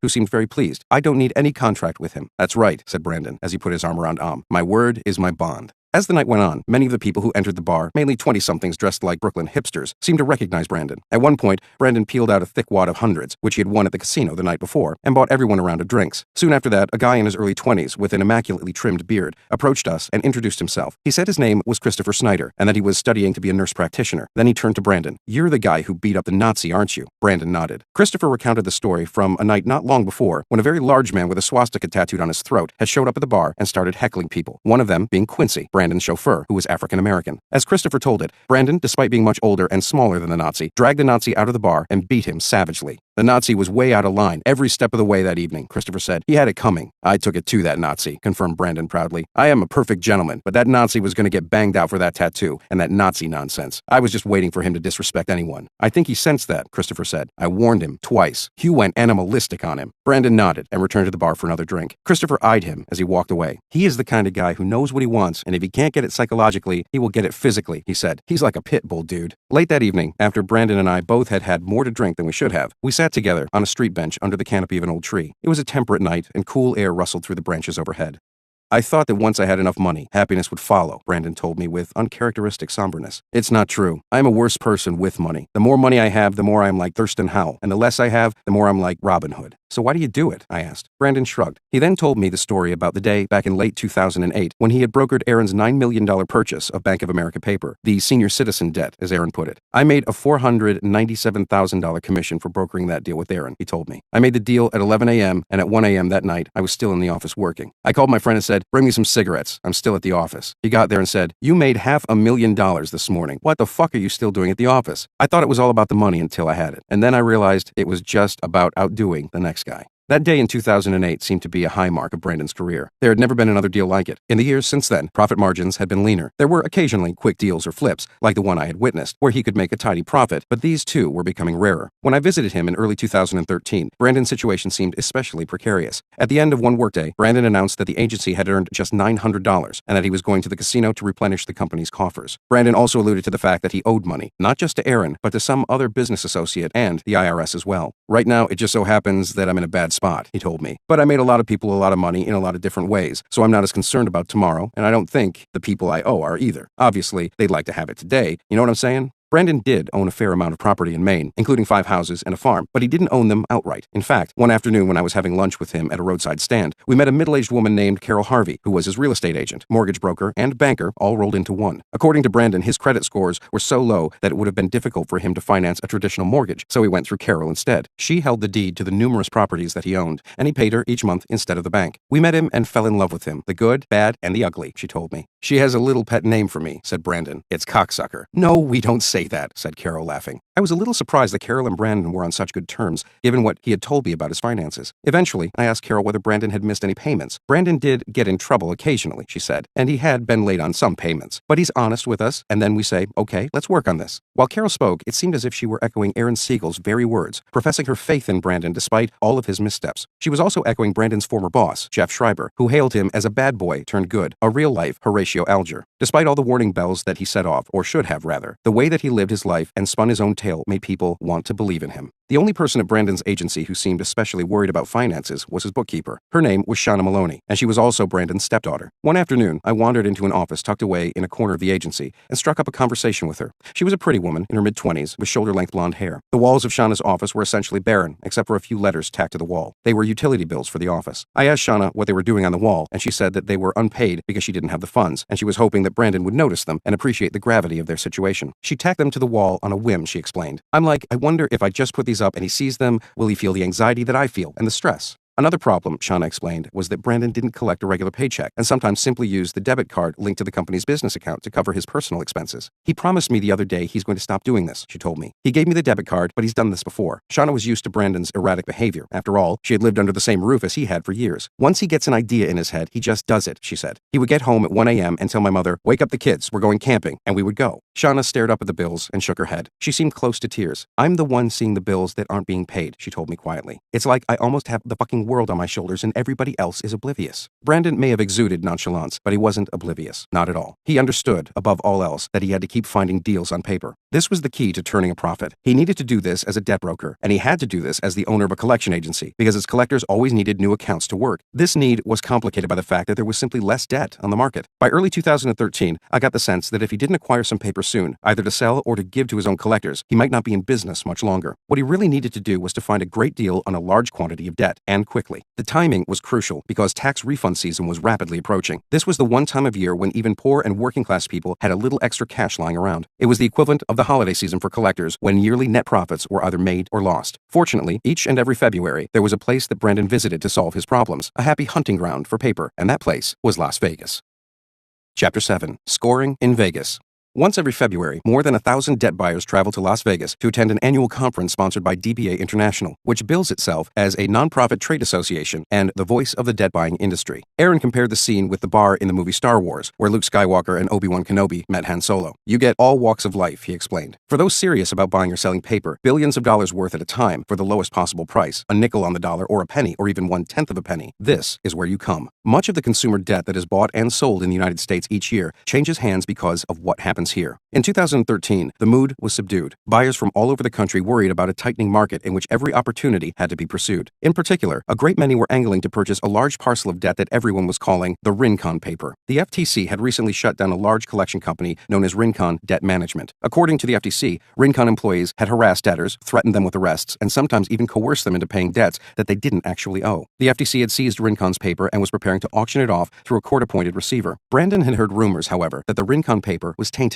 He wanted to learn more, and the key to doing this, it turns out, was to hang out in bars, casinos, and hotel lobbies. The convention, which was held at the Aria Resort and Casino, had an official schedule with lectures and workshops on new developments in the industry. But that's not really why Brandon came. Most debt buyers were in Las Vegas for the 10-minute meetings, which they attended in rapid succession. Theoretically, all of these interactions could have occurred over the phone, but in an industry with so little trust, where sellers worry about getting paid and buyers worry about what exactly they're buying, people still like to meet in person. On the first day of the convention, I arrived at the Aria to meet up with Brandon and accompany him to a number of meetings that he had scheduled. His first meeting was at 11 a.m., but as the time neared, Brandon was nowhere to be seen. In his stead was Jeremy Mountain, the young man who headed sales and compliance for the agency. On this particular morning, Jeremy and I waited patiently for Brandon to show up, until it became apparent that he wasn't coming. "Where is he?" I asked finally. Jeremy shrugged his shoulders and speculated, probably on a rampage yelling, "Where's my weed?" Jeremy went on to tell me that he typically did all the bitch work at conventions, waking up early, filling out the paperwork, and making sure that the company was properly accredited. He also often met prospective clients before Brandon did. "I'm like the professional facade of this corporation. And then I just pretty much loosen them up so they get a full grasp of what Brandon's going to be like," he told me. "What do you tell them?" I say, "Listen, he's a little bit unorthodox, but he's a good guy and you can go make money with him. You just gotta get past the fact that he's probably highly intoxicated and swears like a sailor." "Do you actually tell them this?" "Yeah, kind of," he said with a laugh. "Except he usually made his pep talk more professional," he added. Jeremy's goal, apparently, was simply to help Brandon consummate the deal. Aaron referred to Jeremy as Brandon's fluffer, a reference to the stagehand in pornographic movies who helps the male actor get aroused. Yet, in a way, Aaron often played a similar role, serving as an intermediary between Brandon and the sorts of people who might otherwise clutch their wallets tightly when passing Brandon in the hall. Brandon never showed up for the 11 a.m. meeting, so Jeremy stood in for him and met with the debt buyers, two somber-faced men dressed in business attire who seemed slightly irritated. "Where's Brandon?" one asked. "He partied pretty hard last night," explained Jeremy apologetically. "You're saying he hasn't emerged yet?" asked the buyer, glancing at his watch. "That's what you mean?" "Yes, I see." The meeting went on without Brandon. Not long after this, I joined Jeremy for another meeting, this one with a short, soft-spoken man who asked I identify him by his nickname, Ellie. Ellie was an Orthodox Jew who sported a thick beard, spectacles, and a yarmulke. Ellie explained that he needed to hire an agency to help him work his paper, which was mainly payday loans. These loans are taken out by people in desperate need of cash,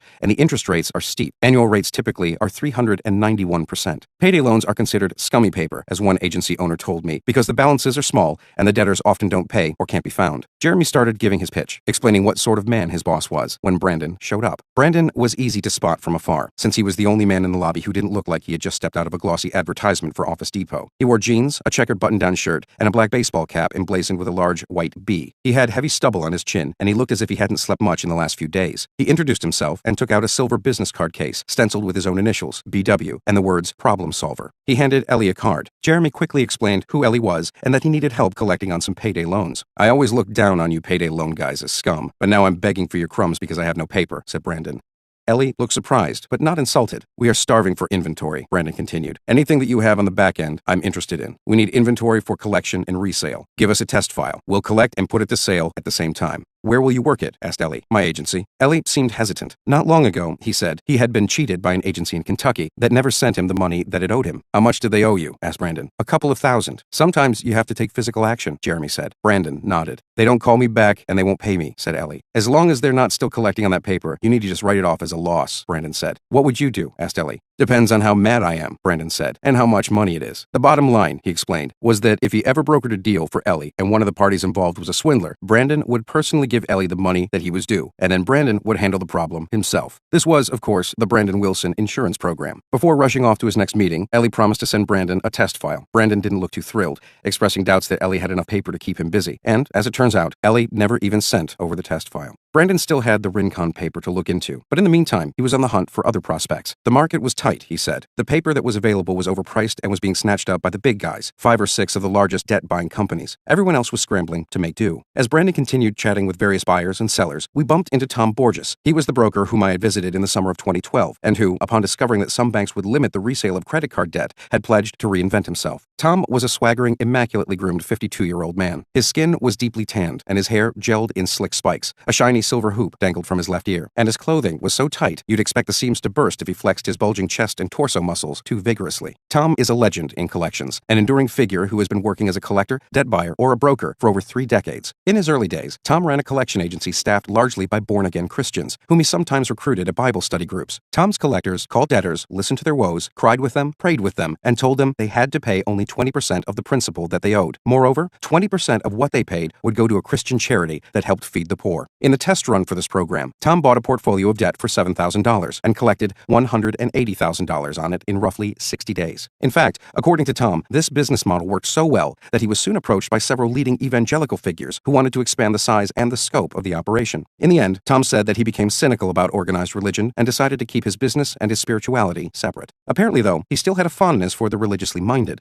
because when it came to hiring his deputy, he recruited the principal of the Christian school that his children attended. Nowadays, Tom worked almost exclusively as a debt broker and had secured a reputation as a man supremely in the know about the ebb and flow of paper. I knew Tom fairly well prior to seeing him in Las Vegas. I had spoken with him a number of times about the collections industry, and in the summer of 2012 had even spent several days hanging out with him at his Victorian mansion in Napa, California. During my visit, Tom had told me at length that the industry was changing and that his sources, insiders who worked closely with the banks, were all telling him that credit card paper was becoming increasingly scarce. What's more, at least one bank, Chase, had suspended the sale of all credit card debt. At the time, Tom was scrambling to acquire other types of paper, such as cosmetic surgery debt. The sort of debtors who got breast implants or facelifts, he assured me, could ultimately pay 99% of the time. Tom was also acquiring payday loans. He explained that his clients could buy these loans, work them, and make a 30% return on their money in just 60 days. In any case, Tom had been hoarding as much paper as he could in anticipation of the imminent shortage. Now, in Vegas, Tom seemed remarkably calm and composed as he greeted Brandon and lamented out loud that some banks were now stipulating that whoever bought their credit card paper could never resell it. Really? Said Brandon, genuinely surprised. How do you like that shit? Asked Tom. Really? Brandon repeated. Work it, but never sell till death do you part, Tom said, shaking his head. So whatever's out there is what's left. That's why you're having a hard time finding anything. How are we going to bust this open, Tom? Well, we got a few buckets we can still pull out, Tom said reassuringly. There was still debt in his inventory, including $70 million worth of fresh paper from an agency that purchased directly from the banks. This particular portfolio of debt apparently had no restrictions about resale. We're about ready to bring that to market, said Tom. I'm sure you're going to be interested in that. Definitely, said Brandon. A lot of it's 90-day-old paper, added Tom. I'm interested. I know you're interested, said Tom. I'm definitely interested. Yeah, said Tom, I know. There was, however, a catch to doing business with Tom. The catch was that Brandon and all other would-be clients had to sign a contract guaranteeing that after making an initial purchase from one of Tom's sellers, they would continue to use Tom as their broker for all subsequent deals with that seller. This was Tom's way of locking himself into an ongoing business relationship between a particular buyer and seller. I call it handcuffing, Tom later told me, because they are handcuffed to me for life. In truth, this wasn't all that different from the tactic that Brandon himself used when brokering for Aaron. Once he set up a deal, Brandon usually insisted on brokering all subsequent deals between the same two parties. In this scenario with Tom, Brandon would, in effect, be getting the Brandon treatment. That's how we make money, man, explained Tom. No doubt, said Brandon. Brandon waved a friendly goodbye to Tom Borges and, moments later, told me that he would not be doing business with him. Not ever. Borges wants to throw me off the scent, Brandon told me, almost in a growl. Borges don't want me in there. He don't want me and my foot in the door because then I don't need Borges. The trick now, explained Brandon, was finding a bucket of older debt, the sort that had no preconditions from a bank. I asked Brandon if the new preconditions, which he had just learned about, made him nervous. It doesn't make me nervous because it doesn't change the status quo, replied Brandon. And the status quo is there's no paper coming. At the end of the day, he added, it really didn't matter why there was a shortage. It's like if a guy is dead and I say, oh, he got hit by a car, and then they're like, no, he got hit by a truck. Well, what difference does it make, right? He's fucking dead, and there's nothing we can do about it.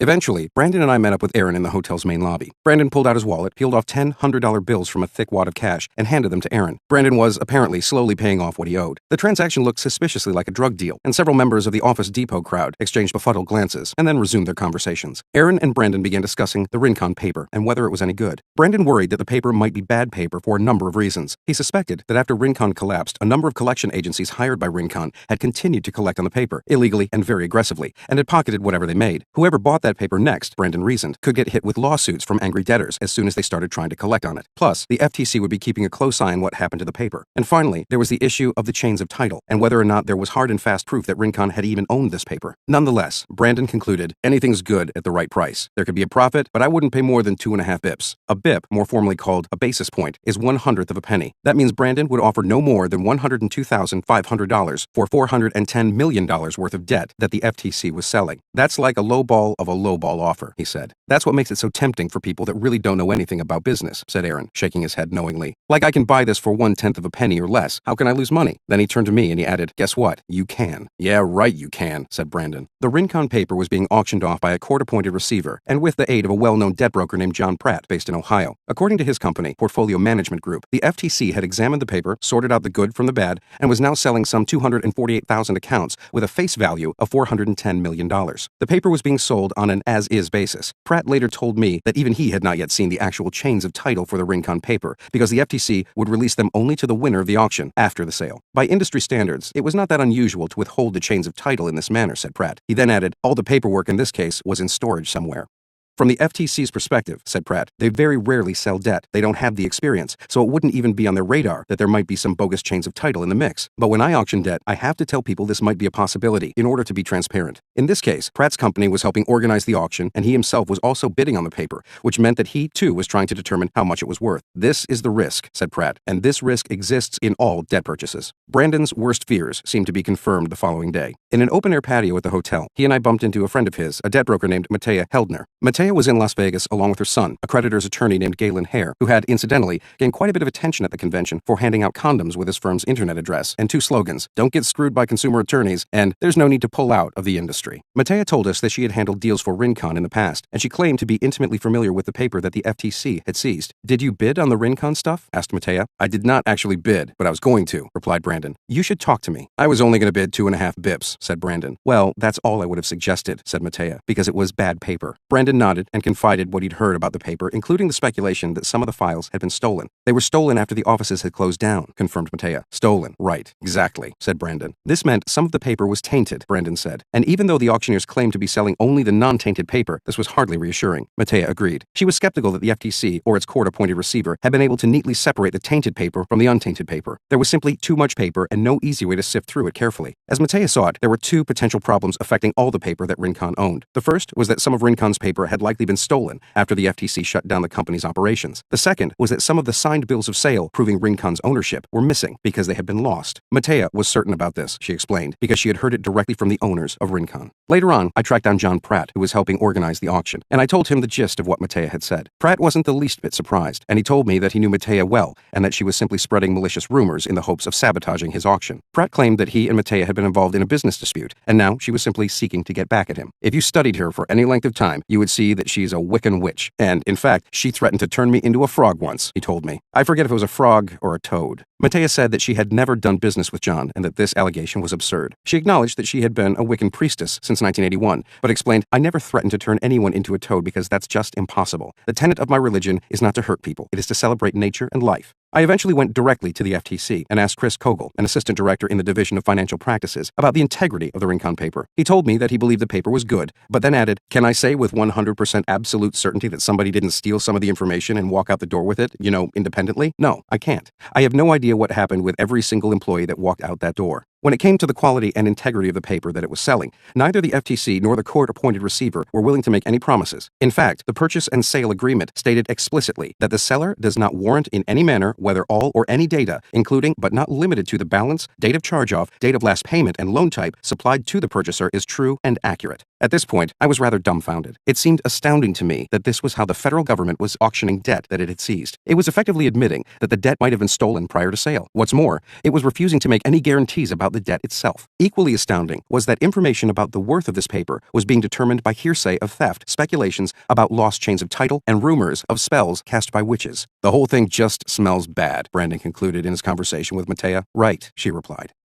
The chatter in the convention hall was squarely focused on the regulators. Everyone either seemed to be angling to buy the FTC's paper or speculating about whether the FTC and its new companion, the Consumer Financial Protection Bureau, was going to shake up the industry. People spoke with dread of receiving a letter in the mail from the CFPB announcing that an investigation or inquiry was underway. I heard one lawyer tell an audience of listeners that such a letter was a nuclear bomb. "It will shut down everything," he said. "The first thing that will happen is you will get an absolute sense of panic." The fear that this might happen stemmed from the fact that just 1 month earlier, in January 2013, the CFPB had officially begun to monitor the nation's largest debt collection companies. This meant that a team of examiners from the CFPB could show up any day to scrutinize the business practices of one of these companies. This was such a concern, apparently, that there was even an informal session for conventioneers handling an FTC or CFPB investigation. The panel's moderator was a well-respected former FTC lawyer, now in private practice, who quickly sought to reassure the audience, "Most of you, thankfully, will never go through an investigation." He went on to explain that the FTC conducted fewer than 50 investigations a year, and that it pursued only the most egregious offenders. When it came to the CFPB, he assured the crowd that these new regulators were just getting their toe in the water, and it would likely be some time before they would become more of a threat. As of January 2013, the CFPB has the authority to supervise companies whose collection activities generate more than $10 million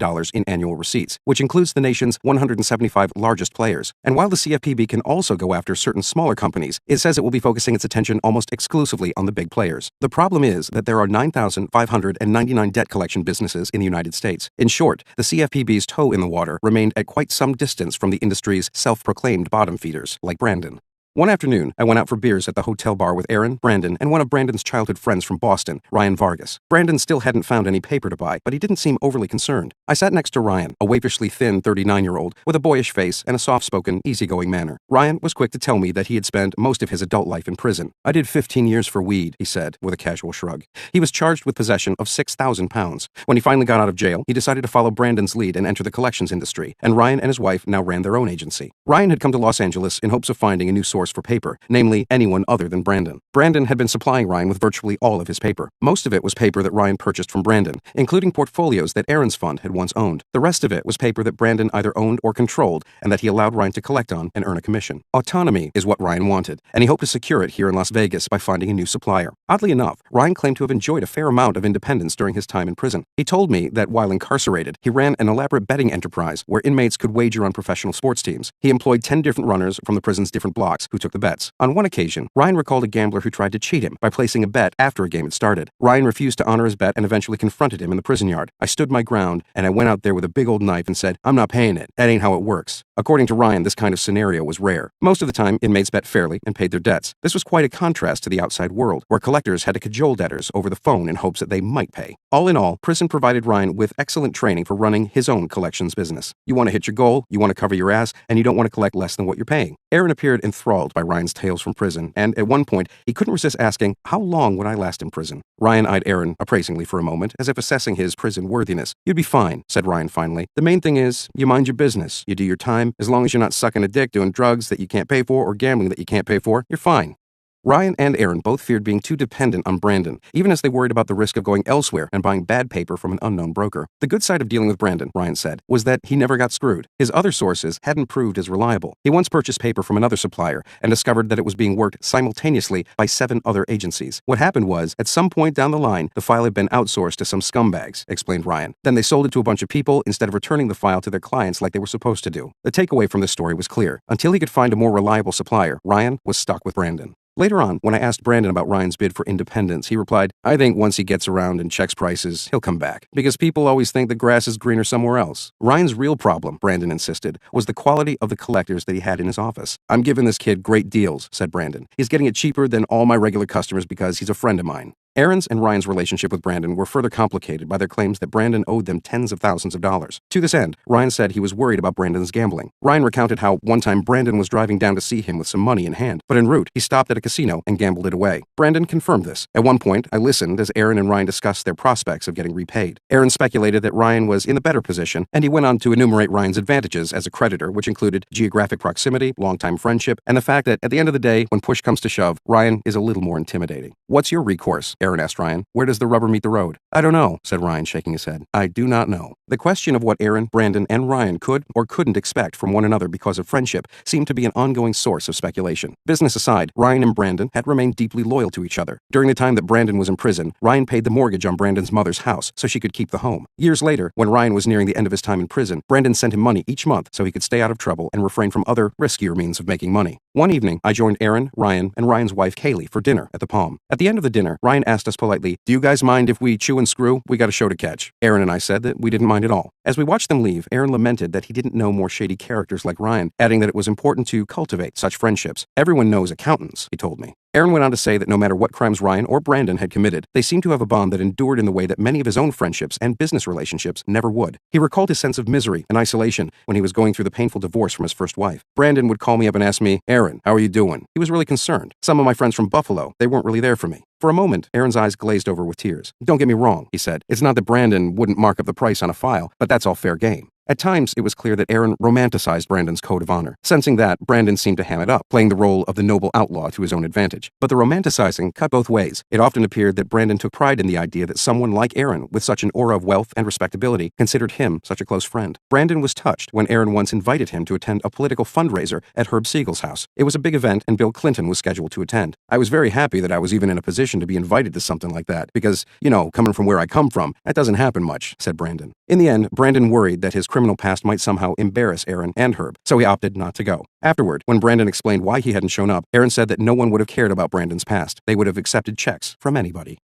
Brandon finally found his paper, or a good lead on it anyhow, the following morning in the hotel casino. We were headed toward a bank of slot machines when a heavy-set, ruddy-faced man in a golf shirt approached us. The man, who was Brandon's old acquaintance, pulled him aside and told him about a $600 million portfolio of credit card paper that one of the big debt-buying companies was looking to unload. The debt was on the older side. It was unclear at this point just how old, but the acquaintance knew that Brandon liked to work older, beaten-up paper that no one else typically wanted. The banks had charged off and sold this paper before imposing any of the new preconditions, which meant it could be sold and resold indefinitely. Brandon's immediate challenge was paying for this particular portfolio of debt. Brandon speculated that it could cost him as much as 20 basis points, or 1/5 of a penny on the dollar, and this meant that Brandon needed to line up as much as $1.2 million in capital right away. Normally, he would turn to Aaron in this situation, but at this point, Aaron didn't have the cash on hand or the inclination to make such a big investment. Instead, Brandon would ask an old friend and business associate, who asked to be identified by his middle name, George. George was a former collector who had opened his own agency and done very well for himself. The secret to George's success, Brandon explained, was that he always held on to his post dates. These were accounts connected to debtors who had agreed to set up extended payment plans in which they paid $25 or $50 a month for several years. Brandon, by contrast, often sold his post dates at a discount to get a lump sum of cash as quickly as possible. He had done this just several months earlier in order to pay off the bulk of a debt that he owed to Aaron. The strategy, Brandon admitted, was effective but short-sighted. "I was always like, nah, I ain't gonna be here for those post dates, just give me the $50,000 right now. I run out of cash once a month," Brandon told me. "I run out of cash and I turn to him." Brandon seemed certain that George would come through. "When my chips are down and I got no one to turn to, and I can't go make 50 grand tomorrow to pay, I turn to him."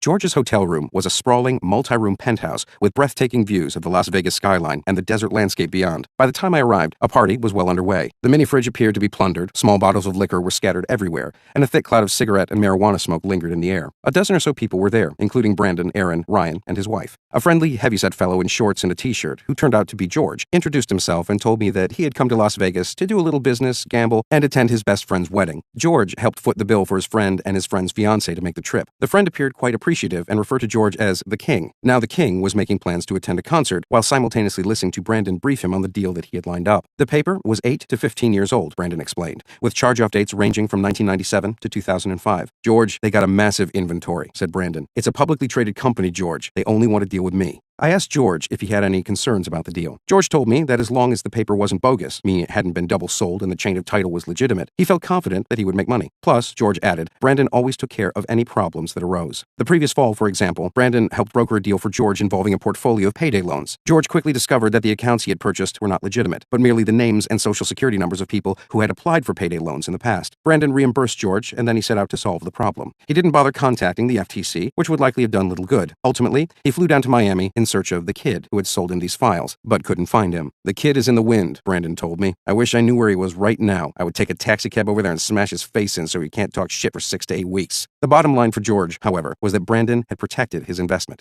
Here's the deal, Brandon said to George. They only want to give it to one person, and they already chose me. Then just tell him I got all the money, George said. You don't have to go anywhere else. As the party continued in George's penthouse, Brandon began trying to convince Aaron to invest with him. Ryan, who was sitting across the table from the two of them, listened but said nothing. Aaron, all I need is $1 million, said Brandon in his excited voice, a full-throated yell. In 6 months, I can get you a $50,000 remit for the rest of your life. It's tough to get investors to put money in these days, Aaron said. Fuck the investors, Brandon shouted. What about you? I don't have $1 million.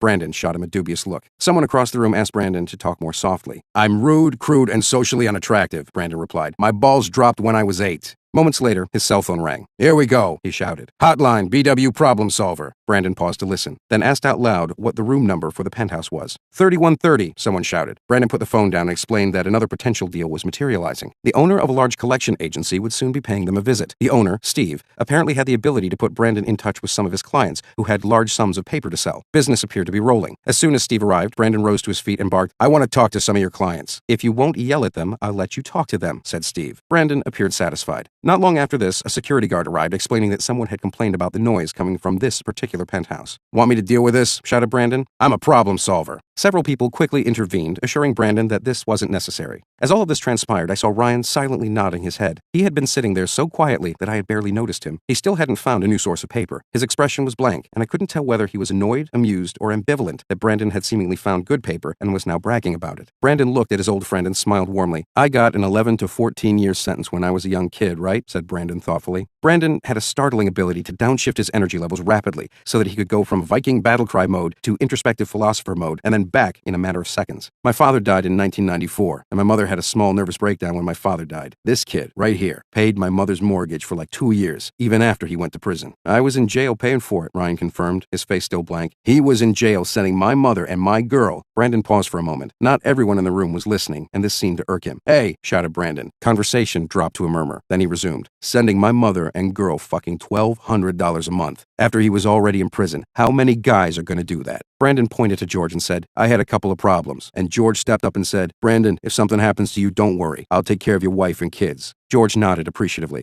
The room was fairly quiet now. Brandon was on a roll and no one was going to compete with him. It wasn't that everyone deferred to him obsequiously, as if he were a rock star entitled to their respect and love solely by his sheer charisma. Rather, Brandon created the impression that he was a charging bull, a creature whose sheer force was so brutal and overpowering that you had to move the hell out of the way once he got going. Sure, he was hamming it up, inflating himself into the caricature of the brash armed robber who had done 10 years in the can, but even this performance was part of the deal. This was his shtick, his talk-off, his chest-thumping war dance, and as loud, lewd, and unbearable as he could be, everyone seemed to believe that you needed a Brandon Wilson to scare off all the conmen, hucksters, and charlatans in this industry. You needed a guy who had survived in the prison yard in order to help you succeed in a rude business. And if he was a little out of control, a little erratic, a little dangerous, then all the better, because he was the great Boston alpha male, here to make a buck and keep the wolves at bay. Brandon was no fool. Quite the opposite. He was a quick study. On some level, he understood the role that was expected of him, and he played it to the hilt. This is my guy. That's my guy. This is my guy. That's my guy over there, Brandon said. He looked around the room and pointed at people. Right? You know what I'm saying. And I'm going to tell you right now, if any of these guys called me and said, I'm in trouble and I need you right now, I would fucking come. Money or no money. Would you come with a shovel? Someone yelled out, goading him on. You already know I'd come with a fucking shovel if that's what we needed, replied Brandon. But I would be there. And you know what? I'm a man of my word. So that's what it's about. That's what it's about.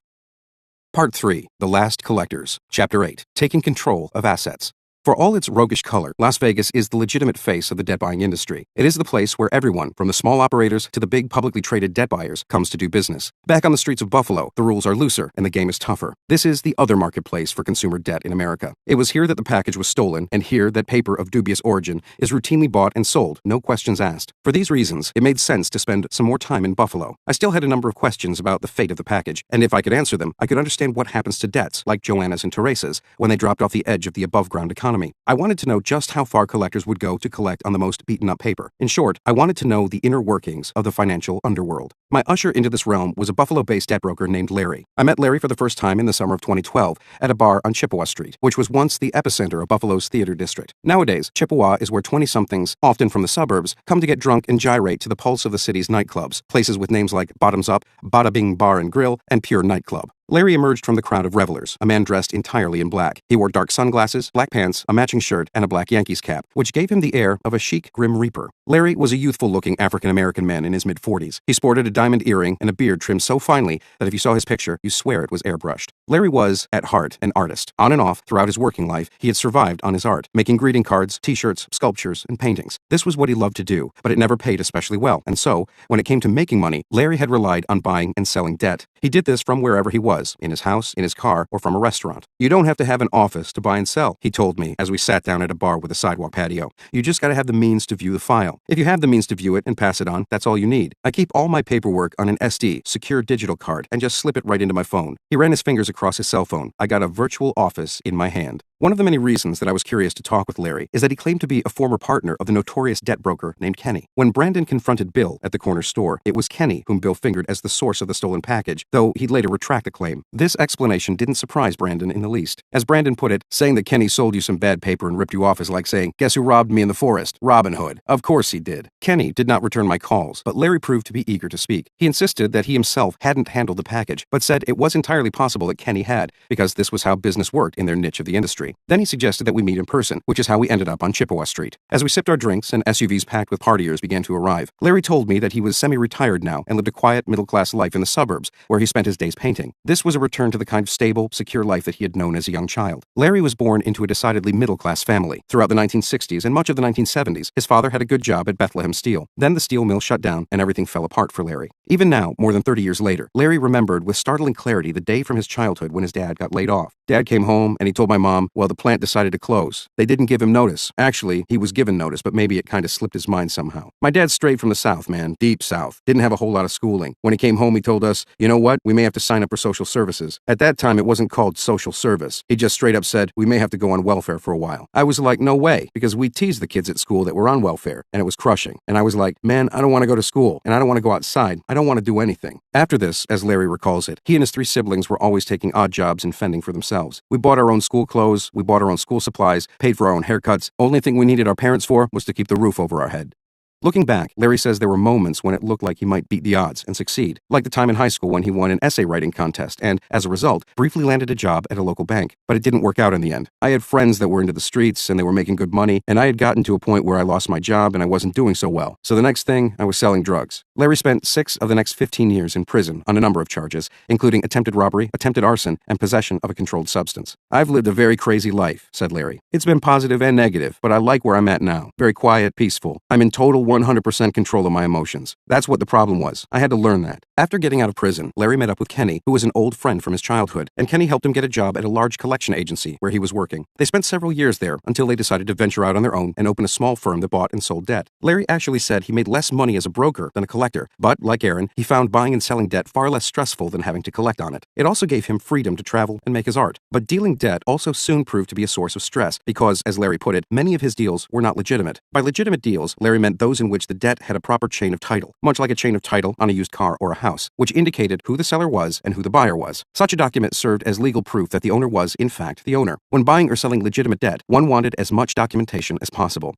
As a businessman, for your own personal protection, you want a money trail, Larry explained. Typically, one created such a trail by using attorneys or a written contract or by wiring money from bank to bank. These, in fact, were the sorts of deals that Brandon made. Brandon may have played the part of the freewheeling, street-hustling vigilante, but he only bought and sold debt with legitimate chains of title. This was a point of pride for him. As far as Brandon was concerned, the other sorts of deals, where there was no bona fide chain of title, were the work of the sharks, whom he despised. In these illegitimate transactions, the broker might be double selling a file or selling a stolen file, or perhaps he was simply offering a file whose origin he didn't know and didn't want to know. Either way, it was necessary when making these deals to be more clandestine and not leave a paper trail. I've done deals where I met guys down here, said Larry, pausing to gesture down the street. Right down at the steakhouse down there. Done a deal right in the car. In such cases, the buyer gave Larry cash, and he handed the buyer a thumb drive with a spreadsheet containing the names, addresses, social security numbers, credit card balances, or loan amounts of several thousand debtors. Sometimes there was an informal one-page contract, but not always. Where exactly, I inquired, were these files coming from? I'm not asking where the files are coming from, he told me. I'm just dealing. For Larry, this was simply commerce. He bought and sold thumb drives with data. For a moment, it all sounded so normal. And then, in the next instant, I remembered that this data belonged to people like Joanna and Teresa. What would they say if they knew that their personal information, including their debts, was being bought and sold on street corners like illegal drugs?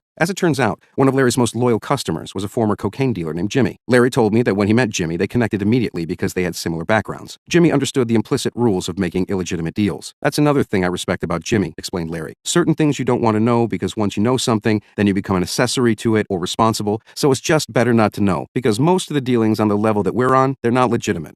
The problem with all of this, said Larry, was that this mode of operating had become a lawless free-for-all. Just over the last 8 years, there's been an explosion of street people coming into collections, he said. You got guys literally coming out of prison today, and next week they got a collection agency. According to Larry, there were hundreds of agencies being started by such street people, and they were doing deals all kinds of funky ways, including buying debt that was double sold and triple sold. There's 3 agencies up here run by 3 guys that got out of prison right up here, he said, gesturing to a nearby building. And they're surviving, man, so there's no one centralized local source, legitimate source, where they can come to and purchase their portfolios. Why not? Nobody's big enough, man. Nobody's big enough. What the city needed, said Larry, was one centralized outlet where collectors could buy legitimate debt. That's why if I had a huge amount of paper, a big abundance of paper, we'd sell this city up. We'd own this city, man. To be honest with you, I haven't really been doing a lot of buying and selling debt because there's no more good debt around to sell that I was able to get my hands on, he told me. I like legitimate deals. I asked him if he would like to work for a broker or agency that dealt exclusively in legitimate debt. Yes, he said. Man, come with it. Come with some actual factual paperwork. I want a real non-disclosure agreement that you're going to honor. I'm going to enforce it. I'm going to make you honor it, and the deal is going to go accordingly like it should. You'll look at a masked, encrypted file. You'll want it or you don't want it, and then you'll forward over the money and you'll get your file. Just that simple. It'll be a legitimate file with a chain of title showing you where it originated from. Yes, that's the thing. The problem, he added, was that there were always the people who wanted to buy the files for super cheap on the street. That's really it, he concluded. You get what you pay for. If you don't want to pay the 30 or 40 grand that it costs for a great legitimate file, then go ahead and pay 3 or 5 grand for a file without a chain of title that's been triple sold or 10 times sold. Go ahead and take that chance. And that's what they're all doing. They're saying, we'll take the chance. Larry sighed heavily. He looked tired and slightly disgusted. I'm just distancing myself from the big money now, and I don't care. If I have to stay living a humble life and sell my little paintings, I'm fine. I'm not starving. There's food in my refrigerator. Larry said he held on to the hope that someday he might work for or even own an agency that did things by the books, as they should be done. But he wasn't optimistic that this would happen. In his view, the street people flooding the industry had ruined things and given the entire city a bad name. People look at Buffalo like a germ, and it wasn't just the city that bore the stigma. Now it's hard to get a relationship with anybody and keep it all real, especially being black. Nobody's going to want to deal with you. He told me as he finished off his beer, and I don't blame them. Like this one time, I can't blame them, man. Not long after I met Larry for drinks, I heard about a barber on the east side of Buffalo who allegedly had been selling bad paper, inspiring 2 disgruntled customers to come back with guns and shoot up his barbershop. The east side is filled with tiny shops that collect on debt. It doesn't take much to launch such a business. Real estate is cheap, paper is readily available if you don't care about its pedigree, and the city has a huge labor pool of experienced collectors, many of whom are hungry for work. This particular barbershop was located in a rough area. In fact, during my relatively brief visit, the police descended on the block and arrested 2 women after one sliced the other with a broken-off bottle. There was a security camera hanging over the front door of the barbershop, and I had to be buzzed in before I could enter. The barber denied that anyone had ever attacked his store, saying only that he had been robbed repeatedly. He also denied ever buying or selling debt, though he did say, rather cryptically, I know some companies that help clean up people's credit. If I really wanted to know more about the debt business, he told me, I should walk down the block and visit another barber named Sean. Sean's barbershop was a cavernous, mirrored hall, adorned with bright lights and ceiling fans, and packed with young men waiting to get their hair cut. Sean wore shiny silver glasses, a thick chain around his neck, and a black barber's shirt with his shop's logo. He was a slightly built man, both friendly and garrulous. When I mentioned that I had been interviewing the barber down the street, Sean replied, "He does illegal things with people's credit. He does." Then he stopped himself, as if suddenly remembering that he didn't actually know me, and finished, "I don't know what he's doing." Sean went on to explain that up until recently, he had been dabbling in the financial world. "Technically, I would be called a position swing equities trader," he told me. This meant, it turned out, that he bought, sold, and collected debt, mainly payday loans. "This industry was both profitable and shady," said Sean. He then recounted a story about a woman from Virginia who sold him a portfolio and threw in an additional file as a freebie. The woman didn't actually own the freebie, Sean said, but she had access to the file. According to Sean, the freebie file was tainted, and thus a little harder to collect on, because the debtors had either already paid their debts or were currently being hounded by another agency that was working the same paper. "I knew it was tainted," he told me, "so I told all my collectors, just run it." It was difficult to get debtors to pay a debt a second time, Sean said, but if a given debtor didn't have the paperwork to prove that they had already paid off the debt, then they still owed it. On this particular file, he needed to create a better incentive for his employees, so he increased the collectors' bonuses by 5% and the managers by 10%. "That's how you work a tainted file," he told me. But Sean was quick to say that he had generally avoided buying or working on tainted paper and had done so on only 2 occasions. I interviewed other collectors in Buffalo who also described the practice of buying, selling, and collecting on the accounts of debtors who had already paid their loans, mainly payday loans again. This was all apparently part of the trade of bad paper. One veteran collector, who had spent 8 years working at a number of agencies in the Buffalo area, told me she once started working a new portfolio and realized that 95% of the accounts had already been paid. This is how she handled the situation. You call them and you say, "We're calling you about a payday loan you had back in 2006 for $1,500. Then the person would say, "Oh, I paid that payday loan off. I made a settlement of $800 with the company." At this point, the collector would say that this account did not include interest and service fees, a bold-faced lie, but it worked. So these people think, "Oh, I didn't pay that, I just paid the general principal," so they'll pay it again. This same collector also told me that many of the collection agencies that bought, sold, and worked bad paper were funded, at least initially, with the proceeds from the sale of illegal drugs, mainly crack. She claimed to personally know 6 collection agency owners who got into the business that way. That wasn't the only interaction between drug dealers and the business. As she recalled, "I've seen other big-time drug dealers come to collection agencies and extort them saying, 'Hey, I heard the shop is running well. Everybody's driving brand new Escalades and Jaguars. You got money? I need 10%. All of this seemed to corroborate the rather dark, chaotic, and lawless assessment of the city's rogue agencies that Larry had given me. Back at Sean's barbershop, I asked him why he had recently decided to retire from the business. He said the industry was simply too stressful and suspect. The collectors who made him money were typically the ones who were willing to intimidate debtors and break the law. And, of course, there were the tainted files. Being a young man who was a believer, I didn't like making my money that way.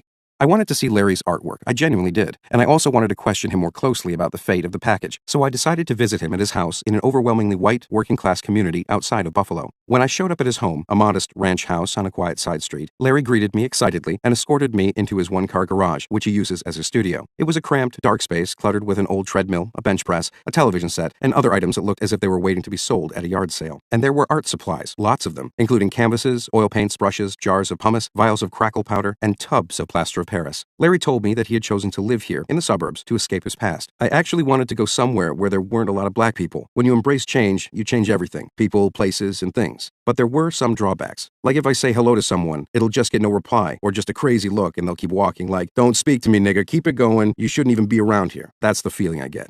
This wasn't a big problem, Larry said, because most of the time he simply stayed inside working on his art. He showed me one of his works in progress, which was an image of a human head with images of a car, a stack of money, and a diamond placed above it. The name of this painting is Taking Control of Assets, and what it's basically showing is a responsible guy who's thinking about what to do with his money, Larry said. He's putting the money into assets that he can get his return back on later if he needs it. I asked what inspired the painting. "All of my paintings are extensions of my fears," he replied, "and what inspired me to do this is that I don't want to waste money. I don't want to squander it." Larry looked around his cramped studio, smiled, and then exhaled heavily. "I fear making bad decisions," he said quietly. "Like every day I'm working on me. How can I get better? How can I do this better? How can I do the right thing? Okay, if I get an impulse thought, don't react on it. Sit down, think it over first, see if it's the best decision. I just fear making bad decisions." Eventually, we got to talking about the package and how it might have gotten into Bill's hands. Bill and Kenny had an ongoing relationship, said Larry, and it was entirely plausible that Kenny had sold him these accounts. But how, I pressed, would Kenny have obtained the accounts in the first place? Larry seemed amused by this question. He insisted that there were countless ways and outlined several possibilities. One scenario was that Kenny simply bought the file from someone else not knowing or wanting to know where it came from. In another scenario, Aaron might have sent a portfolio to an agency that couldn't handle the volume. A lot of agencies lie about the number of collectors they have, said Larry. Agencies do this because they are hungry for paper, and if they end up getting too much of it, they can then farm it out to another agency. In this scenario, an overwhelmed agency may have asked Kenny to help with their excess paper, and maybe Kenny did help, but on the side, he slipped a few accounts to Bill surreptitiously. A third scenario was that someone at one of Aaron's agencies stole the file and gave it to Kenny, at which point Kenny gave it to Bill, who tried to collect on it as quickly and aggressively as possible until someone noticed. Larry didn't seem to know, or want to know, which of these scenarios, if any, was true. And I understood why. In this world, it was the knowing that implicated you. Speaking directly with Bill didn't clear anything up either. When I interviewed him in 2013,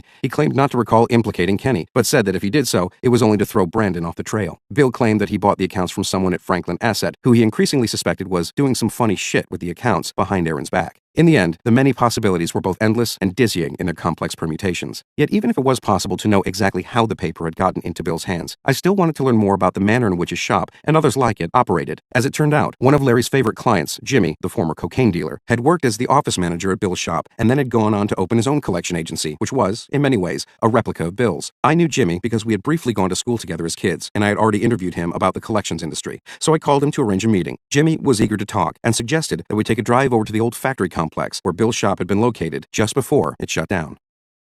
Chapter 9. The White Man's Dope. Jimmy is an imposing figure. He dresses in low-slung pants, wears earrings in both ears, and has Daddy tattooed across his right arm. When he walks, he does so in a deliberate, powerful, plodding way, almost like a bear, but he isn't slow. One of Jimmy's proudest moments was captured by a video camera at a local corner store. The video shows him hustling out of the store, chasing down a criminal trying to steal his car, and then whipping open the driver's door and throwing the thief from the car. The incident was later immortalized on YouTube when someone posted the video under the heading, "Want to steal a car but can't drive it?" Jimmy exudes toughness. One of his former high school English teachers told me that even though Jimmy is very, very bright and has a broad, inviting smile, many teachers were scared to death of him. When I met up with Jimmy, we soon got to talking about Bill. Jimmy had worked with Bill for roughly a year back in 2008, and he offered to give me a tour of their old office complex and tell me about all the details of the business. Only we didn't go there, not right away anyhow. Instead, we took a meandering drive through the Bailey Delavan neighborhood where he grew up. Jimmy likes any excuse to take a drive. He spends much of his waking hours in his car, driving around the city because it invigorates him. He likes to be just a stone's throw away from what's on the other side of the glass, because seeing the streets reminds him that this is exactly where I'll be if I don't collect. Bailey Delavan is one of the poorest neighborhoods in Buffalo. Weeds grow knee-high in abandoned lots, trash cans are chained to walls,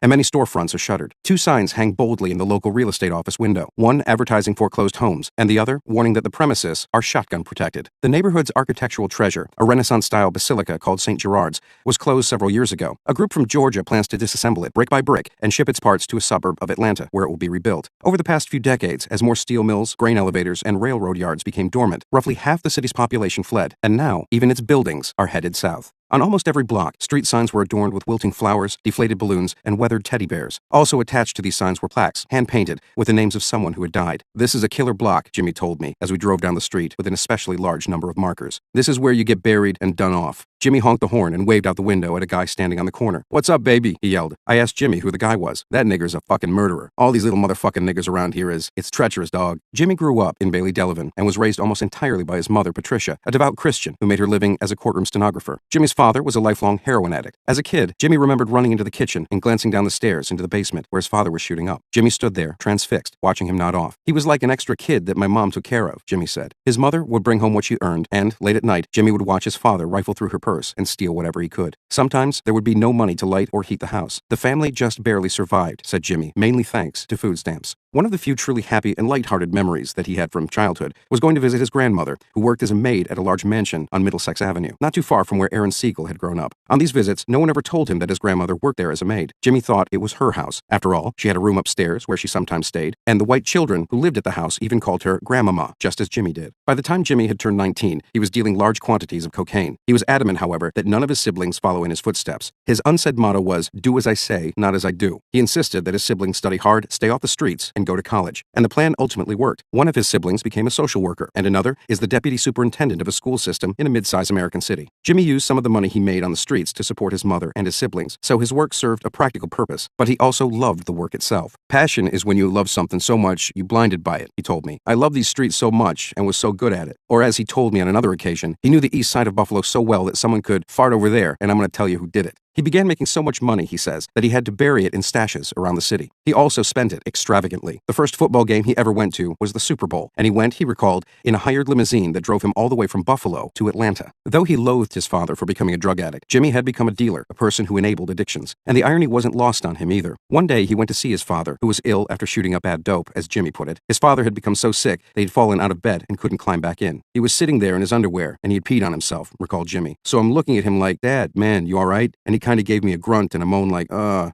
don't know what he was saying, but my phone kept going off. As the call from a client continued to ring, Jimmy knelt down to pick up his father, and his hefty gold necklace swung down, dangling in his father's face, obscuring their ability to see each other. And this is the last enduring memory Jimmy has of his father, because he died later that very day.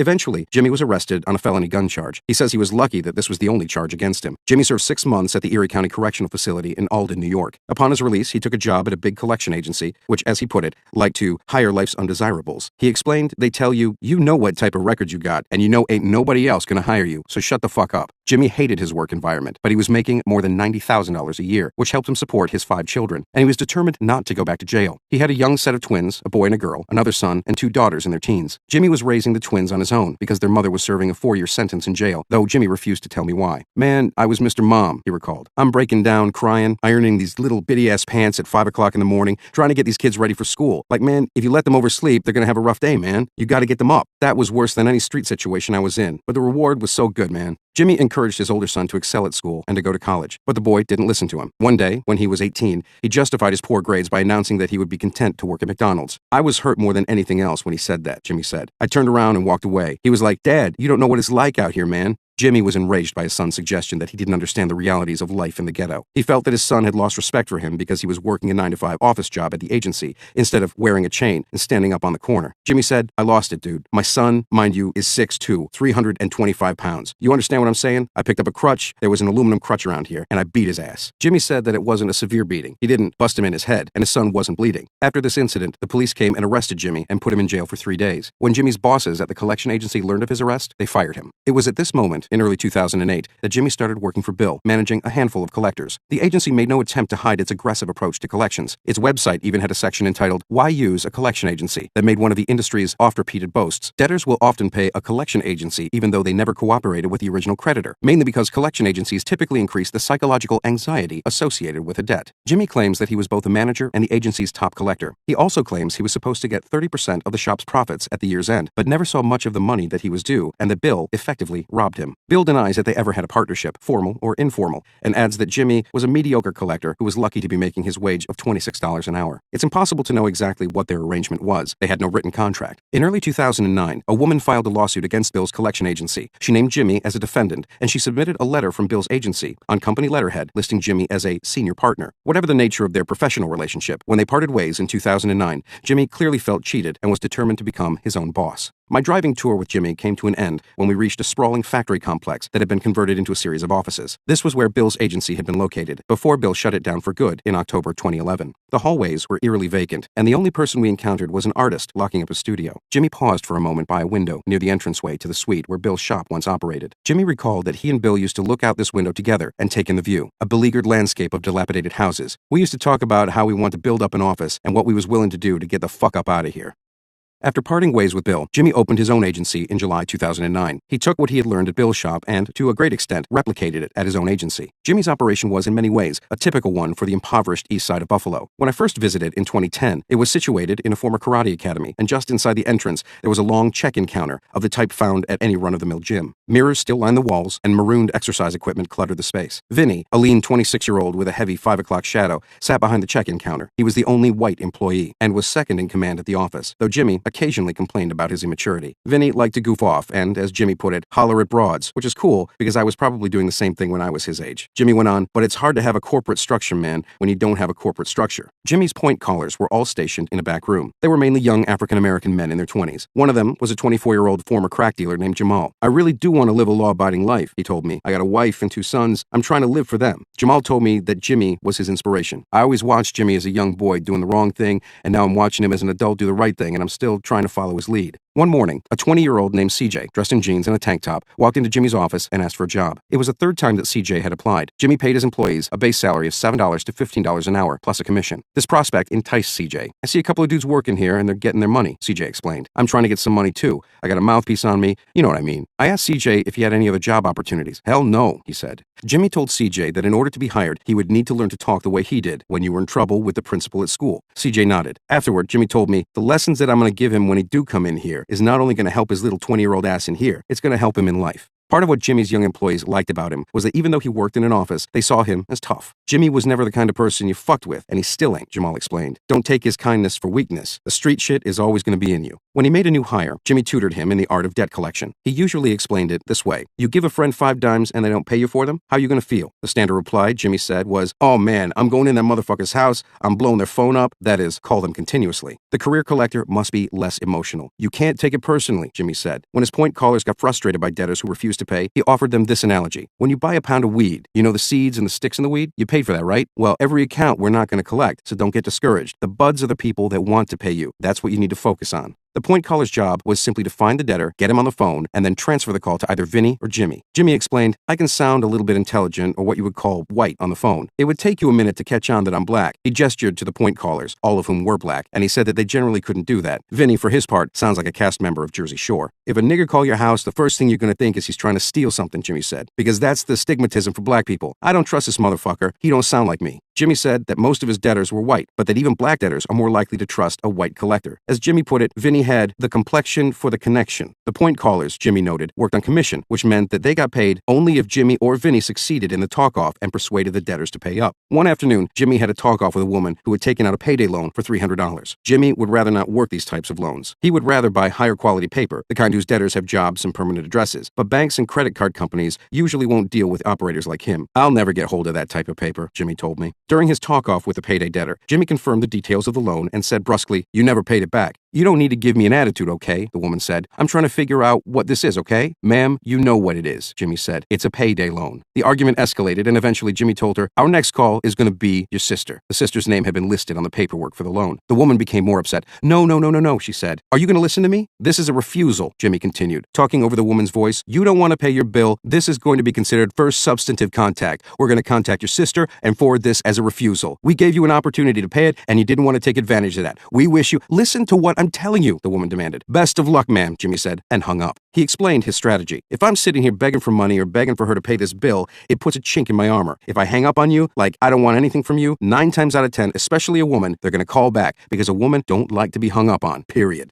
Moments later, the woman called back. Vinny took the call and tried to calm her down. Ma'am, you never spoke to me, okay? Can you stop using profanity? You're on a recorder line. Please, act professional. I'm trying to get information on this shit and you hang up on me, the woman said. That's very professional? Vinny said, this is a litigation claim pending, ma'am. Attorneys and investors bought your debt, okay? We're only trying to offer you an out-of-court settlement. Very simple. I understand, the woman said. Vinny hit the mute button and declared with a grin, I'm the good guy now. Love it. Turning off the mute, he explained to the woman that although she borrowed only $300, her current balance, with interest and late charges, was $747. And that's without any court costs if it goes into litigation. Then he made his offer. You can settle for $300, and it's going to show you paid in full on your credit reports. The woman thought it over and then said she didn't have the money. Vinny ended the call. Jimmy was frustrated, but said that he'd call her again. We might still have her, he said, because if she does have any care in the world for her credit, and if she has any morals, she's going to want to pay this. Incidentally, if and when this woman ever did pay, the onus would be on her to request a letter of payment from Jimmy's agency and then send it to the 3 major credit bureaus. Some large agencies will communicate directly with the credit bureaus, but smaller operations working older paper like Jimmy's shop rarely do. Eventually, I told Jimmy about Teresa and Joanna. I described how someone had informed them that they were about to be taken to court and, in Joanna's case, arrested. Jimmy didn't seem the least bit surprised. That's the Buffalo talk-off, he told me matter-of-factly. It was illegal, he said, but common. You hear that at all the small places. Larger agencies, they fire people for talking like that because it will start going viral. Once one collector starts using this talk-off and making more money with it, others will soon follow, he explained. Jimmy claimed that collectors usually use this sterner talk-off with older debt that was harder to collect on. The only problem with the Buffalo talk-off, said Jimmy, was that it burned the paper and made it difficult to resell. In fact, many buyers were leery of purchasing any paper that had been worked in Buffalo, fearing that it would be impossible to collect on it after Buffalo collectors had hounded the debtors. I asked Jimmy if he ever used the Buffalo talk-off. We used a variation, he told me. The jail shit is what they come down on you for. Guys use that as a last resort with old debt to get it settled out. But that talk-off makes it hot. I would never use the jail line. I say, this call is in reference to a pre-legal matter, and we will file a judgment against you. Please call before we have to take this as a refusal. Is it true? It's not true at all, Jimmy replied, unless you have an attorney and you are actually ready to sue. Vinny had apparently used a variation of Jimmy's talk-off. Both versions were bluffs and could be considered violations of the Fair Debt Collection Practices Act, which says that a debt collector may not use any false, deceptive, or misleading representation or means in connection with the collection of any debt. According to the annual reports filed by the FTC, the number of complaints about false threats of lawsuits from collectors more than doubled between 2008 and 2012. In other words, the Buffalo talk-off has become increasingly prevalent. What's more, the combined number of complaints about threats of violence and false threats of arrest or seizure of property more than tripled.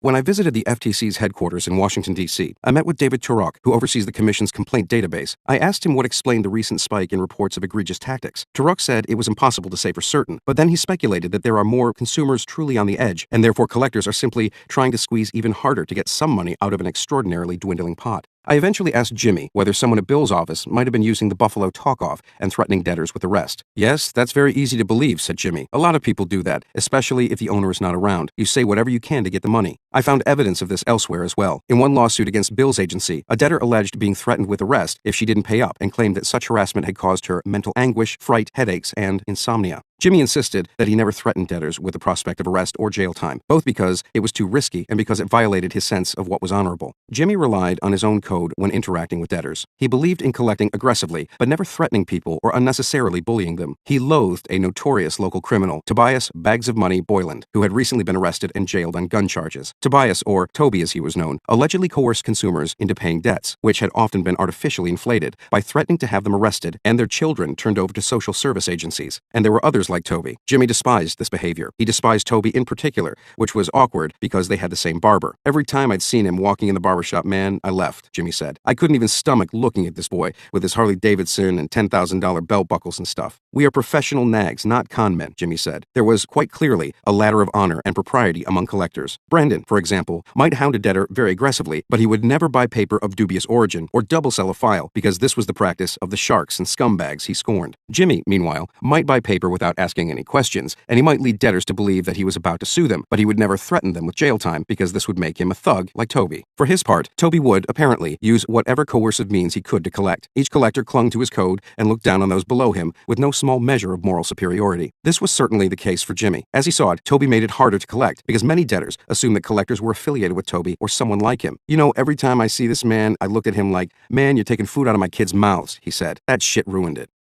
Another reason that Jimmy hated Tobias Boylan so much was that he had drawn the attention of the state law enforcement officials. As he put it, New York State got a hard-on for collections agencies because of brothers like Tobias. Much of the policing of debt collectors is done on the state level by state attorneys general. It falls upon them to monitor all the thousands of smaller outfits that the FTC and CFB tend to overlook. Among these state attorneys general, New York's is a leader. Eric Schneiderman and his predecessor, Andrew Cuomo, both earned great fanfare for going after scofflaw collectors, many of whom hailed from Buffalo. In 2009, Cuomo filed a lawsuit against a company known as the Benning-Smith Group, which was made up of 13 separate collection agencies. Workers at these agencies allegedly threatened to arrest and even physically harm consumers who did not pay up. According to Cuomo's office, one Benning-Smith collector kept repeating the name of the customer's daughter, describing various sexual things he would do to her unless the debt was paid. In 2013, Schneiderman made headlines for shutting down an outfit known as International Arbitration Services, IAS, for lying to and intimidating consumers. I was curious to learn more about the efforts of the New York State Office of the Attorney General, and so I interviewed all of the full-time staff members in the Buffalo Bureau.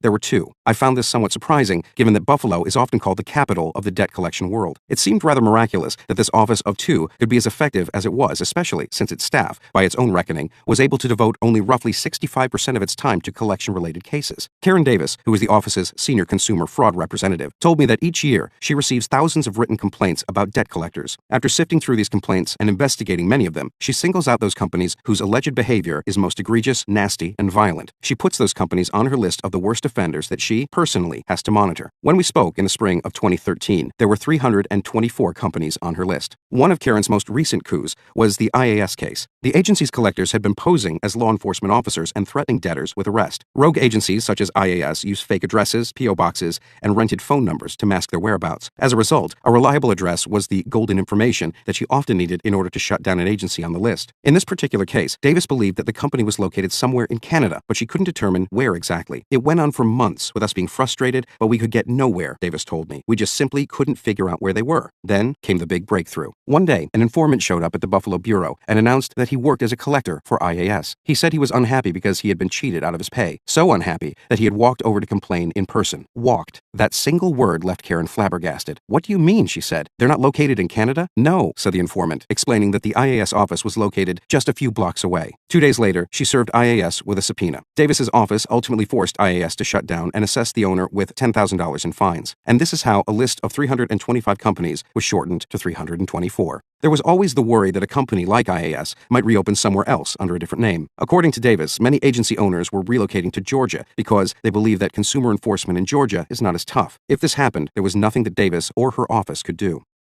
One afternoon, after I had spent the entire morning at his offices, I asked Jimmy bluntly whether he had been working stolen debt during his time with Bill. He said he didn't know the details of where or how Bill bought his paper, but that he was under the impression that Bill was buying paper properly, and that a collector usually knows when he is working a stolen debt or debts that have been double sold. In such cases, Jimmy said, debtors usually make a fuss, complaining that they have either already paid off this particular debt or that another agency just called them about it. This wasn't happening at Bill's agency with great regularity. Nonetheless, Jimmy took it as a given that at least some of the paper in the office didn't have a proper chain of title. As it turned out, Jimmy wasn't even fully informed about the kind of paper that he was working on at his own shop. This became apparent to me when Jimmy's supplier, Larry, told me the following story. While working as a broker, Larry once had a buyer who circumvented him and made a deal without giving him the commission that he was due. In retribution, Larry hired a hacker from China to break into the buyer's email account and obtain his password. Once he had the buyer's password, Larry had access to his paper. Larry then simply took a portfolio and subsequently sold it to Jimmy, who didn't know and didn't ask where it came from. According to Jimmy, it was a common practice among many small agencies in Buffalo to work a few stolen or double-sold files along with the legitimate ones. They were cheaper to buy, and so, he explained, you could make ends meet off the stolen shit. Working a few stolen files was just like adding the cut or the filler in a package of cocaine, and it was how you padded your profit margin. With cocaine, the cut is typically baking soda. Jimmy said, you mix it in, you put it on ice, you cool it up, man, you cool it down, that shit get hard. One turn into two, that's the dope game all the way around, man. You stretch that shit so you can make more profit. In Jimmy's view, much like Brandon's, the economic models for selling debt and selling illegal drugs were strikingly similar. You got the guys at the top, the hedge fund tycoons, and they're just like the big drug cartels, he explained. They buy huge amounts of debt and they break it up into smaller packages and sell it to the dealers, who then break it up again and resell it to even smaller dealers. And this continues until it hits the street level, where guys like me do the actual work of collecting. It's just like drugs, man. It's a hustle, only it's a legal hustle. That's why guys on the street like me, we call debt the white man's dope.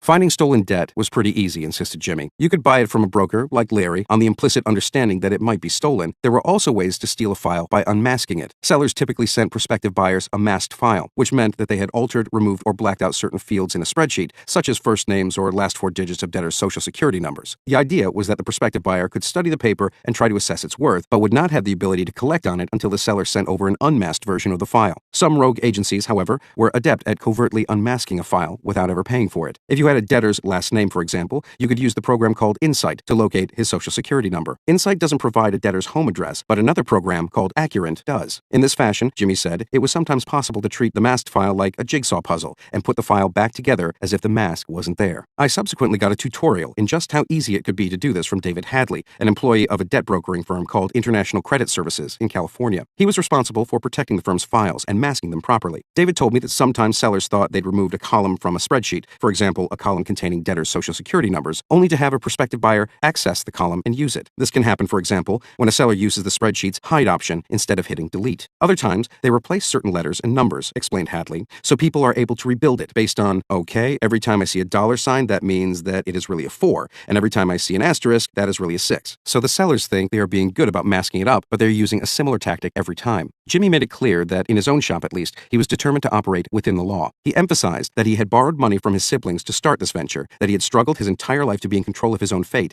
and he didn't want to tarnish his efforts. He saw his agency as a fresh start for himself, even though elements of his old life often resurfaced. Not long ago, for example, Jimmy hired an old acquaintance whom he knew from his time in prison. The acquaintance proved to be a lazy collector. Jimmy fired him, and the man soon reappeared in Jimmy's office, brandishing a gun. Jimmy said he was often being tempted to go back to his old ways, especially as lately his agency was barely turning a profit. Whatever the reason, whether it was the bad economy or the quality of Jimmy's paper, business had been especially slow lately. If I let everyone know we were teetering on the edge of financial destruction, they would start jumping ship, he confided. On one afternoon that I spent with Jimmy, his point callers sent only a single call his way. If you want to be a rogue agency, you can leave certain messages like, the police are coming to get you right now, and those phones would be ringing off the hook, Jimmy said. But you see, whatever messages that we are leaving are not creating a sense of urgency because the phones are not ringing. Jimmy said he worried that his point callers might start getting more reckless in an effort to intimidate debtors. The previous week, he had to fire a point caller, a woman. Inside her cubicle was a memo with her talking points, which included, the call is concerning a hearing being filed in your county, and did you get served a summons for anything? The first statement was almost certainly untrue, and the second was misleading. As soon as Jimmy understood what was happening, he told the point caller, baby girl, this is your last day. Jimmy tolerated a certain amount of maneuvering within a gray area of the law, but she had apparently pushed it too far on too many occasions. Jimmy told me, you gotta separate yourself from those types of people. You got to. You know what I mean? But for some bosses, you're looking at it like, man, shit, this the bitch who's getting the money. One afternoon, over the summer, Jimmy and I were driving around together in the Bailey-Delavan neighborhood when he caught a glimpse of someone he recognized. He slammed on the brakes and hopped out of his car. I waited by myself in the passenger seat, puzzled and somewhat uneasy, for 10 minutes or so. Finally, he returned to the car. "It was that dude," explained Jimmy as he got back inside. "Which dude?" I asked. "It was the former employee who had pulled a gun on him," Jimmy said. He was shaking with anger. Jimmy had been unable to find him. He started driving again. "Back when he ran up into my office with that gun, I'll tell you what, it felt good," said Jimmy. "My adrenaline was pumping. I wanted to shoot him." He paused, then continued. "It has been a real tear between the nigger that I was and the nigger that I am. Now the way things are, everything has to be worked out and talked out. I'm not used to that. I wanted to kill him." He went silent. "I think I need to get out of this town because my past is eclipsing the present," he said finally. "Sitting behind that desk, working that job, it really ain't who I am." At this point, his shoulders were trembling, and he began to sob. "That shit ain't who I am. I'm an animal. I want to do something to that nigger. As much as I hate that shit, I love it too. I know who he is, up on that corner selling drugs, and I don't want to be into that. I don't want them streets, but I miss him so much." Jimmy drove silently now, heading back to the office. Then, under his breath, he added, "I feel like I'm living someone else's life here." There were two things that Jimmy did to find relief: fire guns at the shooting range and go to church. One evening, I accompanied him to a midweek service. We parked in a vast lot surrounded by a cavernous brick building. As Jimmy got out of his Navigator, he grabbed a small black bag, unzipped it, and pulled out a Bible. "This is my new gun," he joked. "This is where I go to blow off steam, when I gotta look deep inside myself for the energy to keep going." We spent the next hour or so singing hymns and participating in Bible study. At one point, when the entire congregation was singing "Show Yourself Strong" with a choir and a band, Jimmy glanced across the aisle and saw a kid doing his homework. "This is positivity," he said. After church, we drove around for a while, and eventually we ended up back at the parking lot behind his collection agency. Jimmy turned off the engine, sat back in his seat, and sighed. "I got $200 in the bank, and payroll is tomorrow," he told me. I asked him what he was going to do. For starters, he said he wasn't going to be able to pay Vinny his weekly salary, which was more than $1,000. "Everything will be all right," he said finally. "I think I'm just telling myself that right now because I'm in a bad fucking place, bro. I do a job that's hated by everybody and anybody on both sides of the fence, and it ain't even doing that well, man. I got people that's dependent on me. My mama, my kids and shit, and even these employees, man. And every day, I'd be just trying to think how to keep shit afloat, bro. And wondering when they're gonna come knocking and shut shit down, man. You know what I mean? And I hold my head so high that people don't see the pain." He said he didn't have to be broke. He could pick up the phone and have 10 keys or kilos of cocaine in a minute. But he vowed this was something he was not going to do. Jimmy said he wasn't sure if he would even have the cash to take his kids to the movies that weekend. "They deserve to go see Shrek tomorrow, man," he told me. "My son's got the highest average in the 4th grade. I got good kids, man."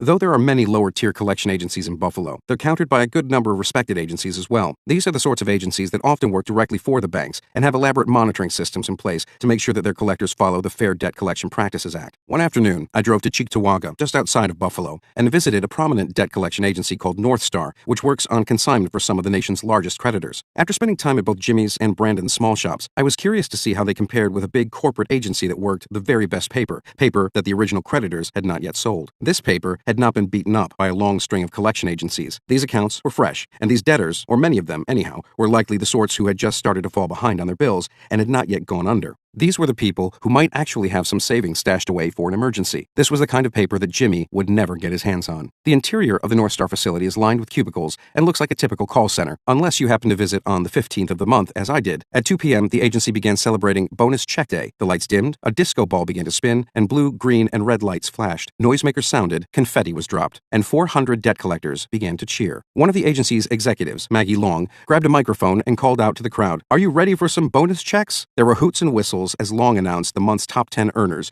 who had collected more than $25,000 in fees that month. North Star says that it typically earns fees of 20% on collected debt. The mood was euphoric. As one manager later described it to me, "You feel the energy running through you. It's like walking down the strip in Las Vegas." The top earner was 27-year-old Jason Polar, who had collected $51,123 in fees. Long handed him a bonus check for $10,000 and the kind of boxer's belt that heavyweight champs wear. The crowd cheered. Polar, who was delivering pizzas before he started working at North Star 3 years ago, told me, "I've been hoping to do this since I first came here." Joel Castle, North Star's founder, was present for the ceremony, and he told Polar, "You broke the office record." Polar, swallowing hard, made no reply. "This is a record year for us in profits," Castle later told me. "Our business is up 35 to 40%. Abruptly, the overhead lights came back on, the disco ball stopped turning, and the collectors returned to their desks. As work resumed, I chatted with Lashara Hewling, a 38-year-old woman who's been in collections for more than a decade and now works as a manager at North Star. "This is an excellent place to work," she told me. "One of the keys to success," she said, "is that you have to empathize sympathize with debtors, but not have sympathy, because if you have sympathy, you don't get paid. She told me that a day earlier, she had been attempting to collect on a defaulted auto loan. The debtor was a disabled veteran who was paralyzed from the neck down. I listened and I let him go through how he had fought for our country, Lashari recalled. I let him vent how he didn't get the veteran's benefits that he was promised. She inquired if there was anyone who could help him. Eventually, she managed to reach the veteran's ex-wife. I spoke with her, Lashari said. She wanted to help him, and she transferred the debt onto a credit card that she had. Lashari said that when she was a novice, she used to get very emotional about her work. I used to cry, oh yeah, she told me. It still touches home sometimes, but I have to work. Payday at Jimmy's agency was a somber affair. That morning, he had tried to cash several post-dated checks and credit card payments provided by his debtors. They were small amounts ranging from $100 to $250. Of the payments, $514 cleared, and another $747 bounced. Jimmy said that he hadn't earned any money the previous day. I'm fucking disgusted right now, he told me. In the afternoon, Jimmy's point callers came by to pick up their commission checks. One of the callers, a former car salesman named Ted, Jimmy's oldest employee at 58, received $115. Another employee, Robert, made just $88. Now I gotta go home and tell the kids, okay, well, we're short on cash because Dad didn't make any money today. Robert told me, I'm going to take the little money I have and I'm going to take my kids to the zoo and enjoy the rest of the day. That's how I'm going to resolve this matter. Now you see why people break the law to get money in this business, Jimmy added. That's why agencies open and close so quickly. They're either operating illegally or they can't keep up. After his point callers were paid, Jimmy said he wanted to take a drive and he invited me to come along. Jimmy tried to turn on the car's sound system, but it didn't work properly and he cursed the car for being such a hoopty. He pulled up next to a bank. The security guard, a large young man with a beard, came over to us. You look like me, Jimmy said with a smile. You look like me, the young man replied. It was Jimmy Jr., the son whom Jimmy had once beaten. He only got a job because he's seen me working, Jimmy had told me. That's my reward, man. The previous night, Jimmy had told me, I hope that God blesses me to move on to other things, more secure things for me and my family. He wasn't sure if the agency could last much longer. After this, bro, with my record, I'm not getting no job nowhere else. No matter how smart I am, or whatever the case may be, the only thing I'll probably be able to do is work in another collection agency, unless I work for myself. You know what I mean? This it, bro. Chapter 10. Georgia. You might think that collection shops like Jimmy's represent the last and lowest link in the food chain, the final resting place for the most beaten up, hard to collect on paper. They don't. Below the hedge fund managers, the reputable debt brokers, the mid-size agencies, the mom and pop shops, the black market dealers, and even the collectors like Jimmy, who are just barely hanging on. Below all of these players are the toughest collectors and the final stop for debt in America, the lawyers. Why the lawyers? Because they have a competitive edge. They can use the power of the courts to their advantage. In 2009, Aaron Seagull sold 233 accounts from the package to a company in Georgia named Associated Receivables Incorporated, which promptly hired a local law firm to collect on the accounts. Making this deal was no small feat. Once a portfolio of debt has been to Buffalo, it's marked for life. If paper has been owned or collected by a Buffalo company, the assumption is that it has been beaten up, tapped out, and collected upon by any means necessary. Potential buyers simply assume the worst. Such is the city's stigma. For example, when I visited Tom Borges, the debt broker who once ran a Christian collection agency, he received a voicemail from an angry client in Buffalo. Sell that fucking package. I'm serious. I'm fucking pissed. End of fucking story. It couldn't be helped, explained Tom. It's not moving because it's been worked in Buffalo. And this was, often enough, Aaron's predicament as well. He was from Buffalo, and even though many of the collection agencies that he hired were not based in Buffalo, he still had to overcome his buyer's skepticism. When Aaron sold the 233 accounts to Associated Receivables, he did so for 1.4 cents on the dollar. This was quite a coup, considering that Aaron had bought them for a penny on the dollar, done his best to collect on them,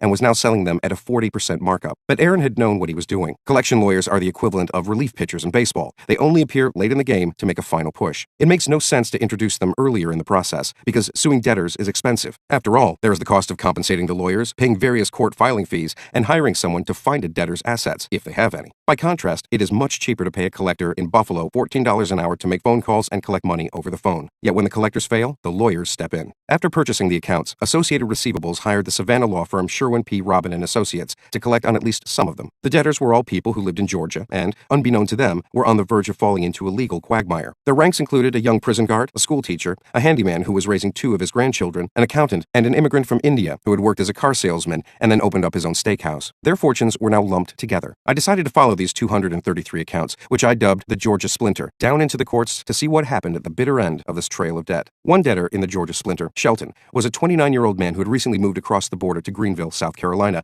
where he now worked as a prison guard. I first spoke with him over the telephone in the spring of 2013, before I headed down to Georgia. At the time, he had just discovered that his bank account had been garnished and that his next paycheck, along with any money that remained in his bank account, would be going directly to Sherwin P. Robin and Associates. This would leave him unable to pay his bills, including his car insurance, which meant that he would no longer have a reliable way of getting to work. This whole month, I will have to see how I can live by day to day and pay my bills, he told me, because they're taking all my money.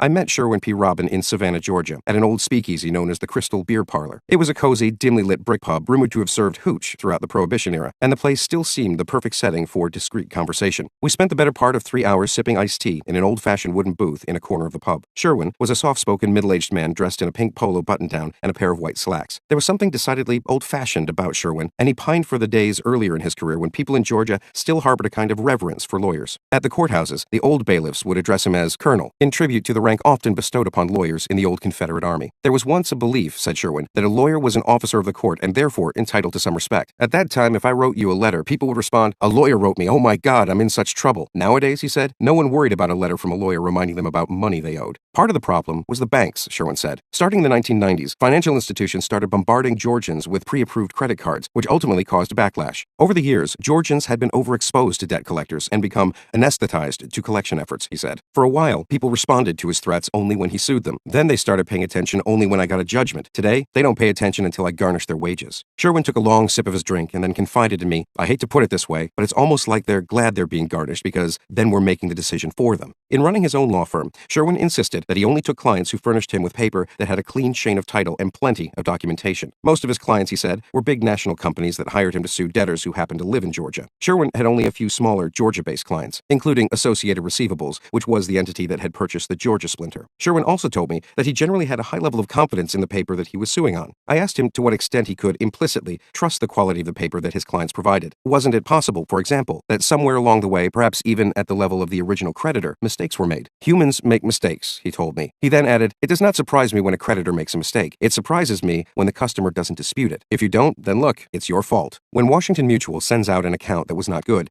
and the customer doesn't object and lets it go, then that's what happens. The side that shows up wins. Not everyone gets a trophy. As it turns out, the written contract between Aaron and Associated Receivables anticipated the possibility that there might be precisely these sorts of mistakes. It mirrored the contract Aaron had signed with Hudson and Keys when he bought the package. It promised almost nothing. The contract noted, quote, "There is no representation or warranty either given or implied as to the accuracy, truthfulness, or completeness of any or all information contained in Exhibit B." Exhibit B, it turns out, was the electronic file providing all the information about the debtors and what they owed. And there were problems. I tracked down a dozen or so of the 233 debtors from the Georgia splinter, and even in this small sample, there were a number of serious issues. One woman, named Rochelle, had actually paid Bill's agency, though Franklin Asset didn't know this when it sold her account. Another case involved a school teacher named Amy, who owed $4,271 on her Washington Mutual credit card. Before charging off this debt, Washington Mutual gave her a credit of $608 for giving her interest on the account and reducing her balance to $3,663. Official bank records confirm this. Yet when Aaron Seagull's company purchased the account, the balance was back to $4,271. Somewhere along the way, quite possibly at the bank itself, the $608 credit had been forgotten. This had happened to both Joanna and Teresa as well. A difference of $608 can have big consequences when interest is factored in. Amy's debt, for example, had been charged off in July 2007. If she had to pay 29% interest, and many debt buyers charged that rate, this $608 would have generated an additional $1,234 in interest by July 2014. Amy was somewhat lucky in this regard. In a letter, Sherwin P. Robin and Associates told her it charged only 18%. The strangest story involved a debtor named Julie, an accounting analyst, who told me that she did not recognize the debt she was being sued over. Part of the problem was that the same debt appeared on her credit report in two places, as if it were two separate debts from two separate creditors, Chase and Washington Mutual. As it turns out, Julie's original creditor was Providian, which was then bought by Washington Mutual, which was then bought by Chase. Julie was thoroughly confused, and she wasn't alone. A source at the CFPB told me that as debts are sold from one buyer to another, and interest is added along the way, consumers will often receive calls from a collection agency they've never heard of, on behalf of a creditor that they've never done business with, over a balance that they don't recognize. I called Paul Hartwig, the head of public relations for Chase Credit Card Services, to help make sense of Julie's predicament. After conducting his own investigation, Hartwig told me that Chase was simply going to call the debt fraud and request that it be removed from her credit report. I was surprised, and I asked him for an explanation. He gave two reasons. The first was that Julie claimed that she didn't recognize the charges on the card. The second was that Chase didn't have much of Julie's original paperwork, including her original application for the card, or the subsequent records of who was actually paying the account. When I asked where the paperwork had gone, he replied, "I don't know." He then added that when Chase acquired Washington Mutual, in one of the most most important financial rescues of recent times. It was a really rapid transition. At some point, Washington Mutual did have these records, right? Presumably, replied Hardwick. So it's anyone's guess what happened to them over time. I don't know. It could be a lot of different things. It could be simply bad record keeping. It could be a systems conversion problem where things were not retained. It could have been a variety of different things. Rochelle, Amy, and Julie were all being asked to pay amounts that they might not have owed or simply didn't owe. But whose responsibility was it to address that? The original creditors, who sold these debts long ago, had no motivation to intervene. Meanwhile, the lawyers like Sherwin, who are responsible for suing on such accounts, are often given limited information and have no easy way of verifying it. Consumer advocates argue that debt buyers who seek judgments based on unverified or unverifiable information are fully culpable. Whoever is to blame, these mistakes aren't freak occurrences. They are the inevitable result of a haphazard system that transfers debt from one vendor to another over and over with minimal oversight or incentive to get it exactly right. Ira Reingold, who heads the National Association of Consumer Advocates, says mistakes like these occur whenever debt is bought and sold. It's something like a game of telephone, says Reingold. The information is just going to get worse and worse and worse. One morning, I traveled to Douglas County on the outskirts of Atlanta, where I observed a session of magistrate court, which is Georgia's equivalent of small claims court, and in this instance, could have been called debtors' court. Several of the debtors from the Georgia splinter lived in Douglas County, and I was curious to see what their experiences in court might have been like. I showed up early and met a middle-aged married couple who, as it turns out, were not part of the Georgia splinter. The husband, Frederick, told me that he was a former Marine corporal who spent 7 years in the service, including a lengthy stint serving at Guantanamo. Frederick's wife, Kian, sold shoes for a living. Kian was actually the defendant in the case, and she appeared so wound up that she spoke to me only in short, tense replies. Kian was being sued over an American Express account that she had taken out in 2005. Although the card was in Kian's name, it was mainly Frederick who had used it in order to buy supplies for his construction business. The Great Recession had hit Frederick especially hard, as it had so many contractors in the Atlanta area. It was like one day the water is flowing through the stream, and then it just stopped, Frederick told me. All of a sudden, the bank stopped the lines of credit for buyers, and you're just stuck. At the time, Frederick had just purchased 2 new properties and renovated them. He had buyers lined up, and the buyers had mortgages lined up. Then the banks backed out on the buyers for their mortgages. I had to let the houses go. I couldn't pay the contractors, and I owed the credit card bill for the supplies. The burden of all of this fell on Kian. She had, or at least used to have, good credit, better than Frederick anyhow, and that's why they had taken out the American Express card in her name. Now it was Kian, not Frederick, who had to stand up before the judge and explain the situation. It was a prospect that clearly terrified her. To further complicate matters, she did not recognize the name of the debt buyer that was suing her, or know how, if at all, it was connected to American Express. Before court was called into session, a young man in a suit walked into the atrium and called out Kian's name. He explained that he represented the debt buyer, and he wanted to speak with us. Frederick and Kian introduced themselves, and I explained that I was an author observing the courts. "I'm not comfortable with you being here," said the lawyer. "We are comfortable with him being here," Frederick said. The lawyer hesitated, as if reluctant to proceed. He eventually handed Frederick and Kian a bill for $3,762 that looked like a credit card statement. Only in 2 separate places it stated, "This is an account summary. It is not a credit card statement from the originating creditor and has not previously been provided to the consumer." It was hard to know what exactly this document was. It looked as if someone might have transposed information from a spreadsheet, including a name, an address, dates, an account number, and a balance,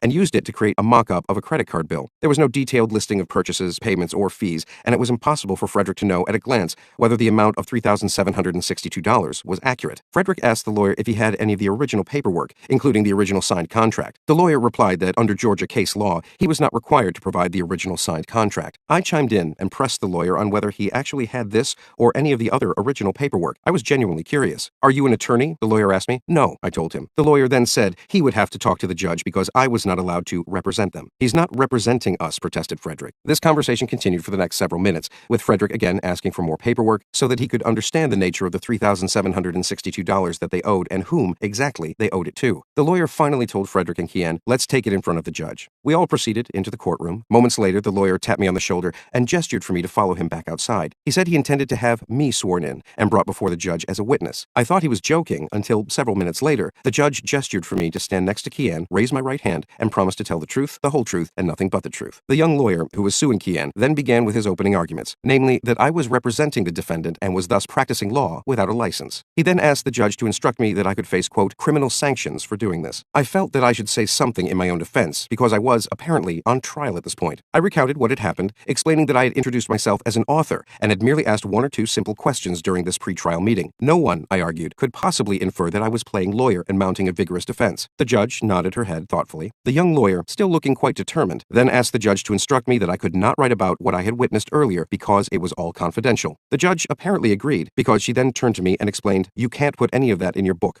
I waited for a more detailed explanation of why, but none was offered. Throughout all of this, Kian stood alongside me, quietly waiting her turn to participate in a lawsuit that concerned the $3,762 that she allegedly owed. Finally, the judge asked the lawyer what he wanted to do over the matter of the debt. The lawyer asked for a moment to consult with his client by phone. He stepped out of the courtroom and then, moments later, returned and said that he would be dismissing the case. After leaving the courtroom, both Kian and I were thoroughly confused. I knew from experience that the presence of a journalist or author could ruffle or unnerve some people, but that alone couldn't explain what had just happened, and what exactly had just happened. Frederick and Kian had shown up in court along with me, and we had asked the lawyer to provide the evidence that supported his case. Little did we realize that this simple action was the equivalent of mounting a vigorous defense. Later, I got talking with a lawyer named Michael Tefelsky, who worked for Georgia Legal Services, representing poor debtors. Tefelsky had been in court that morning and had witnessed much of what had transpired. He told me he wasn't in the least bit surprised that the case had been dismissed. In order to prevail in cases like this one, all the debtor had to do was show up and utter the magic words. What are the magic words? I asked. Prove your case, replied Tefelsky, meaning present some evidence. According to Tefelsky, creditors' lawyers almost never had enough evidence to withstand careful scrutiny or cross-examination in court, and so they tried to corner debtors in pretrial and get them to sign a consent agreement, a legal document admitting that they owed the money and promised to pay it. This was what I had witnessed and unwittingly interrupted, and the strategy worked most of the time, Tefelsky said. Most debtors simply never showed up in the first place, he explained, and those who did often signed the consent agreement. For those debtors who were nervous and perhaps had never been to a courthouse before, signing on the dotted line and avoiding an encounter with a judge might seem like a good idea. At another Georgia courthouse, I met a defendant named Gwen, who was being sued by a company called Midland Funding LLC. Midland was, it seemed, the owner of a number of unpaid Target credit card accounts, including Gwen's. Gwen showed up 10 minutes late to court, protesting the debt. At this point, the judge had already marked her as a no-show and had entered a default judgment against her. After apologizing profusely, Gwen begged the judge to reconsider her situation. Gwen had actually already made her case in writing, in papers that she had submitted to the court a month earlier. She had written, quote, "This account was already disputed and found to not be my account. This dispute was won against Target National Bank in January 2012. The account per Target was then removed from my records and credit history," unquote. After reviewing her papers, the judge was apparently persuaded because he voided the default judgment and allowed the hearing to go forward. At this point, the lawyer for Midland Funding immediately dismissed the case. The whole scenario seemed to play out exactly as Michael Tefelsky had described. A debtor showed up, pushed back, and the case was dropped. In this case, there was the added possibility that the debt might not even have been Gwen's. In truth, Gwen and Kian were the outliers because they actually showed up in the courtroom. The vast majority of debtors, roughly 90% by most estimates, are no-shows. That fact struck me as rather astounding. How was it that 9 out of 10 people simply didn't appear in court to defend themselves? It seemed possible that many of them had become anesthetized to calls from collectors, as Sherwin Robin put it. Many debtors don't understand that if they fail to respond to a legal complaint or show up in court to contest it, they are effectively opening up their bank accounts to being garnished. It may also be that they're not able to pay the debt, and so contesting it seems pointless. Sometimes the fault lies with the process servers, who are hired to hand-deliver the notices to debtors, informing them that they are being sued. In a phenomenon sometimes called sewer service, process servers never deliver the papers they are given, but then file a false affidavit saying that they did. In 2009, the New York State Attorney General brought a lawsuit against several law firms and collection agencies for sewer service, alleging that 100,000 consumers had been victimized and that over $500 million had been seized improperly. Another explanation is that the debtors do show up at court, but never enter the courtroom, because they meet with a lawyer in pretrial and sign the consent agreement, promising to pay. This is what Frederick and Kian almost did.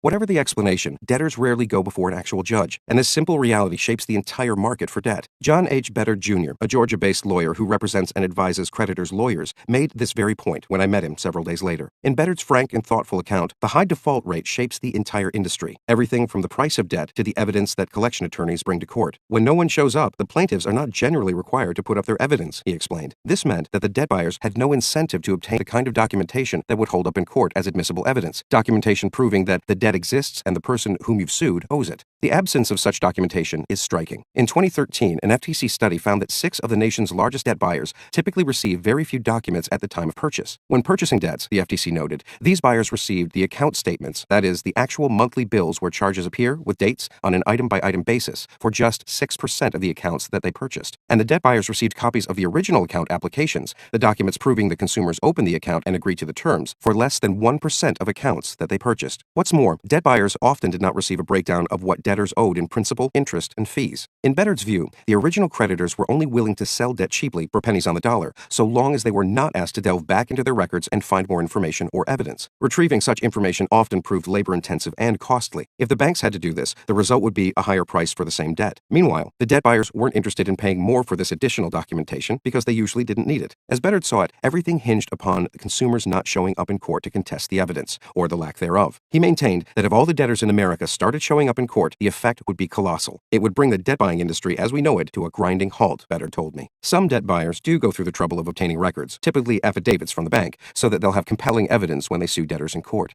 Even then, there's a problem. Not all banks are able to furnish accurate records. There have been numerous reports, for example, that Chase, the nation's largest bank, was simply robo-signing affidavits en masse with little regard for accuracy. Mac McGinn, who ran Chase's media research department, explained to me how the process worked. Before bringing a lawsuit, a debt buyer would ask Chase to verify the exact amount of money a debtor owed. They would then send Chase an unsigned affidavit to be reviewed and signed. Those unsigned affidavits would come to McGinn, whose department handled all queries about old paperwork. He would ask the bank's notaries, who worked for him, to sit down with a Chase Bank officer. That officer would, in theory, review each individual request carefully and then sign an affidavit. Often, says Mac, the bank officers would sign 200 to 300 affidavits in a little over an hour. Sometimes, the bank officer doing the job would have little to no experience reviewing these types of records. According to Mac, they were just signing whatever was placed in front of them. There's no way in hell that you could go through that many affidavits and not have some sort of error, he told me. The bank allowed it, he said, because it was able to charge for each and every affidavit it provided. The bank was making money. They didn't care what was going on. When I asked him for his reaction, he told me, I was pissed at what they were doing. At one point, Mac raised his concerns with his superior. Mac said that she and the other higher-ups were unconcerned, so he let it go. Mac left Chase in 2008. Chase has never admitted to any wrongdoing, though in 2013, the Office of the Comptroller of the Currency ordered the bank to improve its legal debt collection practices and ensure that its affidavits were, in fact, accurate. Chase then announced that it had ceased all of its own efforts to sue its former customers over credit card debts.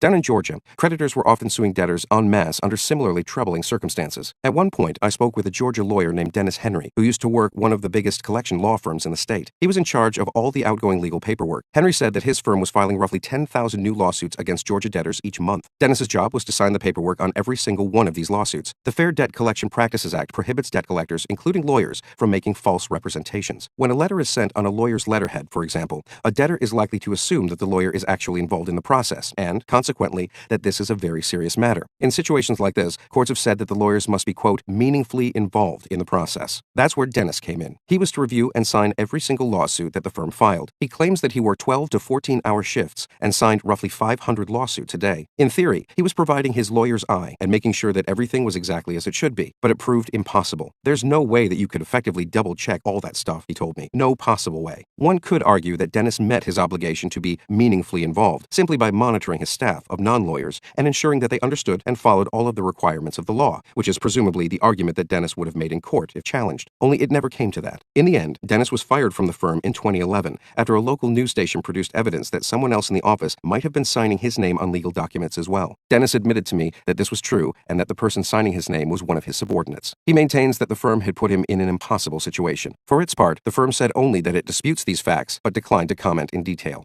When I asked Dennis about the size of the profits that his old firm made, he offered only one word: astronomical.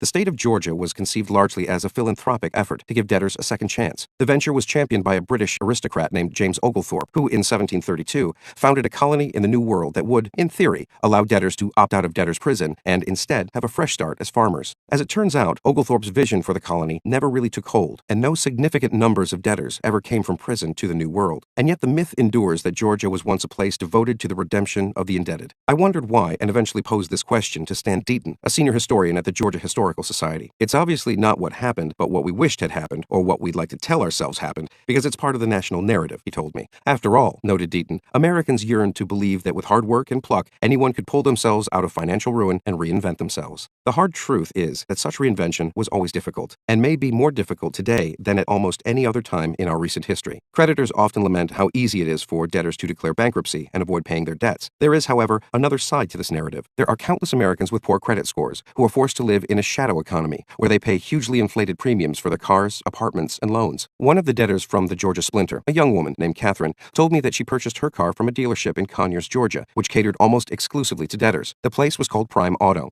I drove out to Conyers and met with one of Prime Auto's owners, Bob Weir. When I arrived, Bob was quick to explain how his operation worked. Well, what we can do for you is finance you an automobile at 28% interest. Bob arranged his loans through a company called Auto Finance, which offered 42-month loans with a down payment of roughly $1,000. It was Auto Finance that set the the interest rates and assumed the risk that a client might not pay. Bob just sold the cars. At this very moment, he said, I could buy a 2005 Chevrolet Impala LS with just 100,000 miles on it. It could be mine for $9,000 plus interest, which would bring my total bill, when all was said and done, to roughly $13,500. According to the NADA's official used car guide, this car's retail value was $7,200. I asked Bob why he was charging $9,000. It came down to credit scores, he replied. If a customer had very poor credit, Bob would have to offer the financing company an extra cash incentive above and beyond the 28% that it would earn to cement the deal. This cash incentive was known somewhat ironically as the discount.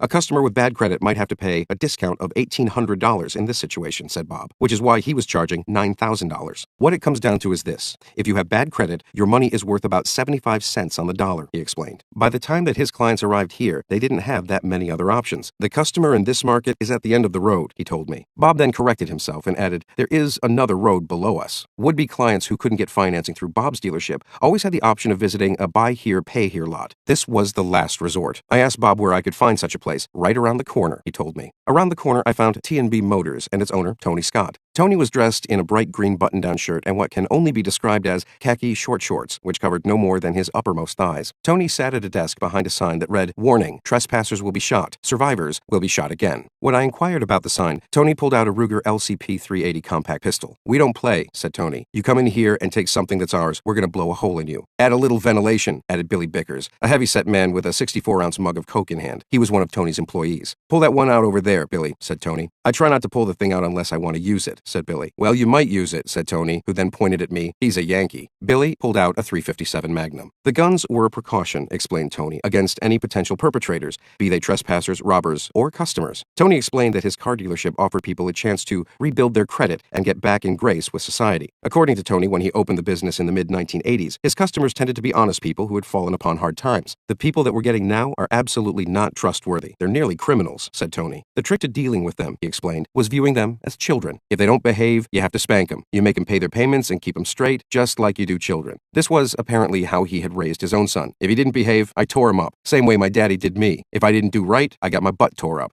Our daddies really did it, added Billy. He then eyed his boss and added, just to clarify matters, you're speaking figuratively of our customers. Oh yeah, I don't whip their asses, said Tony. Tony said he had to be tough when dealing with his clientele, or else he would be out of business. The only people they pay are the people that make them pay. According to Tony, when giving out credit, some embraced the old theory of sling the shit up on the wall, and if enough of it sticks, you'll make a living. He couldn't afford to do that, and so he devised his own system. At T&B Motors, Tony did everything in-house. He was the car dealership, the bank, the credit bureau, the collection agency, and the repo man, all wrapped up into one. Instead of choosing his customers based on the credit scores, he asked them to bring in 2 pay stubs proving that they were gainfully employed. He loaned them the money, set the interest rate at 24%, and dictated the terms for default. If they were late, Tony repossessed the car. Tony's business model, I realized, existed at the rock bottom of the credit market. It was what existed in the complete absence of trust, a marketplace where creditors had lost faith in debtors, and debtors had lost any sense of obligation or ability to pay. Perhaps some of this was the inevitable result of the Great Recession. For years, banks had given out credit in a freewheeling manner to virtually anyone who asked for it. Then the economy crashed and people couldn't pay their bills. So, in the case of credit card debt, the bank sold these debts for a few cents on the dollar and then restricted their new lending to those deemed safe bets. Yet the fact remained that all kinds of other people still needed to borrow money to purchase big-ticket items like cars. And even with the risks involved, lenders could make money if they were tough enough and charged enough interest. This is where Tony came into the picture. With him, it was back to basics. There was a guy named Tony. He was your last resort. He charged you 24% interest, and if you wanted a car, you paid it. If you didn't pay, Tony took the car. And if you caused trouble, Tony made it known that he was only too happy to whip out his Ruger LCP 380 compact pistol and add some ventilation to your shirt. After leaving T&B Auto, I wanted to see the kind of place where Tony's customers, the worst-off debtors, might live. The Lorraine Lodge in Marietta was a motel geared towards guests who wanted to have extended stays. It was located on a drab stretch of highway where storefront signs advertised bail bonds, help for drunk drivers, and cheap cars for those with bad credit. The establishment resembled a group of concrete bunkers surrounded by parking lots. A sign out front read, Lorraine Lodge, weekly rental, $130 to $145, all utilities and cable included. In the main office, I met the property manager, a 58-year-old man named John Carpensano. I asked him whether many residents stayed here because their credit was too bad to live elsewhere. Yes, he replied. That pertained to just about everybody at the motel, including himself. As he told it, John owed his poor credit to several factors, including a flood and the bad economy, which had forced him not just to work here, but to live here as well. Just around the corner from the main office, I met a middle-aged woman named Joanne Gaines, who invited me into her home, a cramped, dark, disheveled room with a tiny kitchenette. She told me that she was living here in large part because her credit scores were too low to live elsewhere. When I asked her whether she felt safe, she pointed toward a pan on the stove. "I gotta keep a pot of grease on," she told me. "What do you mean?" I asked. "If they kick your door in and I got enough time to get up and get the grease, they'll burn up," she told me. "They'll burn up?" "They will burn," she confirmed. "You know what happens when something burns you? Your skin peels off. They'll think twice before going to anybody's door trying to kick it in. Grandma taught me that. She said, don't kill them, just make them wish they were dead." Later in the day, I had a chance meeting with a former Lorraine Lodge inhabitant who had come back for a quick visit. He was a small, rotund man in his early 50s who introduced himself as Ab Smith. Ab was a recovering alcoholic, and interestingly enough, he thanked the Lorraine Lodge for helping him rebuild his credit. At first, I assumed that he meant his credit score, but that wasn't it. He was speaking about credit in the most general sense of the word. When he first arrived at the Lorraine Lodge, Ab claimed to have no credit at all, meaning nothing to prove that he was a dependable member of society. He was starting from scratch. Ab gestured broadly around the grounds of the motel and declared emphatically, "This is scratch." He explained that when he was getting his life together and wanted a proper apartment, he needed a reference and a record that he had actually been paying his bills consistently. Ab was able to do that right here. The simple act of paying the Lorraine Lodge roughly $130 to $145 a week had established a sort of de facto credit record. If anyone ever wanted to check on Ab's credit worthiness, he or she would simply call John at the front desk, and John could confirm that yes, Ab really had paid his bills. By doing this, Ab explained, he was eventually able to move into a real one-bedroom apartment that cost him just $435 per month. A room at the Lorraine Lodge, by contrast, could cost anywhere from $550 to $620 per month. For Ab, this was progress. I took a hard look at the Lorraine Lodge and saw it anew. When you lived in the shadow economy and your credit scores were abominable or non-existent, you didn't rely on the credit bureaus to vouch for you. You relied on a place like the Lorraine Lodge. This was the starting point, scratch. When I asked Ab if he was glad to have gotten out of the place, he looked around grimly and replied, "When I come back here, I say to myself, this is who I don't want to be. This is not a life for a man." Scratch was precisely where Shelton, one of the debtors from the Georgia Splinter, didn't want to be. Yet by the time I met him in the summer of 2013, he was perilously close. Shelton was the 29-year-old prison guard from South Carolina, whose bank account Sherwin Robbins' law firm had just garnished. One morning, I drove north on the interstate across the border into South Carolina and met him for lunch on the outskirts of Greenville. We met at a Ruby Tuesday alongside a strip mall. As soft rock hummed in the background and preternaturally cheerful waitresses hovered about, Shelton recounted the details of his day-to-day life. He lived in a small house with his fiancée and her mother, who was quite ill and housebound. He worked 12-hour shifts at the local prison, and when he came home, his phone was ringing around the clock with calls from debt collectors. So many called, it was hard to keep track of them all. As a prison guard, he made just $29,000 a year. In order to enhance his take-home pay, he had opted to give up his health insurance, but that had been a mistake. He had recently gone to the hospital with chest pains and racked up a medical bill of roughly $900. The doctor said that he had high blood pressure, due in part to stress. Over lunch, Shelton traced his troubles back to 2004, when Bank of America offered him a credit card with a $3,500 line of credit. At the time, he was just 21 years old, making close to minimum wage at a temp agency. This was back in the days of easy money when credit cards, like home mortgages,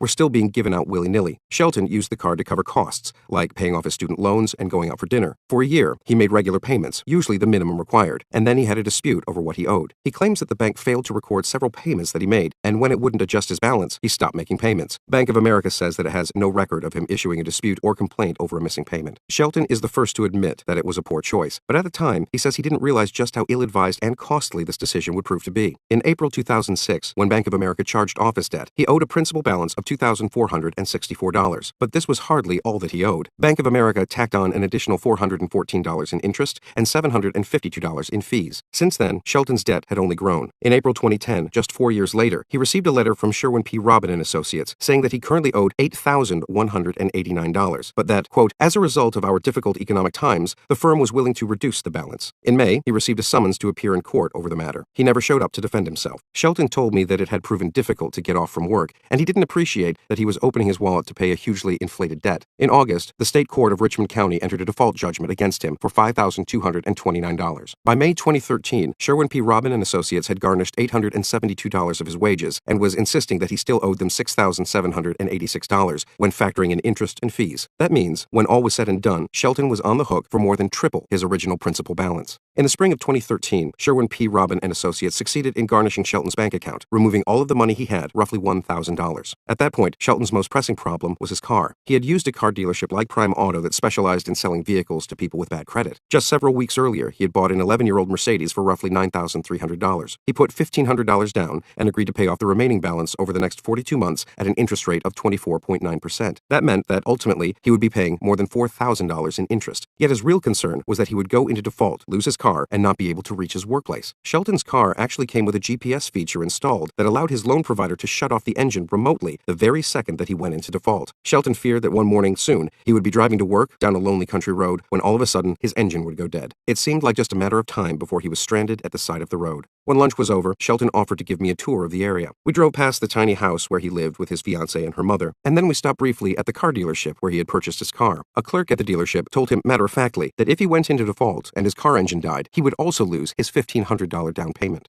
Eventually, we drove to the prison where Shelton worked. It was an enormous, sprawling complex that looked a bit like a windowless shopping mall shrouded in barbed wire. We parked in the visitor's lot, situated atop a slight slope, and gazed down on the prison. I asked Shelton what kind of inmates he guarded. Rapists, child molesters, murderers, drug dealers, he replied. He seemed lost in thought. Soon as I pull up in the parking lot, it's like a morbid state comes over me, he told me quietly. Like just dreading coming to work because you got to deal with this for 12 hours, and you're locked behind these fences. Every day when he came to work, Shelton said, they scanned, frisked, and searched him. It actually makes you feel like you were an inmate yourself. Shelton said he worked 12-hour shifts without a lunch break, and it was slowly grinding him down. The worst was when he learned that his bank account had been garnished, and he would take home no money for the previous 2 weeks of work. Shelton had no leverage to negotiate. This was because he had failed to show up in court and contest his lawsuit, forfeiting his right to challenge the amount that he owed. Hearing the story helped me understand how the system worked. Shelton wasn't blameless, not at all. He had made some poor decisions, but in so doing, he had fallen into a trap and would have to pay dearly while his creditor, with the aid of the courts, stood to profit greatly. So what will happen to Shelton's debt? One might think that once Sherwin Robin won a judgment against Shelton and garnished his bank account that the story would be over, but it's not. Not necessarily anyhow. Many debt buyers actually buy and sell legal judgments. For example, Tom Borges, the debt broker from California,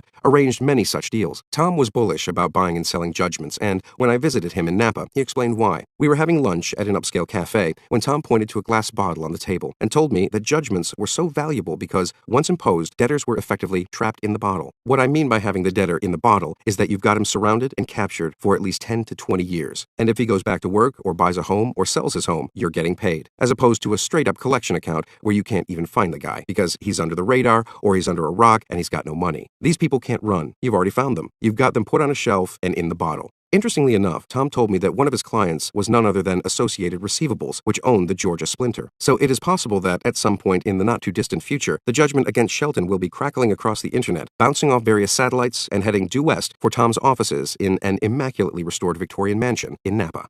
Astoundingly, if Shelton had only shown up in court and pressed the opposing lawyer to prove his case, as Michael Tefelsky had put it, the lawsuit might well have been promptly dismissed, and Shelton might have owed absolutely nothing. In fact, another debtor from the Georgia splinter, a man named AJ, had turned this strategy into something of an art. AJ was an immigrant from India who had a lucrative career selling cars, mainly Nissans and Toyotas. In his days as a salesman, AJ said he had lived extravagantly, drinking, smoking, partying, and eating meat. In 2006, AJ and his wife opened a high-end steakhouse in the suburbs of Atlanta. The place was furnished opulently, with ornate, custom-made woodwork that AJ imported from India. To pay for this, they used their savings and a home equity loan, but it wasn't enough. In the 7 months that the restaurant was open, AJ estimates that they racked up $300,000 of debt on some 20 credit cards. Ultimately, many of AJ's creditors sued him. Around this time, AJ heard from a friend that he could defeat these lawsuits by making a simple request. He figured it was worth a try, so he showed up at court and told the opposing counsel, "I would like to request a sworn affidavit from the original creditor validating the accuracy of these charges." The lawyer ultimately dropped the case. AJ said that he had used this strategy successfully on a number of occasions. Eventually, he and his wife moved off the financial grid. They now lived entirely on cash, which they had kept on hand, just in case a creditor did obtain a judgment and came looking for their assets. "My bank account has like 15 or 20 bucks at any given time," he told me. When I met AJ in the parking lot in front of his old steakhouse, he looked as if he didn't have a care in the world. The steakhouse had since been turned into a carpet and flooring outlet, and he showed me around proudly, as if the place were still his. I asked AJ if it had been stressful slowly watching his steakhouse go broke. "I didn't lose sleep at night because I'm a very positive person," he told me cheerily. Since then, he had stopped drinking, smoking, partying, and eating meat. He claimed that he no longer even drank tea, only water. He was, essentially, living the life of an ascetic. "I'm very happy. I've never been happier." It was rather amazing to compare Shelton's and AJ's vastly different fates. One of them was being held liable for 3 times his initial principal balance, and the other seemed to have gotten off more or less scot-free. What kind of system was this? But the answer seemed clear enough. As long as 90% of debtors continued to do what Shelton did, not show up to question or contest their bills, it would remain a very profitable system indeed. Epilogue. When he started his fund, Aaron hoped to make vast sums of money and achieve what he described as a breathtaking level of success. By the fall of 2013, his overriding goal was simply to repay his investors and limit his exposure to the ups and downs of the collections business. At this point, Aaron had come to terms with the fact that his fund would likely lose money or break even at best. He had made some good moves, such as buying the package, and some bad moves, such as buying the senior citizen paper from Bank of America. Most important, perhaps, he had launched the fund in late 2008, just before the worst of the downturn, and the economy had never really bounced back. Too many debtors had remained out of work and unable to pay their debts. This likely hurt Aaron more than anything else. Aaron thinks often of his investors, especially John, the Texan real estate tycoon. I still sweat it, Aaron told me. They've lost some money, so it's always a worry if this guy wakes up on the wrong side of the bed and decides he wants to crush me for whatever reason. I'm sure he can probably do it. I don't think that's his inclination. I don't even know what frame of mind the man's in right now. He's a very old guy, but rich old people that are cantankerous can get mad at you. Nowadays, real estate is Aaron's main focus. Even here, however, his past has resurfaced. Not long ago, Aaron began working on a project involving the renovation of 295 apartment units. A major bank initially agreed to help finance the deal, but then balked when it learned about his history in the collections industry. Aaron was incensed, insisting that this is the very same bank that had no problem selling him the paper it no longer wanted. Last we spoke, he was looking to bankroll and establish what would be Buffalo's only lesbian bar. The idea came to him after he read an article in the local news about a group of gay women who periodically converged at a given bar on a given night and took over the place.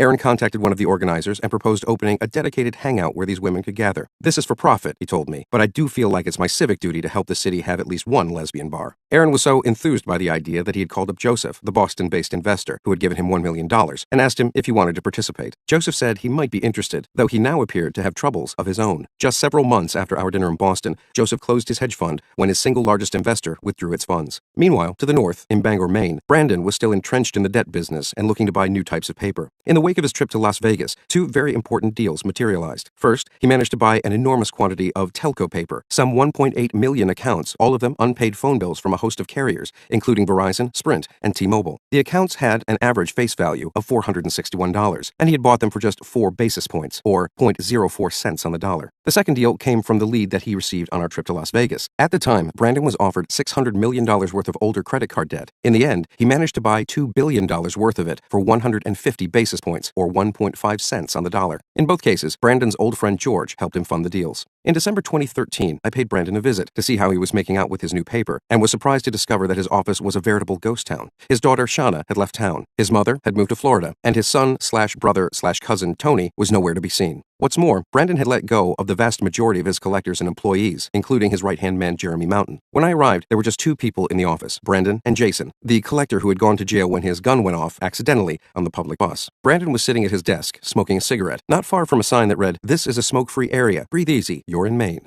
Brandon quickly explained that he had shifted his business model, and he was now operating primarily as a debt buyer, outsourcing the work of collecting to other agencies. He had, in effect, become Aaron. Brandon's new business model was, apparently, both more profitable and less stressful for him. When I arrived, he was in the process of selling some of his telco paper to a woman for 25 basis points, or 0.25 cents on the dollar. Brandon himself had paid just 4 basis points, so he was making a 6-fold return on his investment. "I gotta mask this file and dump it over to this broad," he told me, as he typed away on his computer. This was the 5th deal that he had done with her. She just keeps on coming back. The industry was in flux, explained Brandon. With banks becoming so much more cautious about selling their paper, he was on the hunt for new asset classes, like the telco paper. The Consumer Financial Protection Bureau had begun to change the game. With the new CFPB, everyone is afraid to operate as they once did, he told me. We're waiting for a new normal to kick in. By early 2015, the CFPB will be issuing fairly comprehensive rules that will govern and, ostensibly, clean up the buying, selling, and collecting of debt in the United States. The fact that it has taken the federal government this long to act, however, is rather astounding. The debt collection industry has been on the federal government's radar for some time. The FTC has issued numerous papers on the industry's problems, including an especially bleak assessment of the challenges consumers face when sued in court. In a 2010 report on the courts, the FTC concluded, quote, "The system for resolving disputes about consumer debts is broken." 3 years later, an FTC commissioner announced, "Unfortunately, since we issued our 2010 report, it appears that, in most respects, very little has changed." Despite this, the FTC has a very modest record of enforcement. In 2009, when many Americans were being hardest hit by the economic downturn, the FTC received 88,190 complaints about debt collectors, and yet the Commission brought a grand total of just 1 enforcement action against a company for debt collection violations. It brought 3 actions in 2010, 4 in 2011, 6 in 2012, and 6 in 2013. One of the 6 actions taken in 2013 targeted the world's largest debt collection operation, Expert Global Solutions, and carried a $3.2 million penalty. This is progress, admittedly, but it seems incremental at best. And even the CFPB's reach is limited. Its ability to enforce its much-heralded new rules will largely come down to funding. The CFPB's entire budget for 2014 is roughly 10% of the Food and Drug Administration's, or 6% of the Environmental Protection Agency's. Here is yet another way of thinking about it. The CFPB's budget is equivalent to just 2% of what JP Morgan Chase set aside in reserves for its litigation expenses in 2013. To be sure, the CFPB is making a difference with some of its initiatives. It has, for example, created a consumer complaint database where consumers can submit and read complaints about a variety of companies in the financial sector. Banks, creditors, and debt buyers can then use this database to help them decide which collection agencies to hire and not to hire. When it comes to enforcement, however, the CFPB's scope remains somewhat limited because it is focusing almost exclusively on the nation's 175 largest debt collectors. It will thus fall to the state attorneys general to go after many of the smaller operators, which are often the ones acting most egregiously. This is a tall order. Remember that Buffalo, one of the meccas of the industry, is policed by just 2 full-time employees in the state attorney general's office. When regulators have acted, they've often concentrated on debt collecting, as opposed to the buying and selling of debt, which in many regards is the real root of the industry's problems. The marketplace for commercial debt remains in many regards highly chaotic. Financiers such as Aaron can't rely on the authorities or civil litigation to protect their investors, while debt buyers such as Brandon must make purchases on faith and, when necessary, hunt down the charlatans and threaten them with brute force. Small-time operators such as Jimmy can often buy debt only from dealers like Larry, who don't know and don't want to know what it is they are selling. Debtors like Joanna and Teresa end up paying collectors who don't even own their debts, while others, like AJ, manage to avoid paying altogether because creditors don't have the proper paperwork.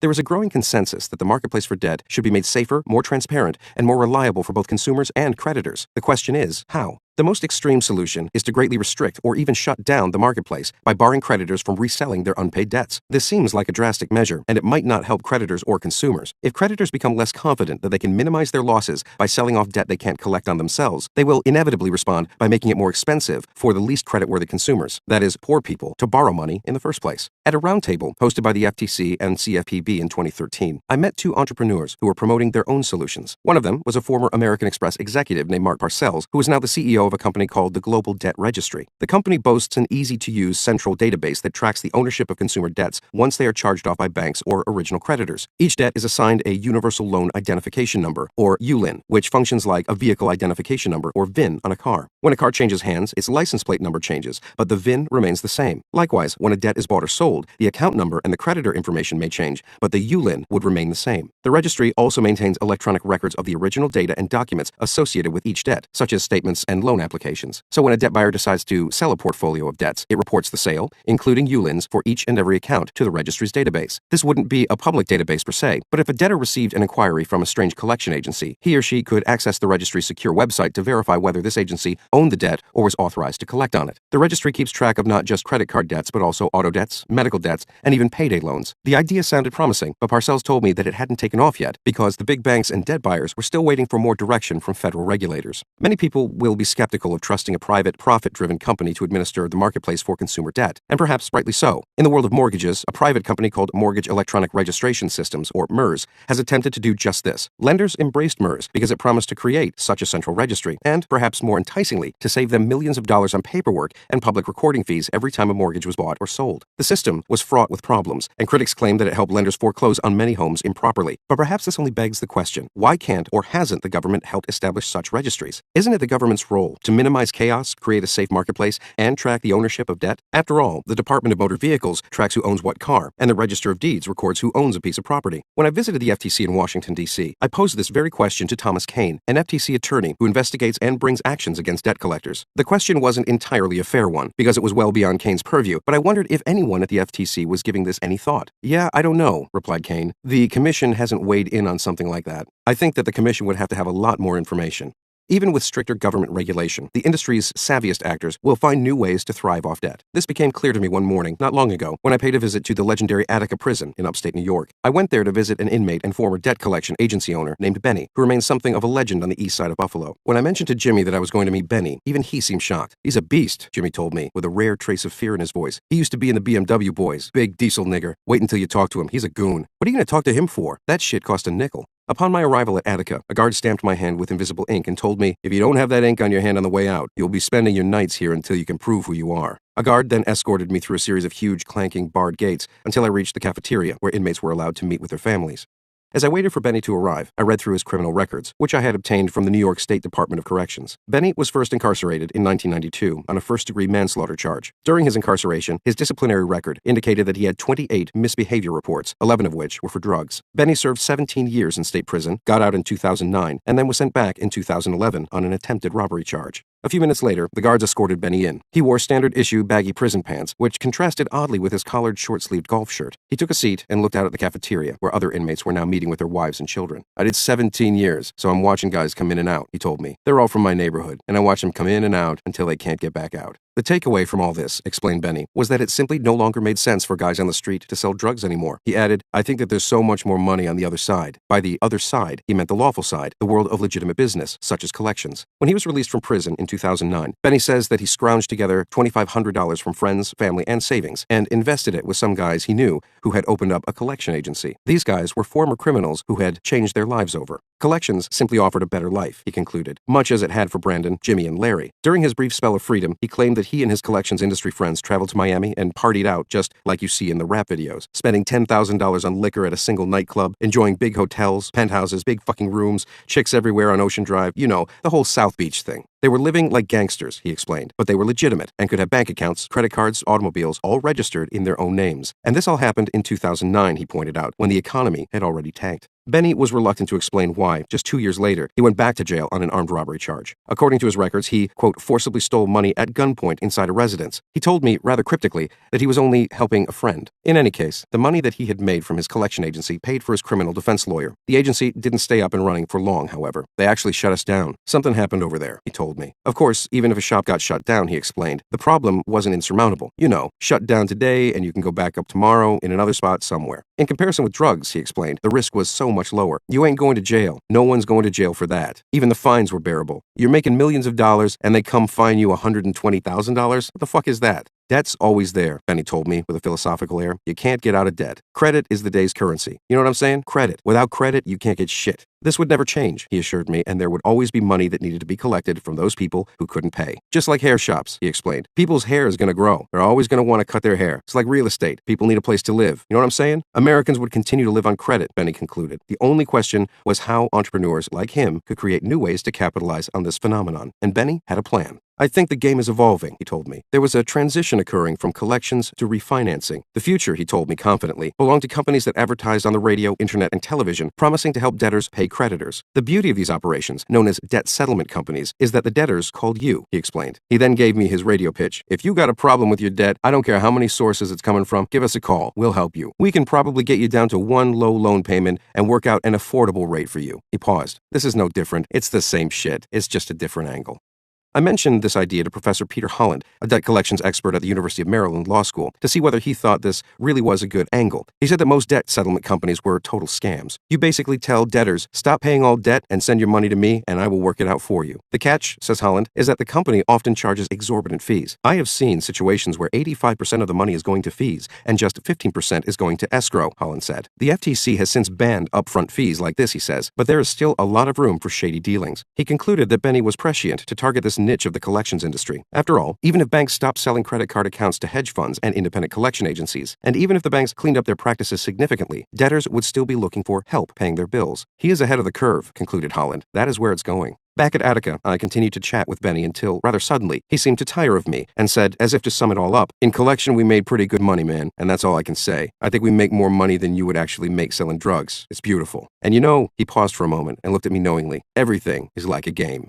Most of the people whom I met in the course of reporting this book are, in one fashion or another, still in the game. When I last spoke to Jimmy, he had moved his collection agency over to the west side of Buffalo, so he could distance himself from the crime and his own past on the poorer east side of the city. He was still mainly working payday loans, but he had found a new supplier who furnished him with good paper, none of which was double sold. He was also working other people's paper on a contingency basis, keeping 35% of what he collected. Profits were up. Even so, he has had problems. Not long ago, he was passing through the east side, en route to his mother's house, and someone tried to rob him. The incident shook him, in part because he had no real recourse. I can't act out like I used to. I am a sitting duck out here being legal. This understanding prompted him to purchase a home down in Georgia, where he lives for 1 week a month with his girlfriend and their 6-month-old son. He passes his days in Georgia barbecuing, gardening, and playing with his baby. It's peaceful down there, he told me. So peaceful. Shafiq, the Muslim collector whom Aaron hired to help work his paper, ultimately shut down his debt collection agency and got out of the business altogether. He opted not to take a fourth wife, and he ended his relationship with his second wife, his former administrative assistant. He now has just 2 wives and 2 separate families, with whom he lives on an alternating basis for 2 days at a time. When I met up with him at his mosque, he told me that he wanted wanted to invest in green energy and that he was spending much of his time praying. God loves it when you wake up and pray to him. You know what I mean? Because they say he comes out to the lowest levels of the heavens and he asks his angels, which one of my servants is up and what does he want? And the angel says, oh, this person is. And he says, give it to him, whatever he wants. So I just started praying more.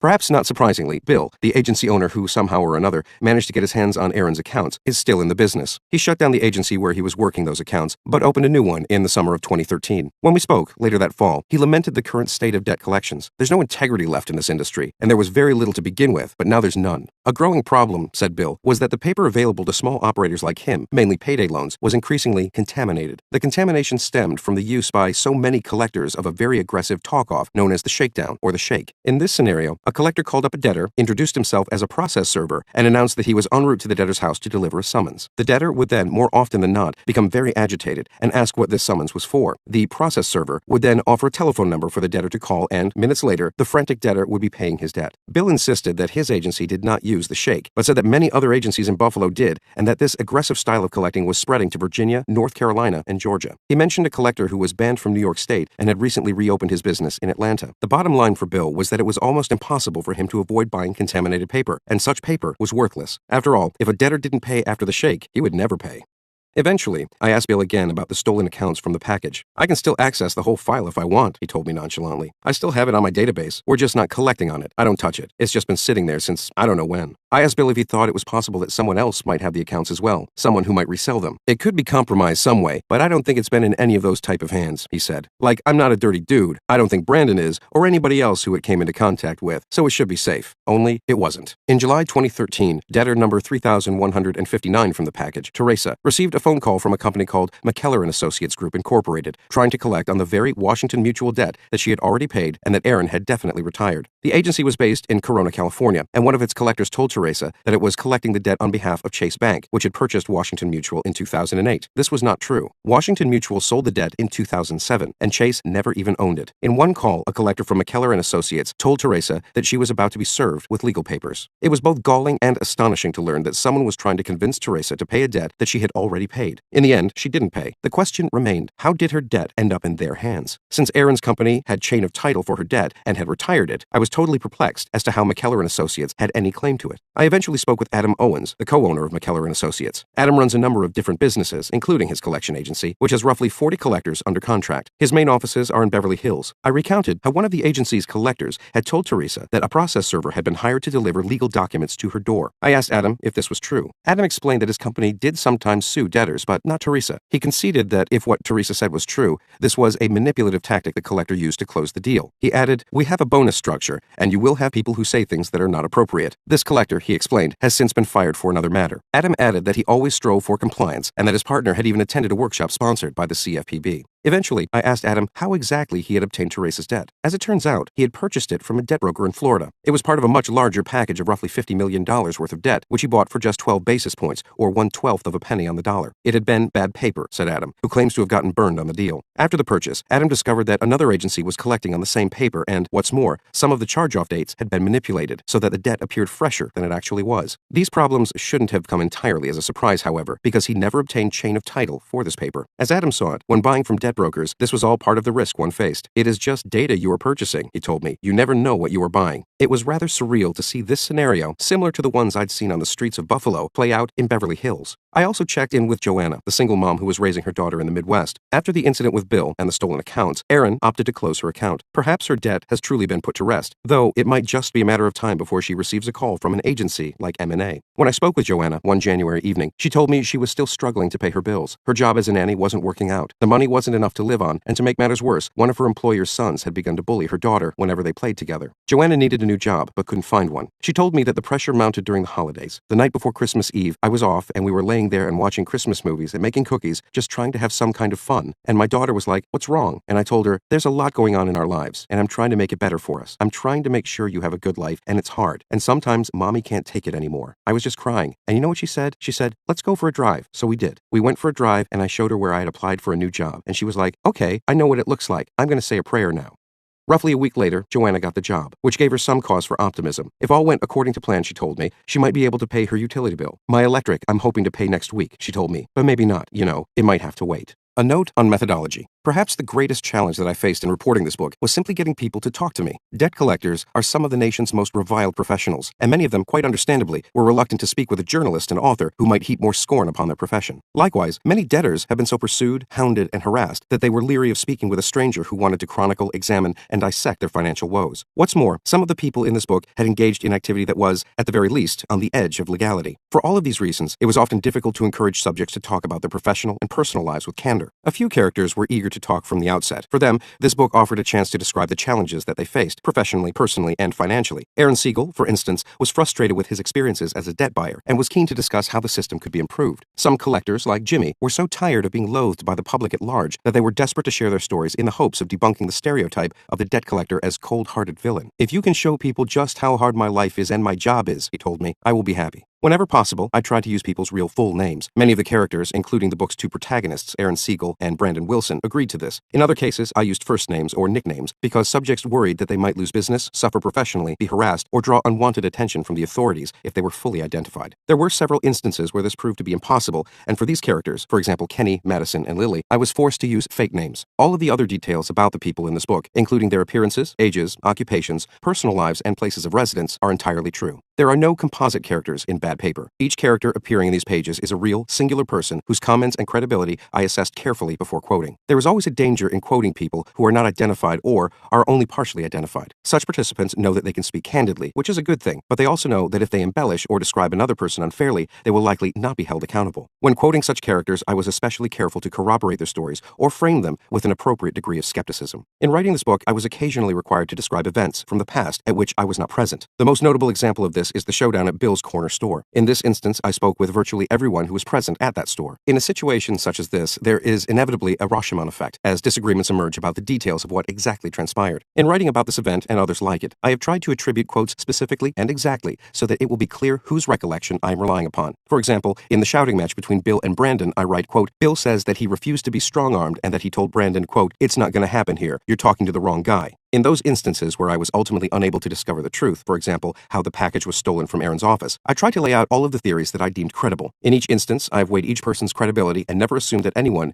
even one of my main characters, was necessarily telling the truth or recollecting correctly. Almost all of the financial numbers that I cite relating to what debtors owed and paid are numbers I obtained in paperwork from the banks or from the courts, or from letters or other communications sent to debtors from creditors. I also consulted the actual Excel spreadsheet connected to the package. There were just a few exceptions, most notably the amount of money that Joanna and Teresa claimed to have paid the rogue agency that harassed them. Whenever possible, I have noted where my numbers came from. Both Chase Bank and Bank of America employees, it must be said, were very helpful. The court clerks in Georgia enabled me to track down whatever paperwork existed in each of the cases that I wrote about. In writing this book, I also spoke extensively with federal regulators to ensure that I understood and wrote about their policies as accurately as possible.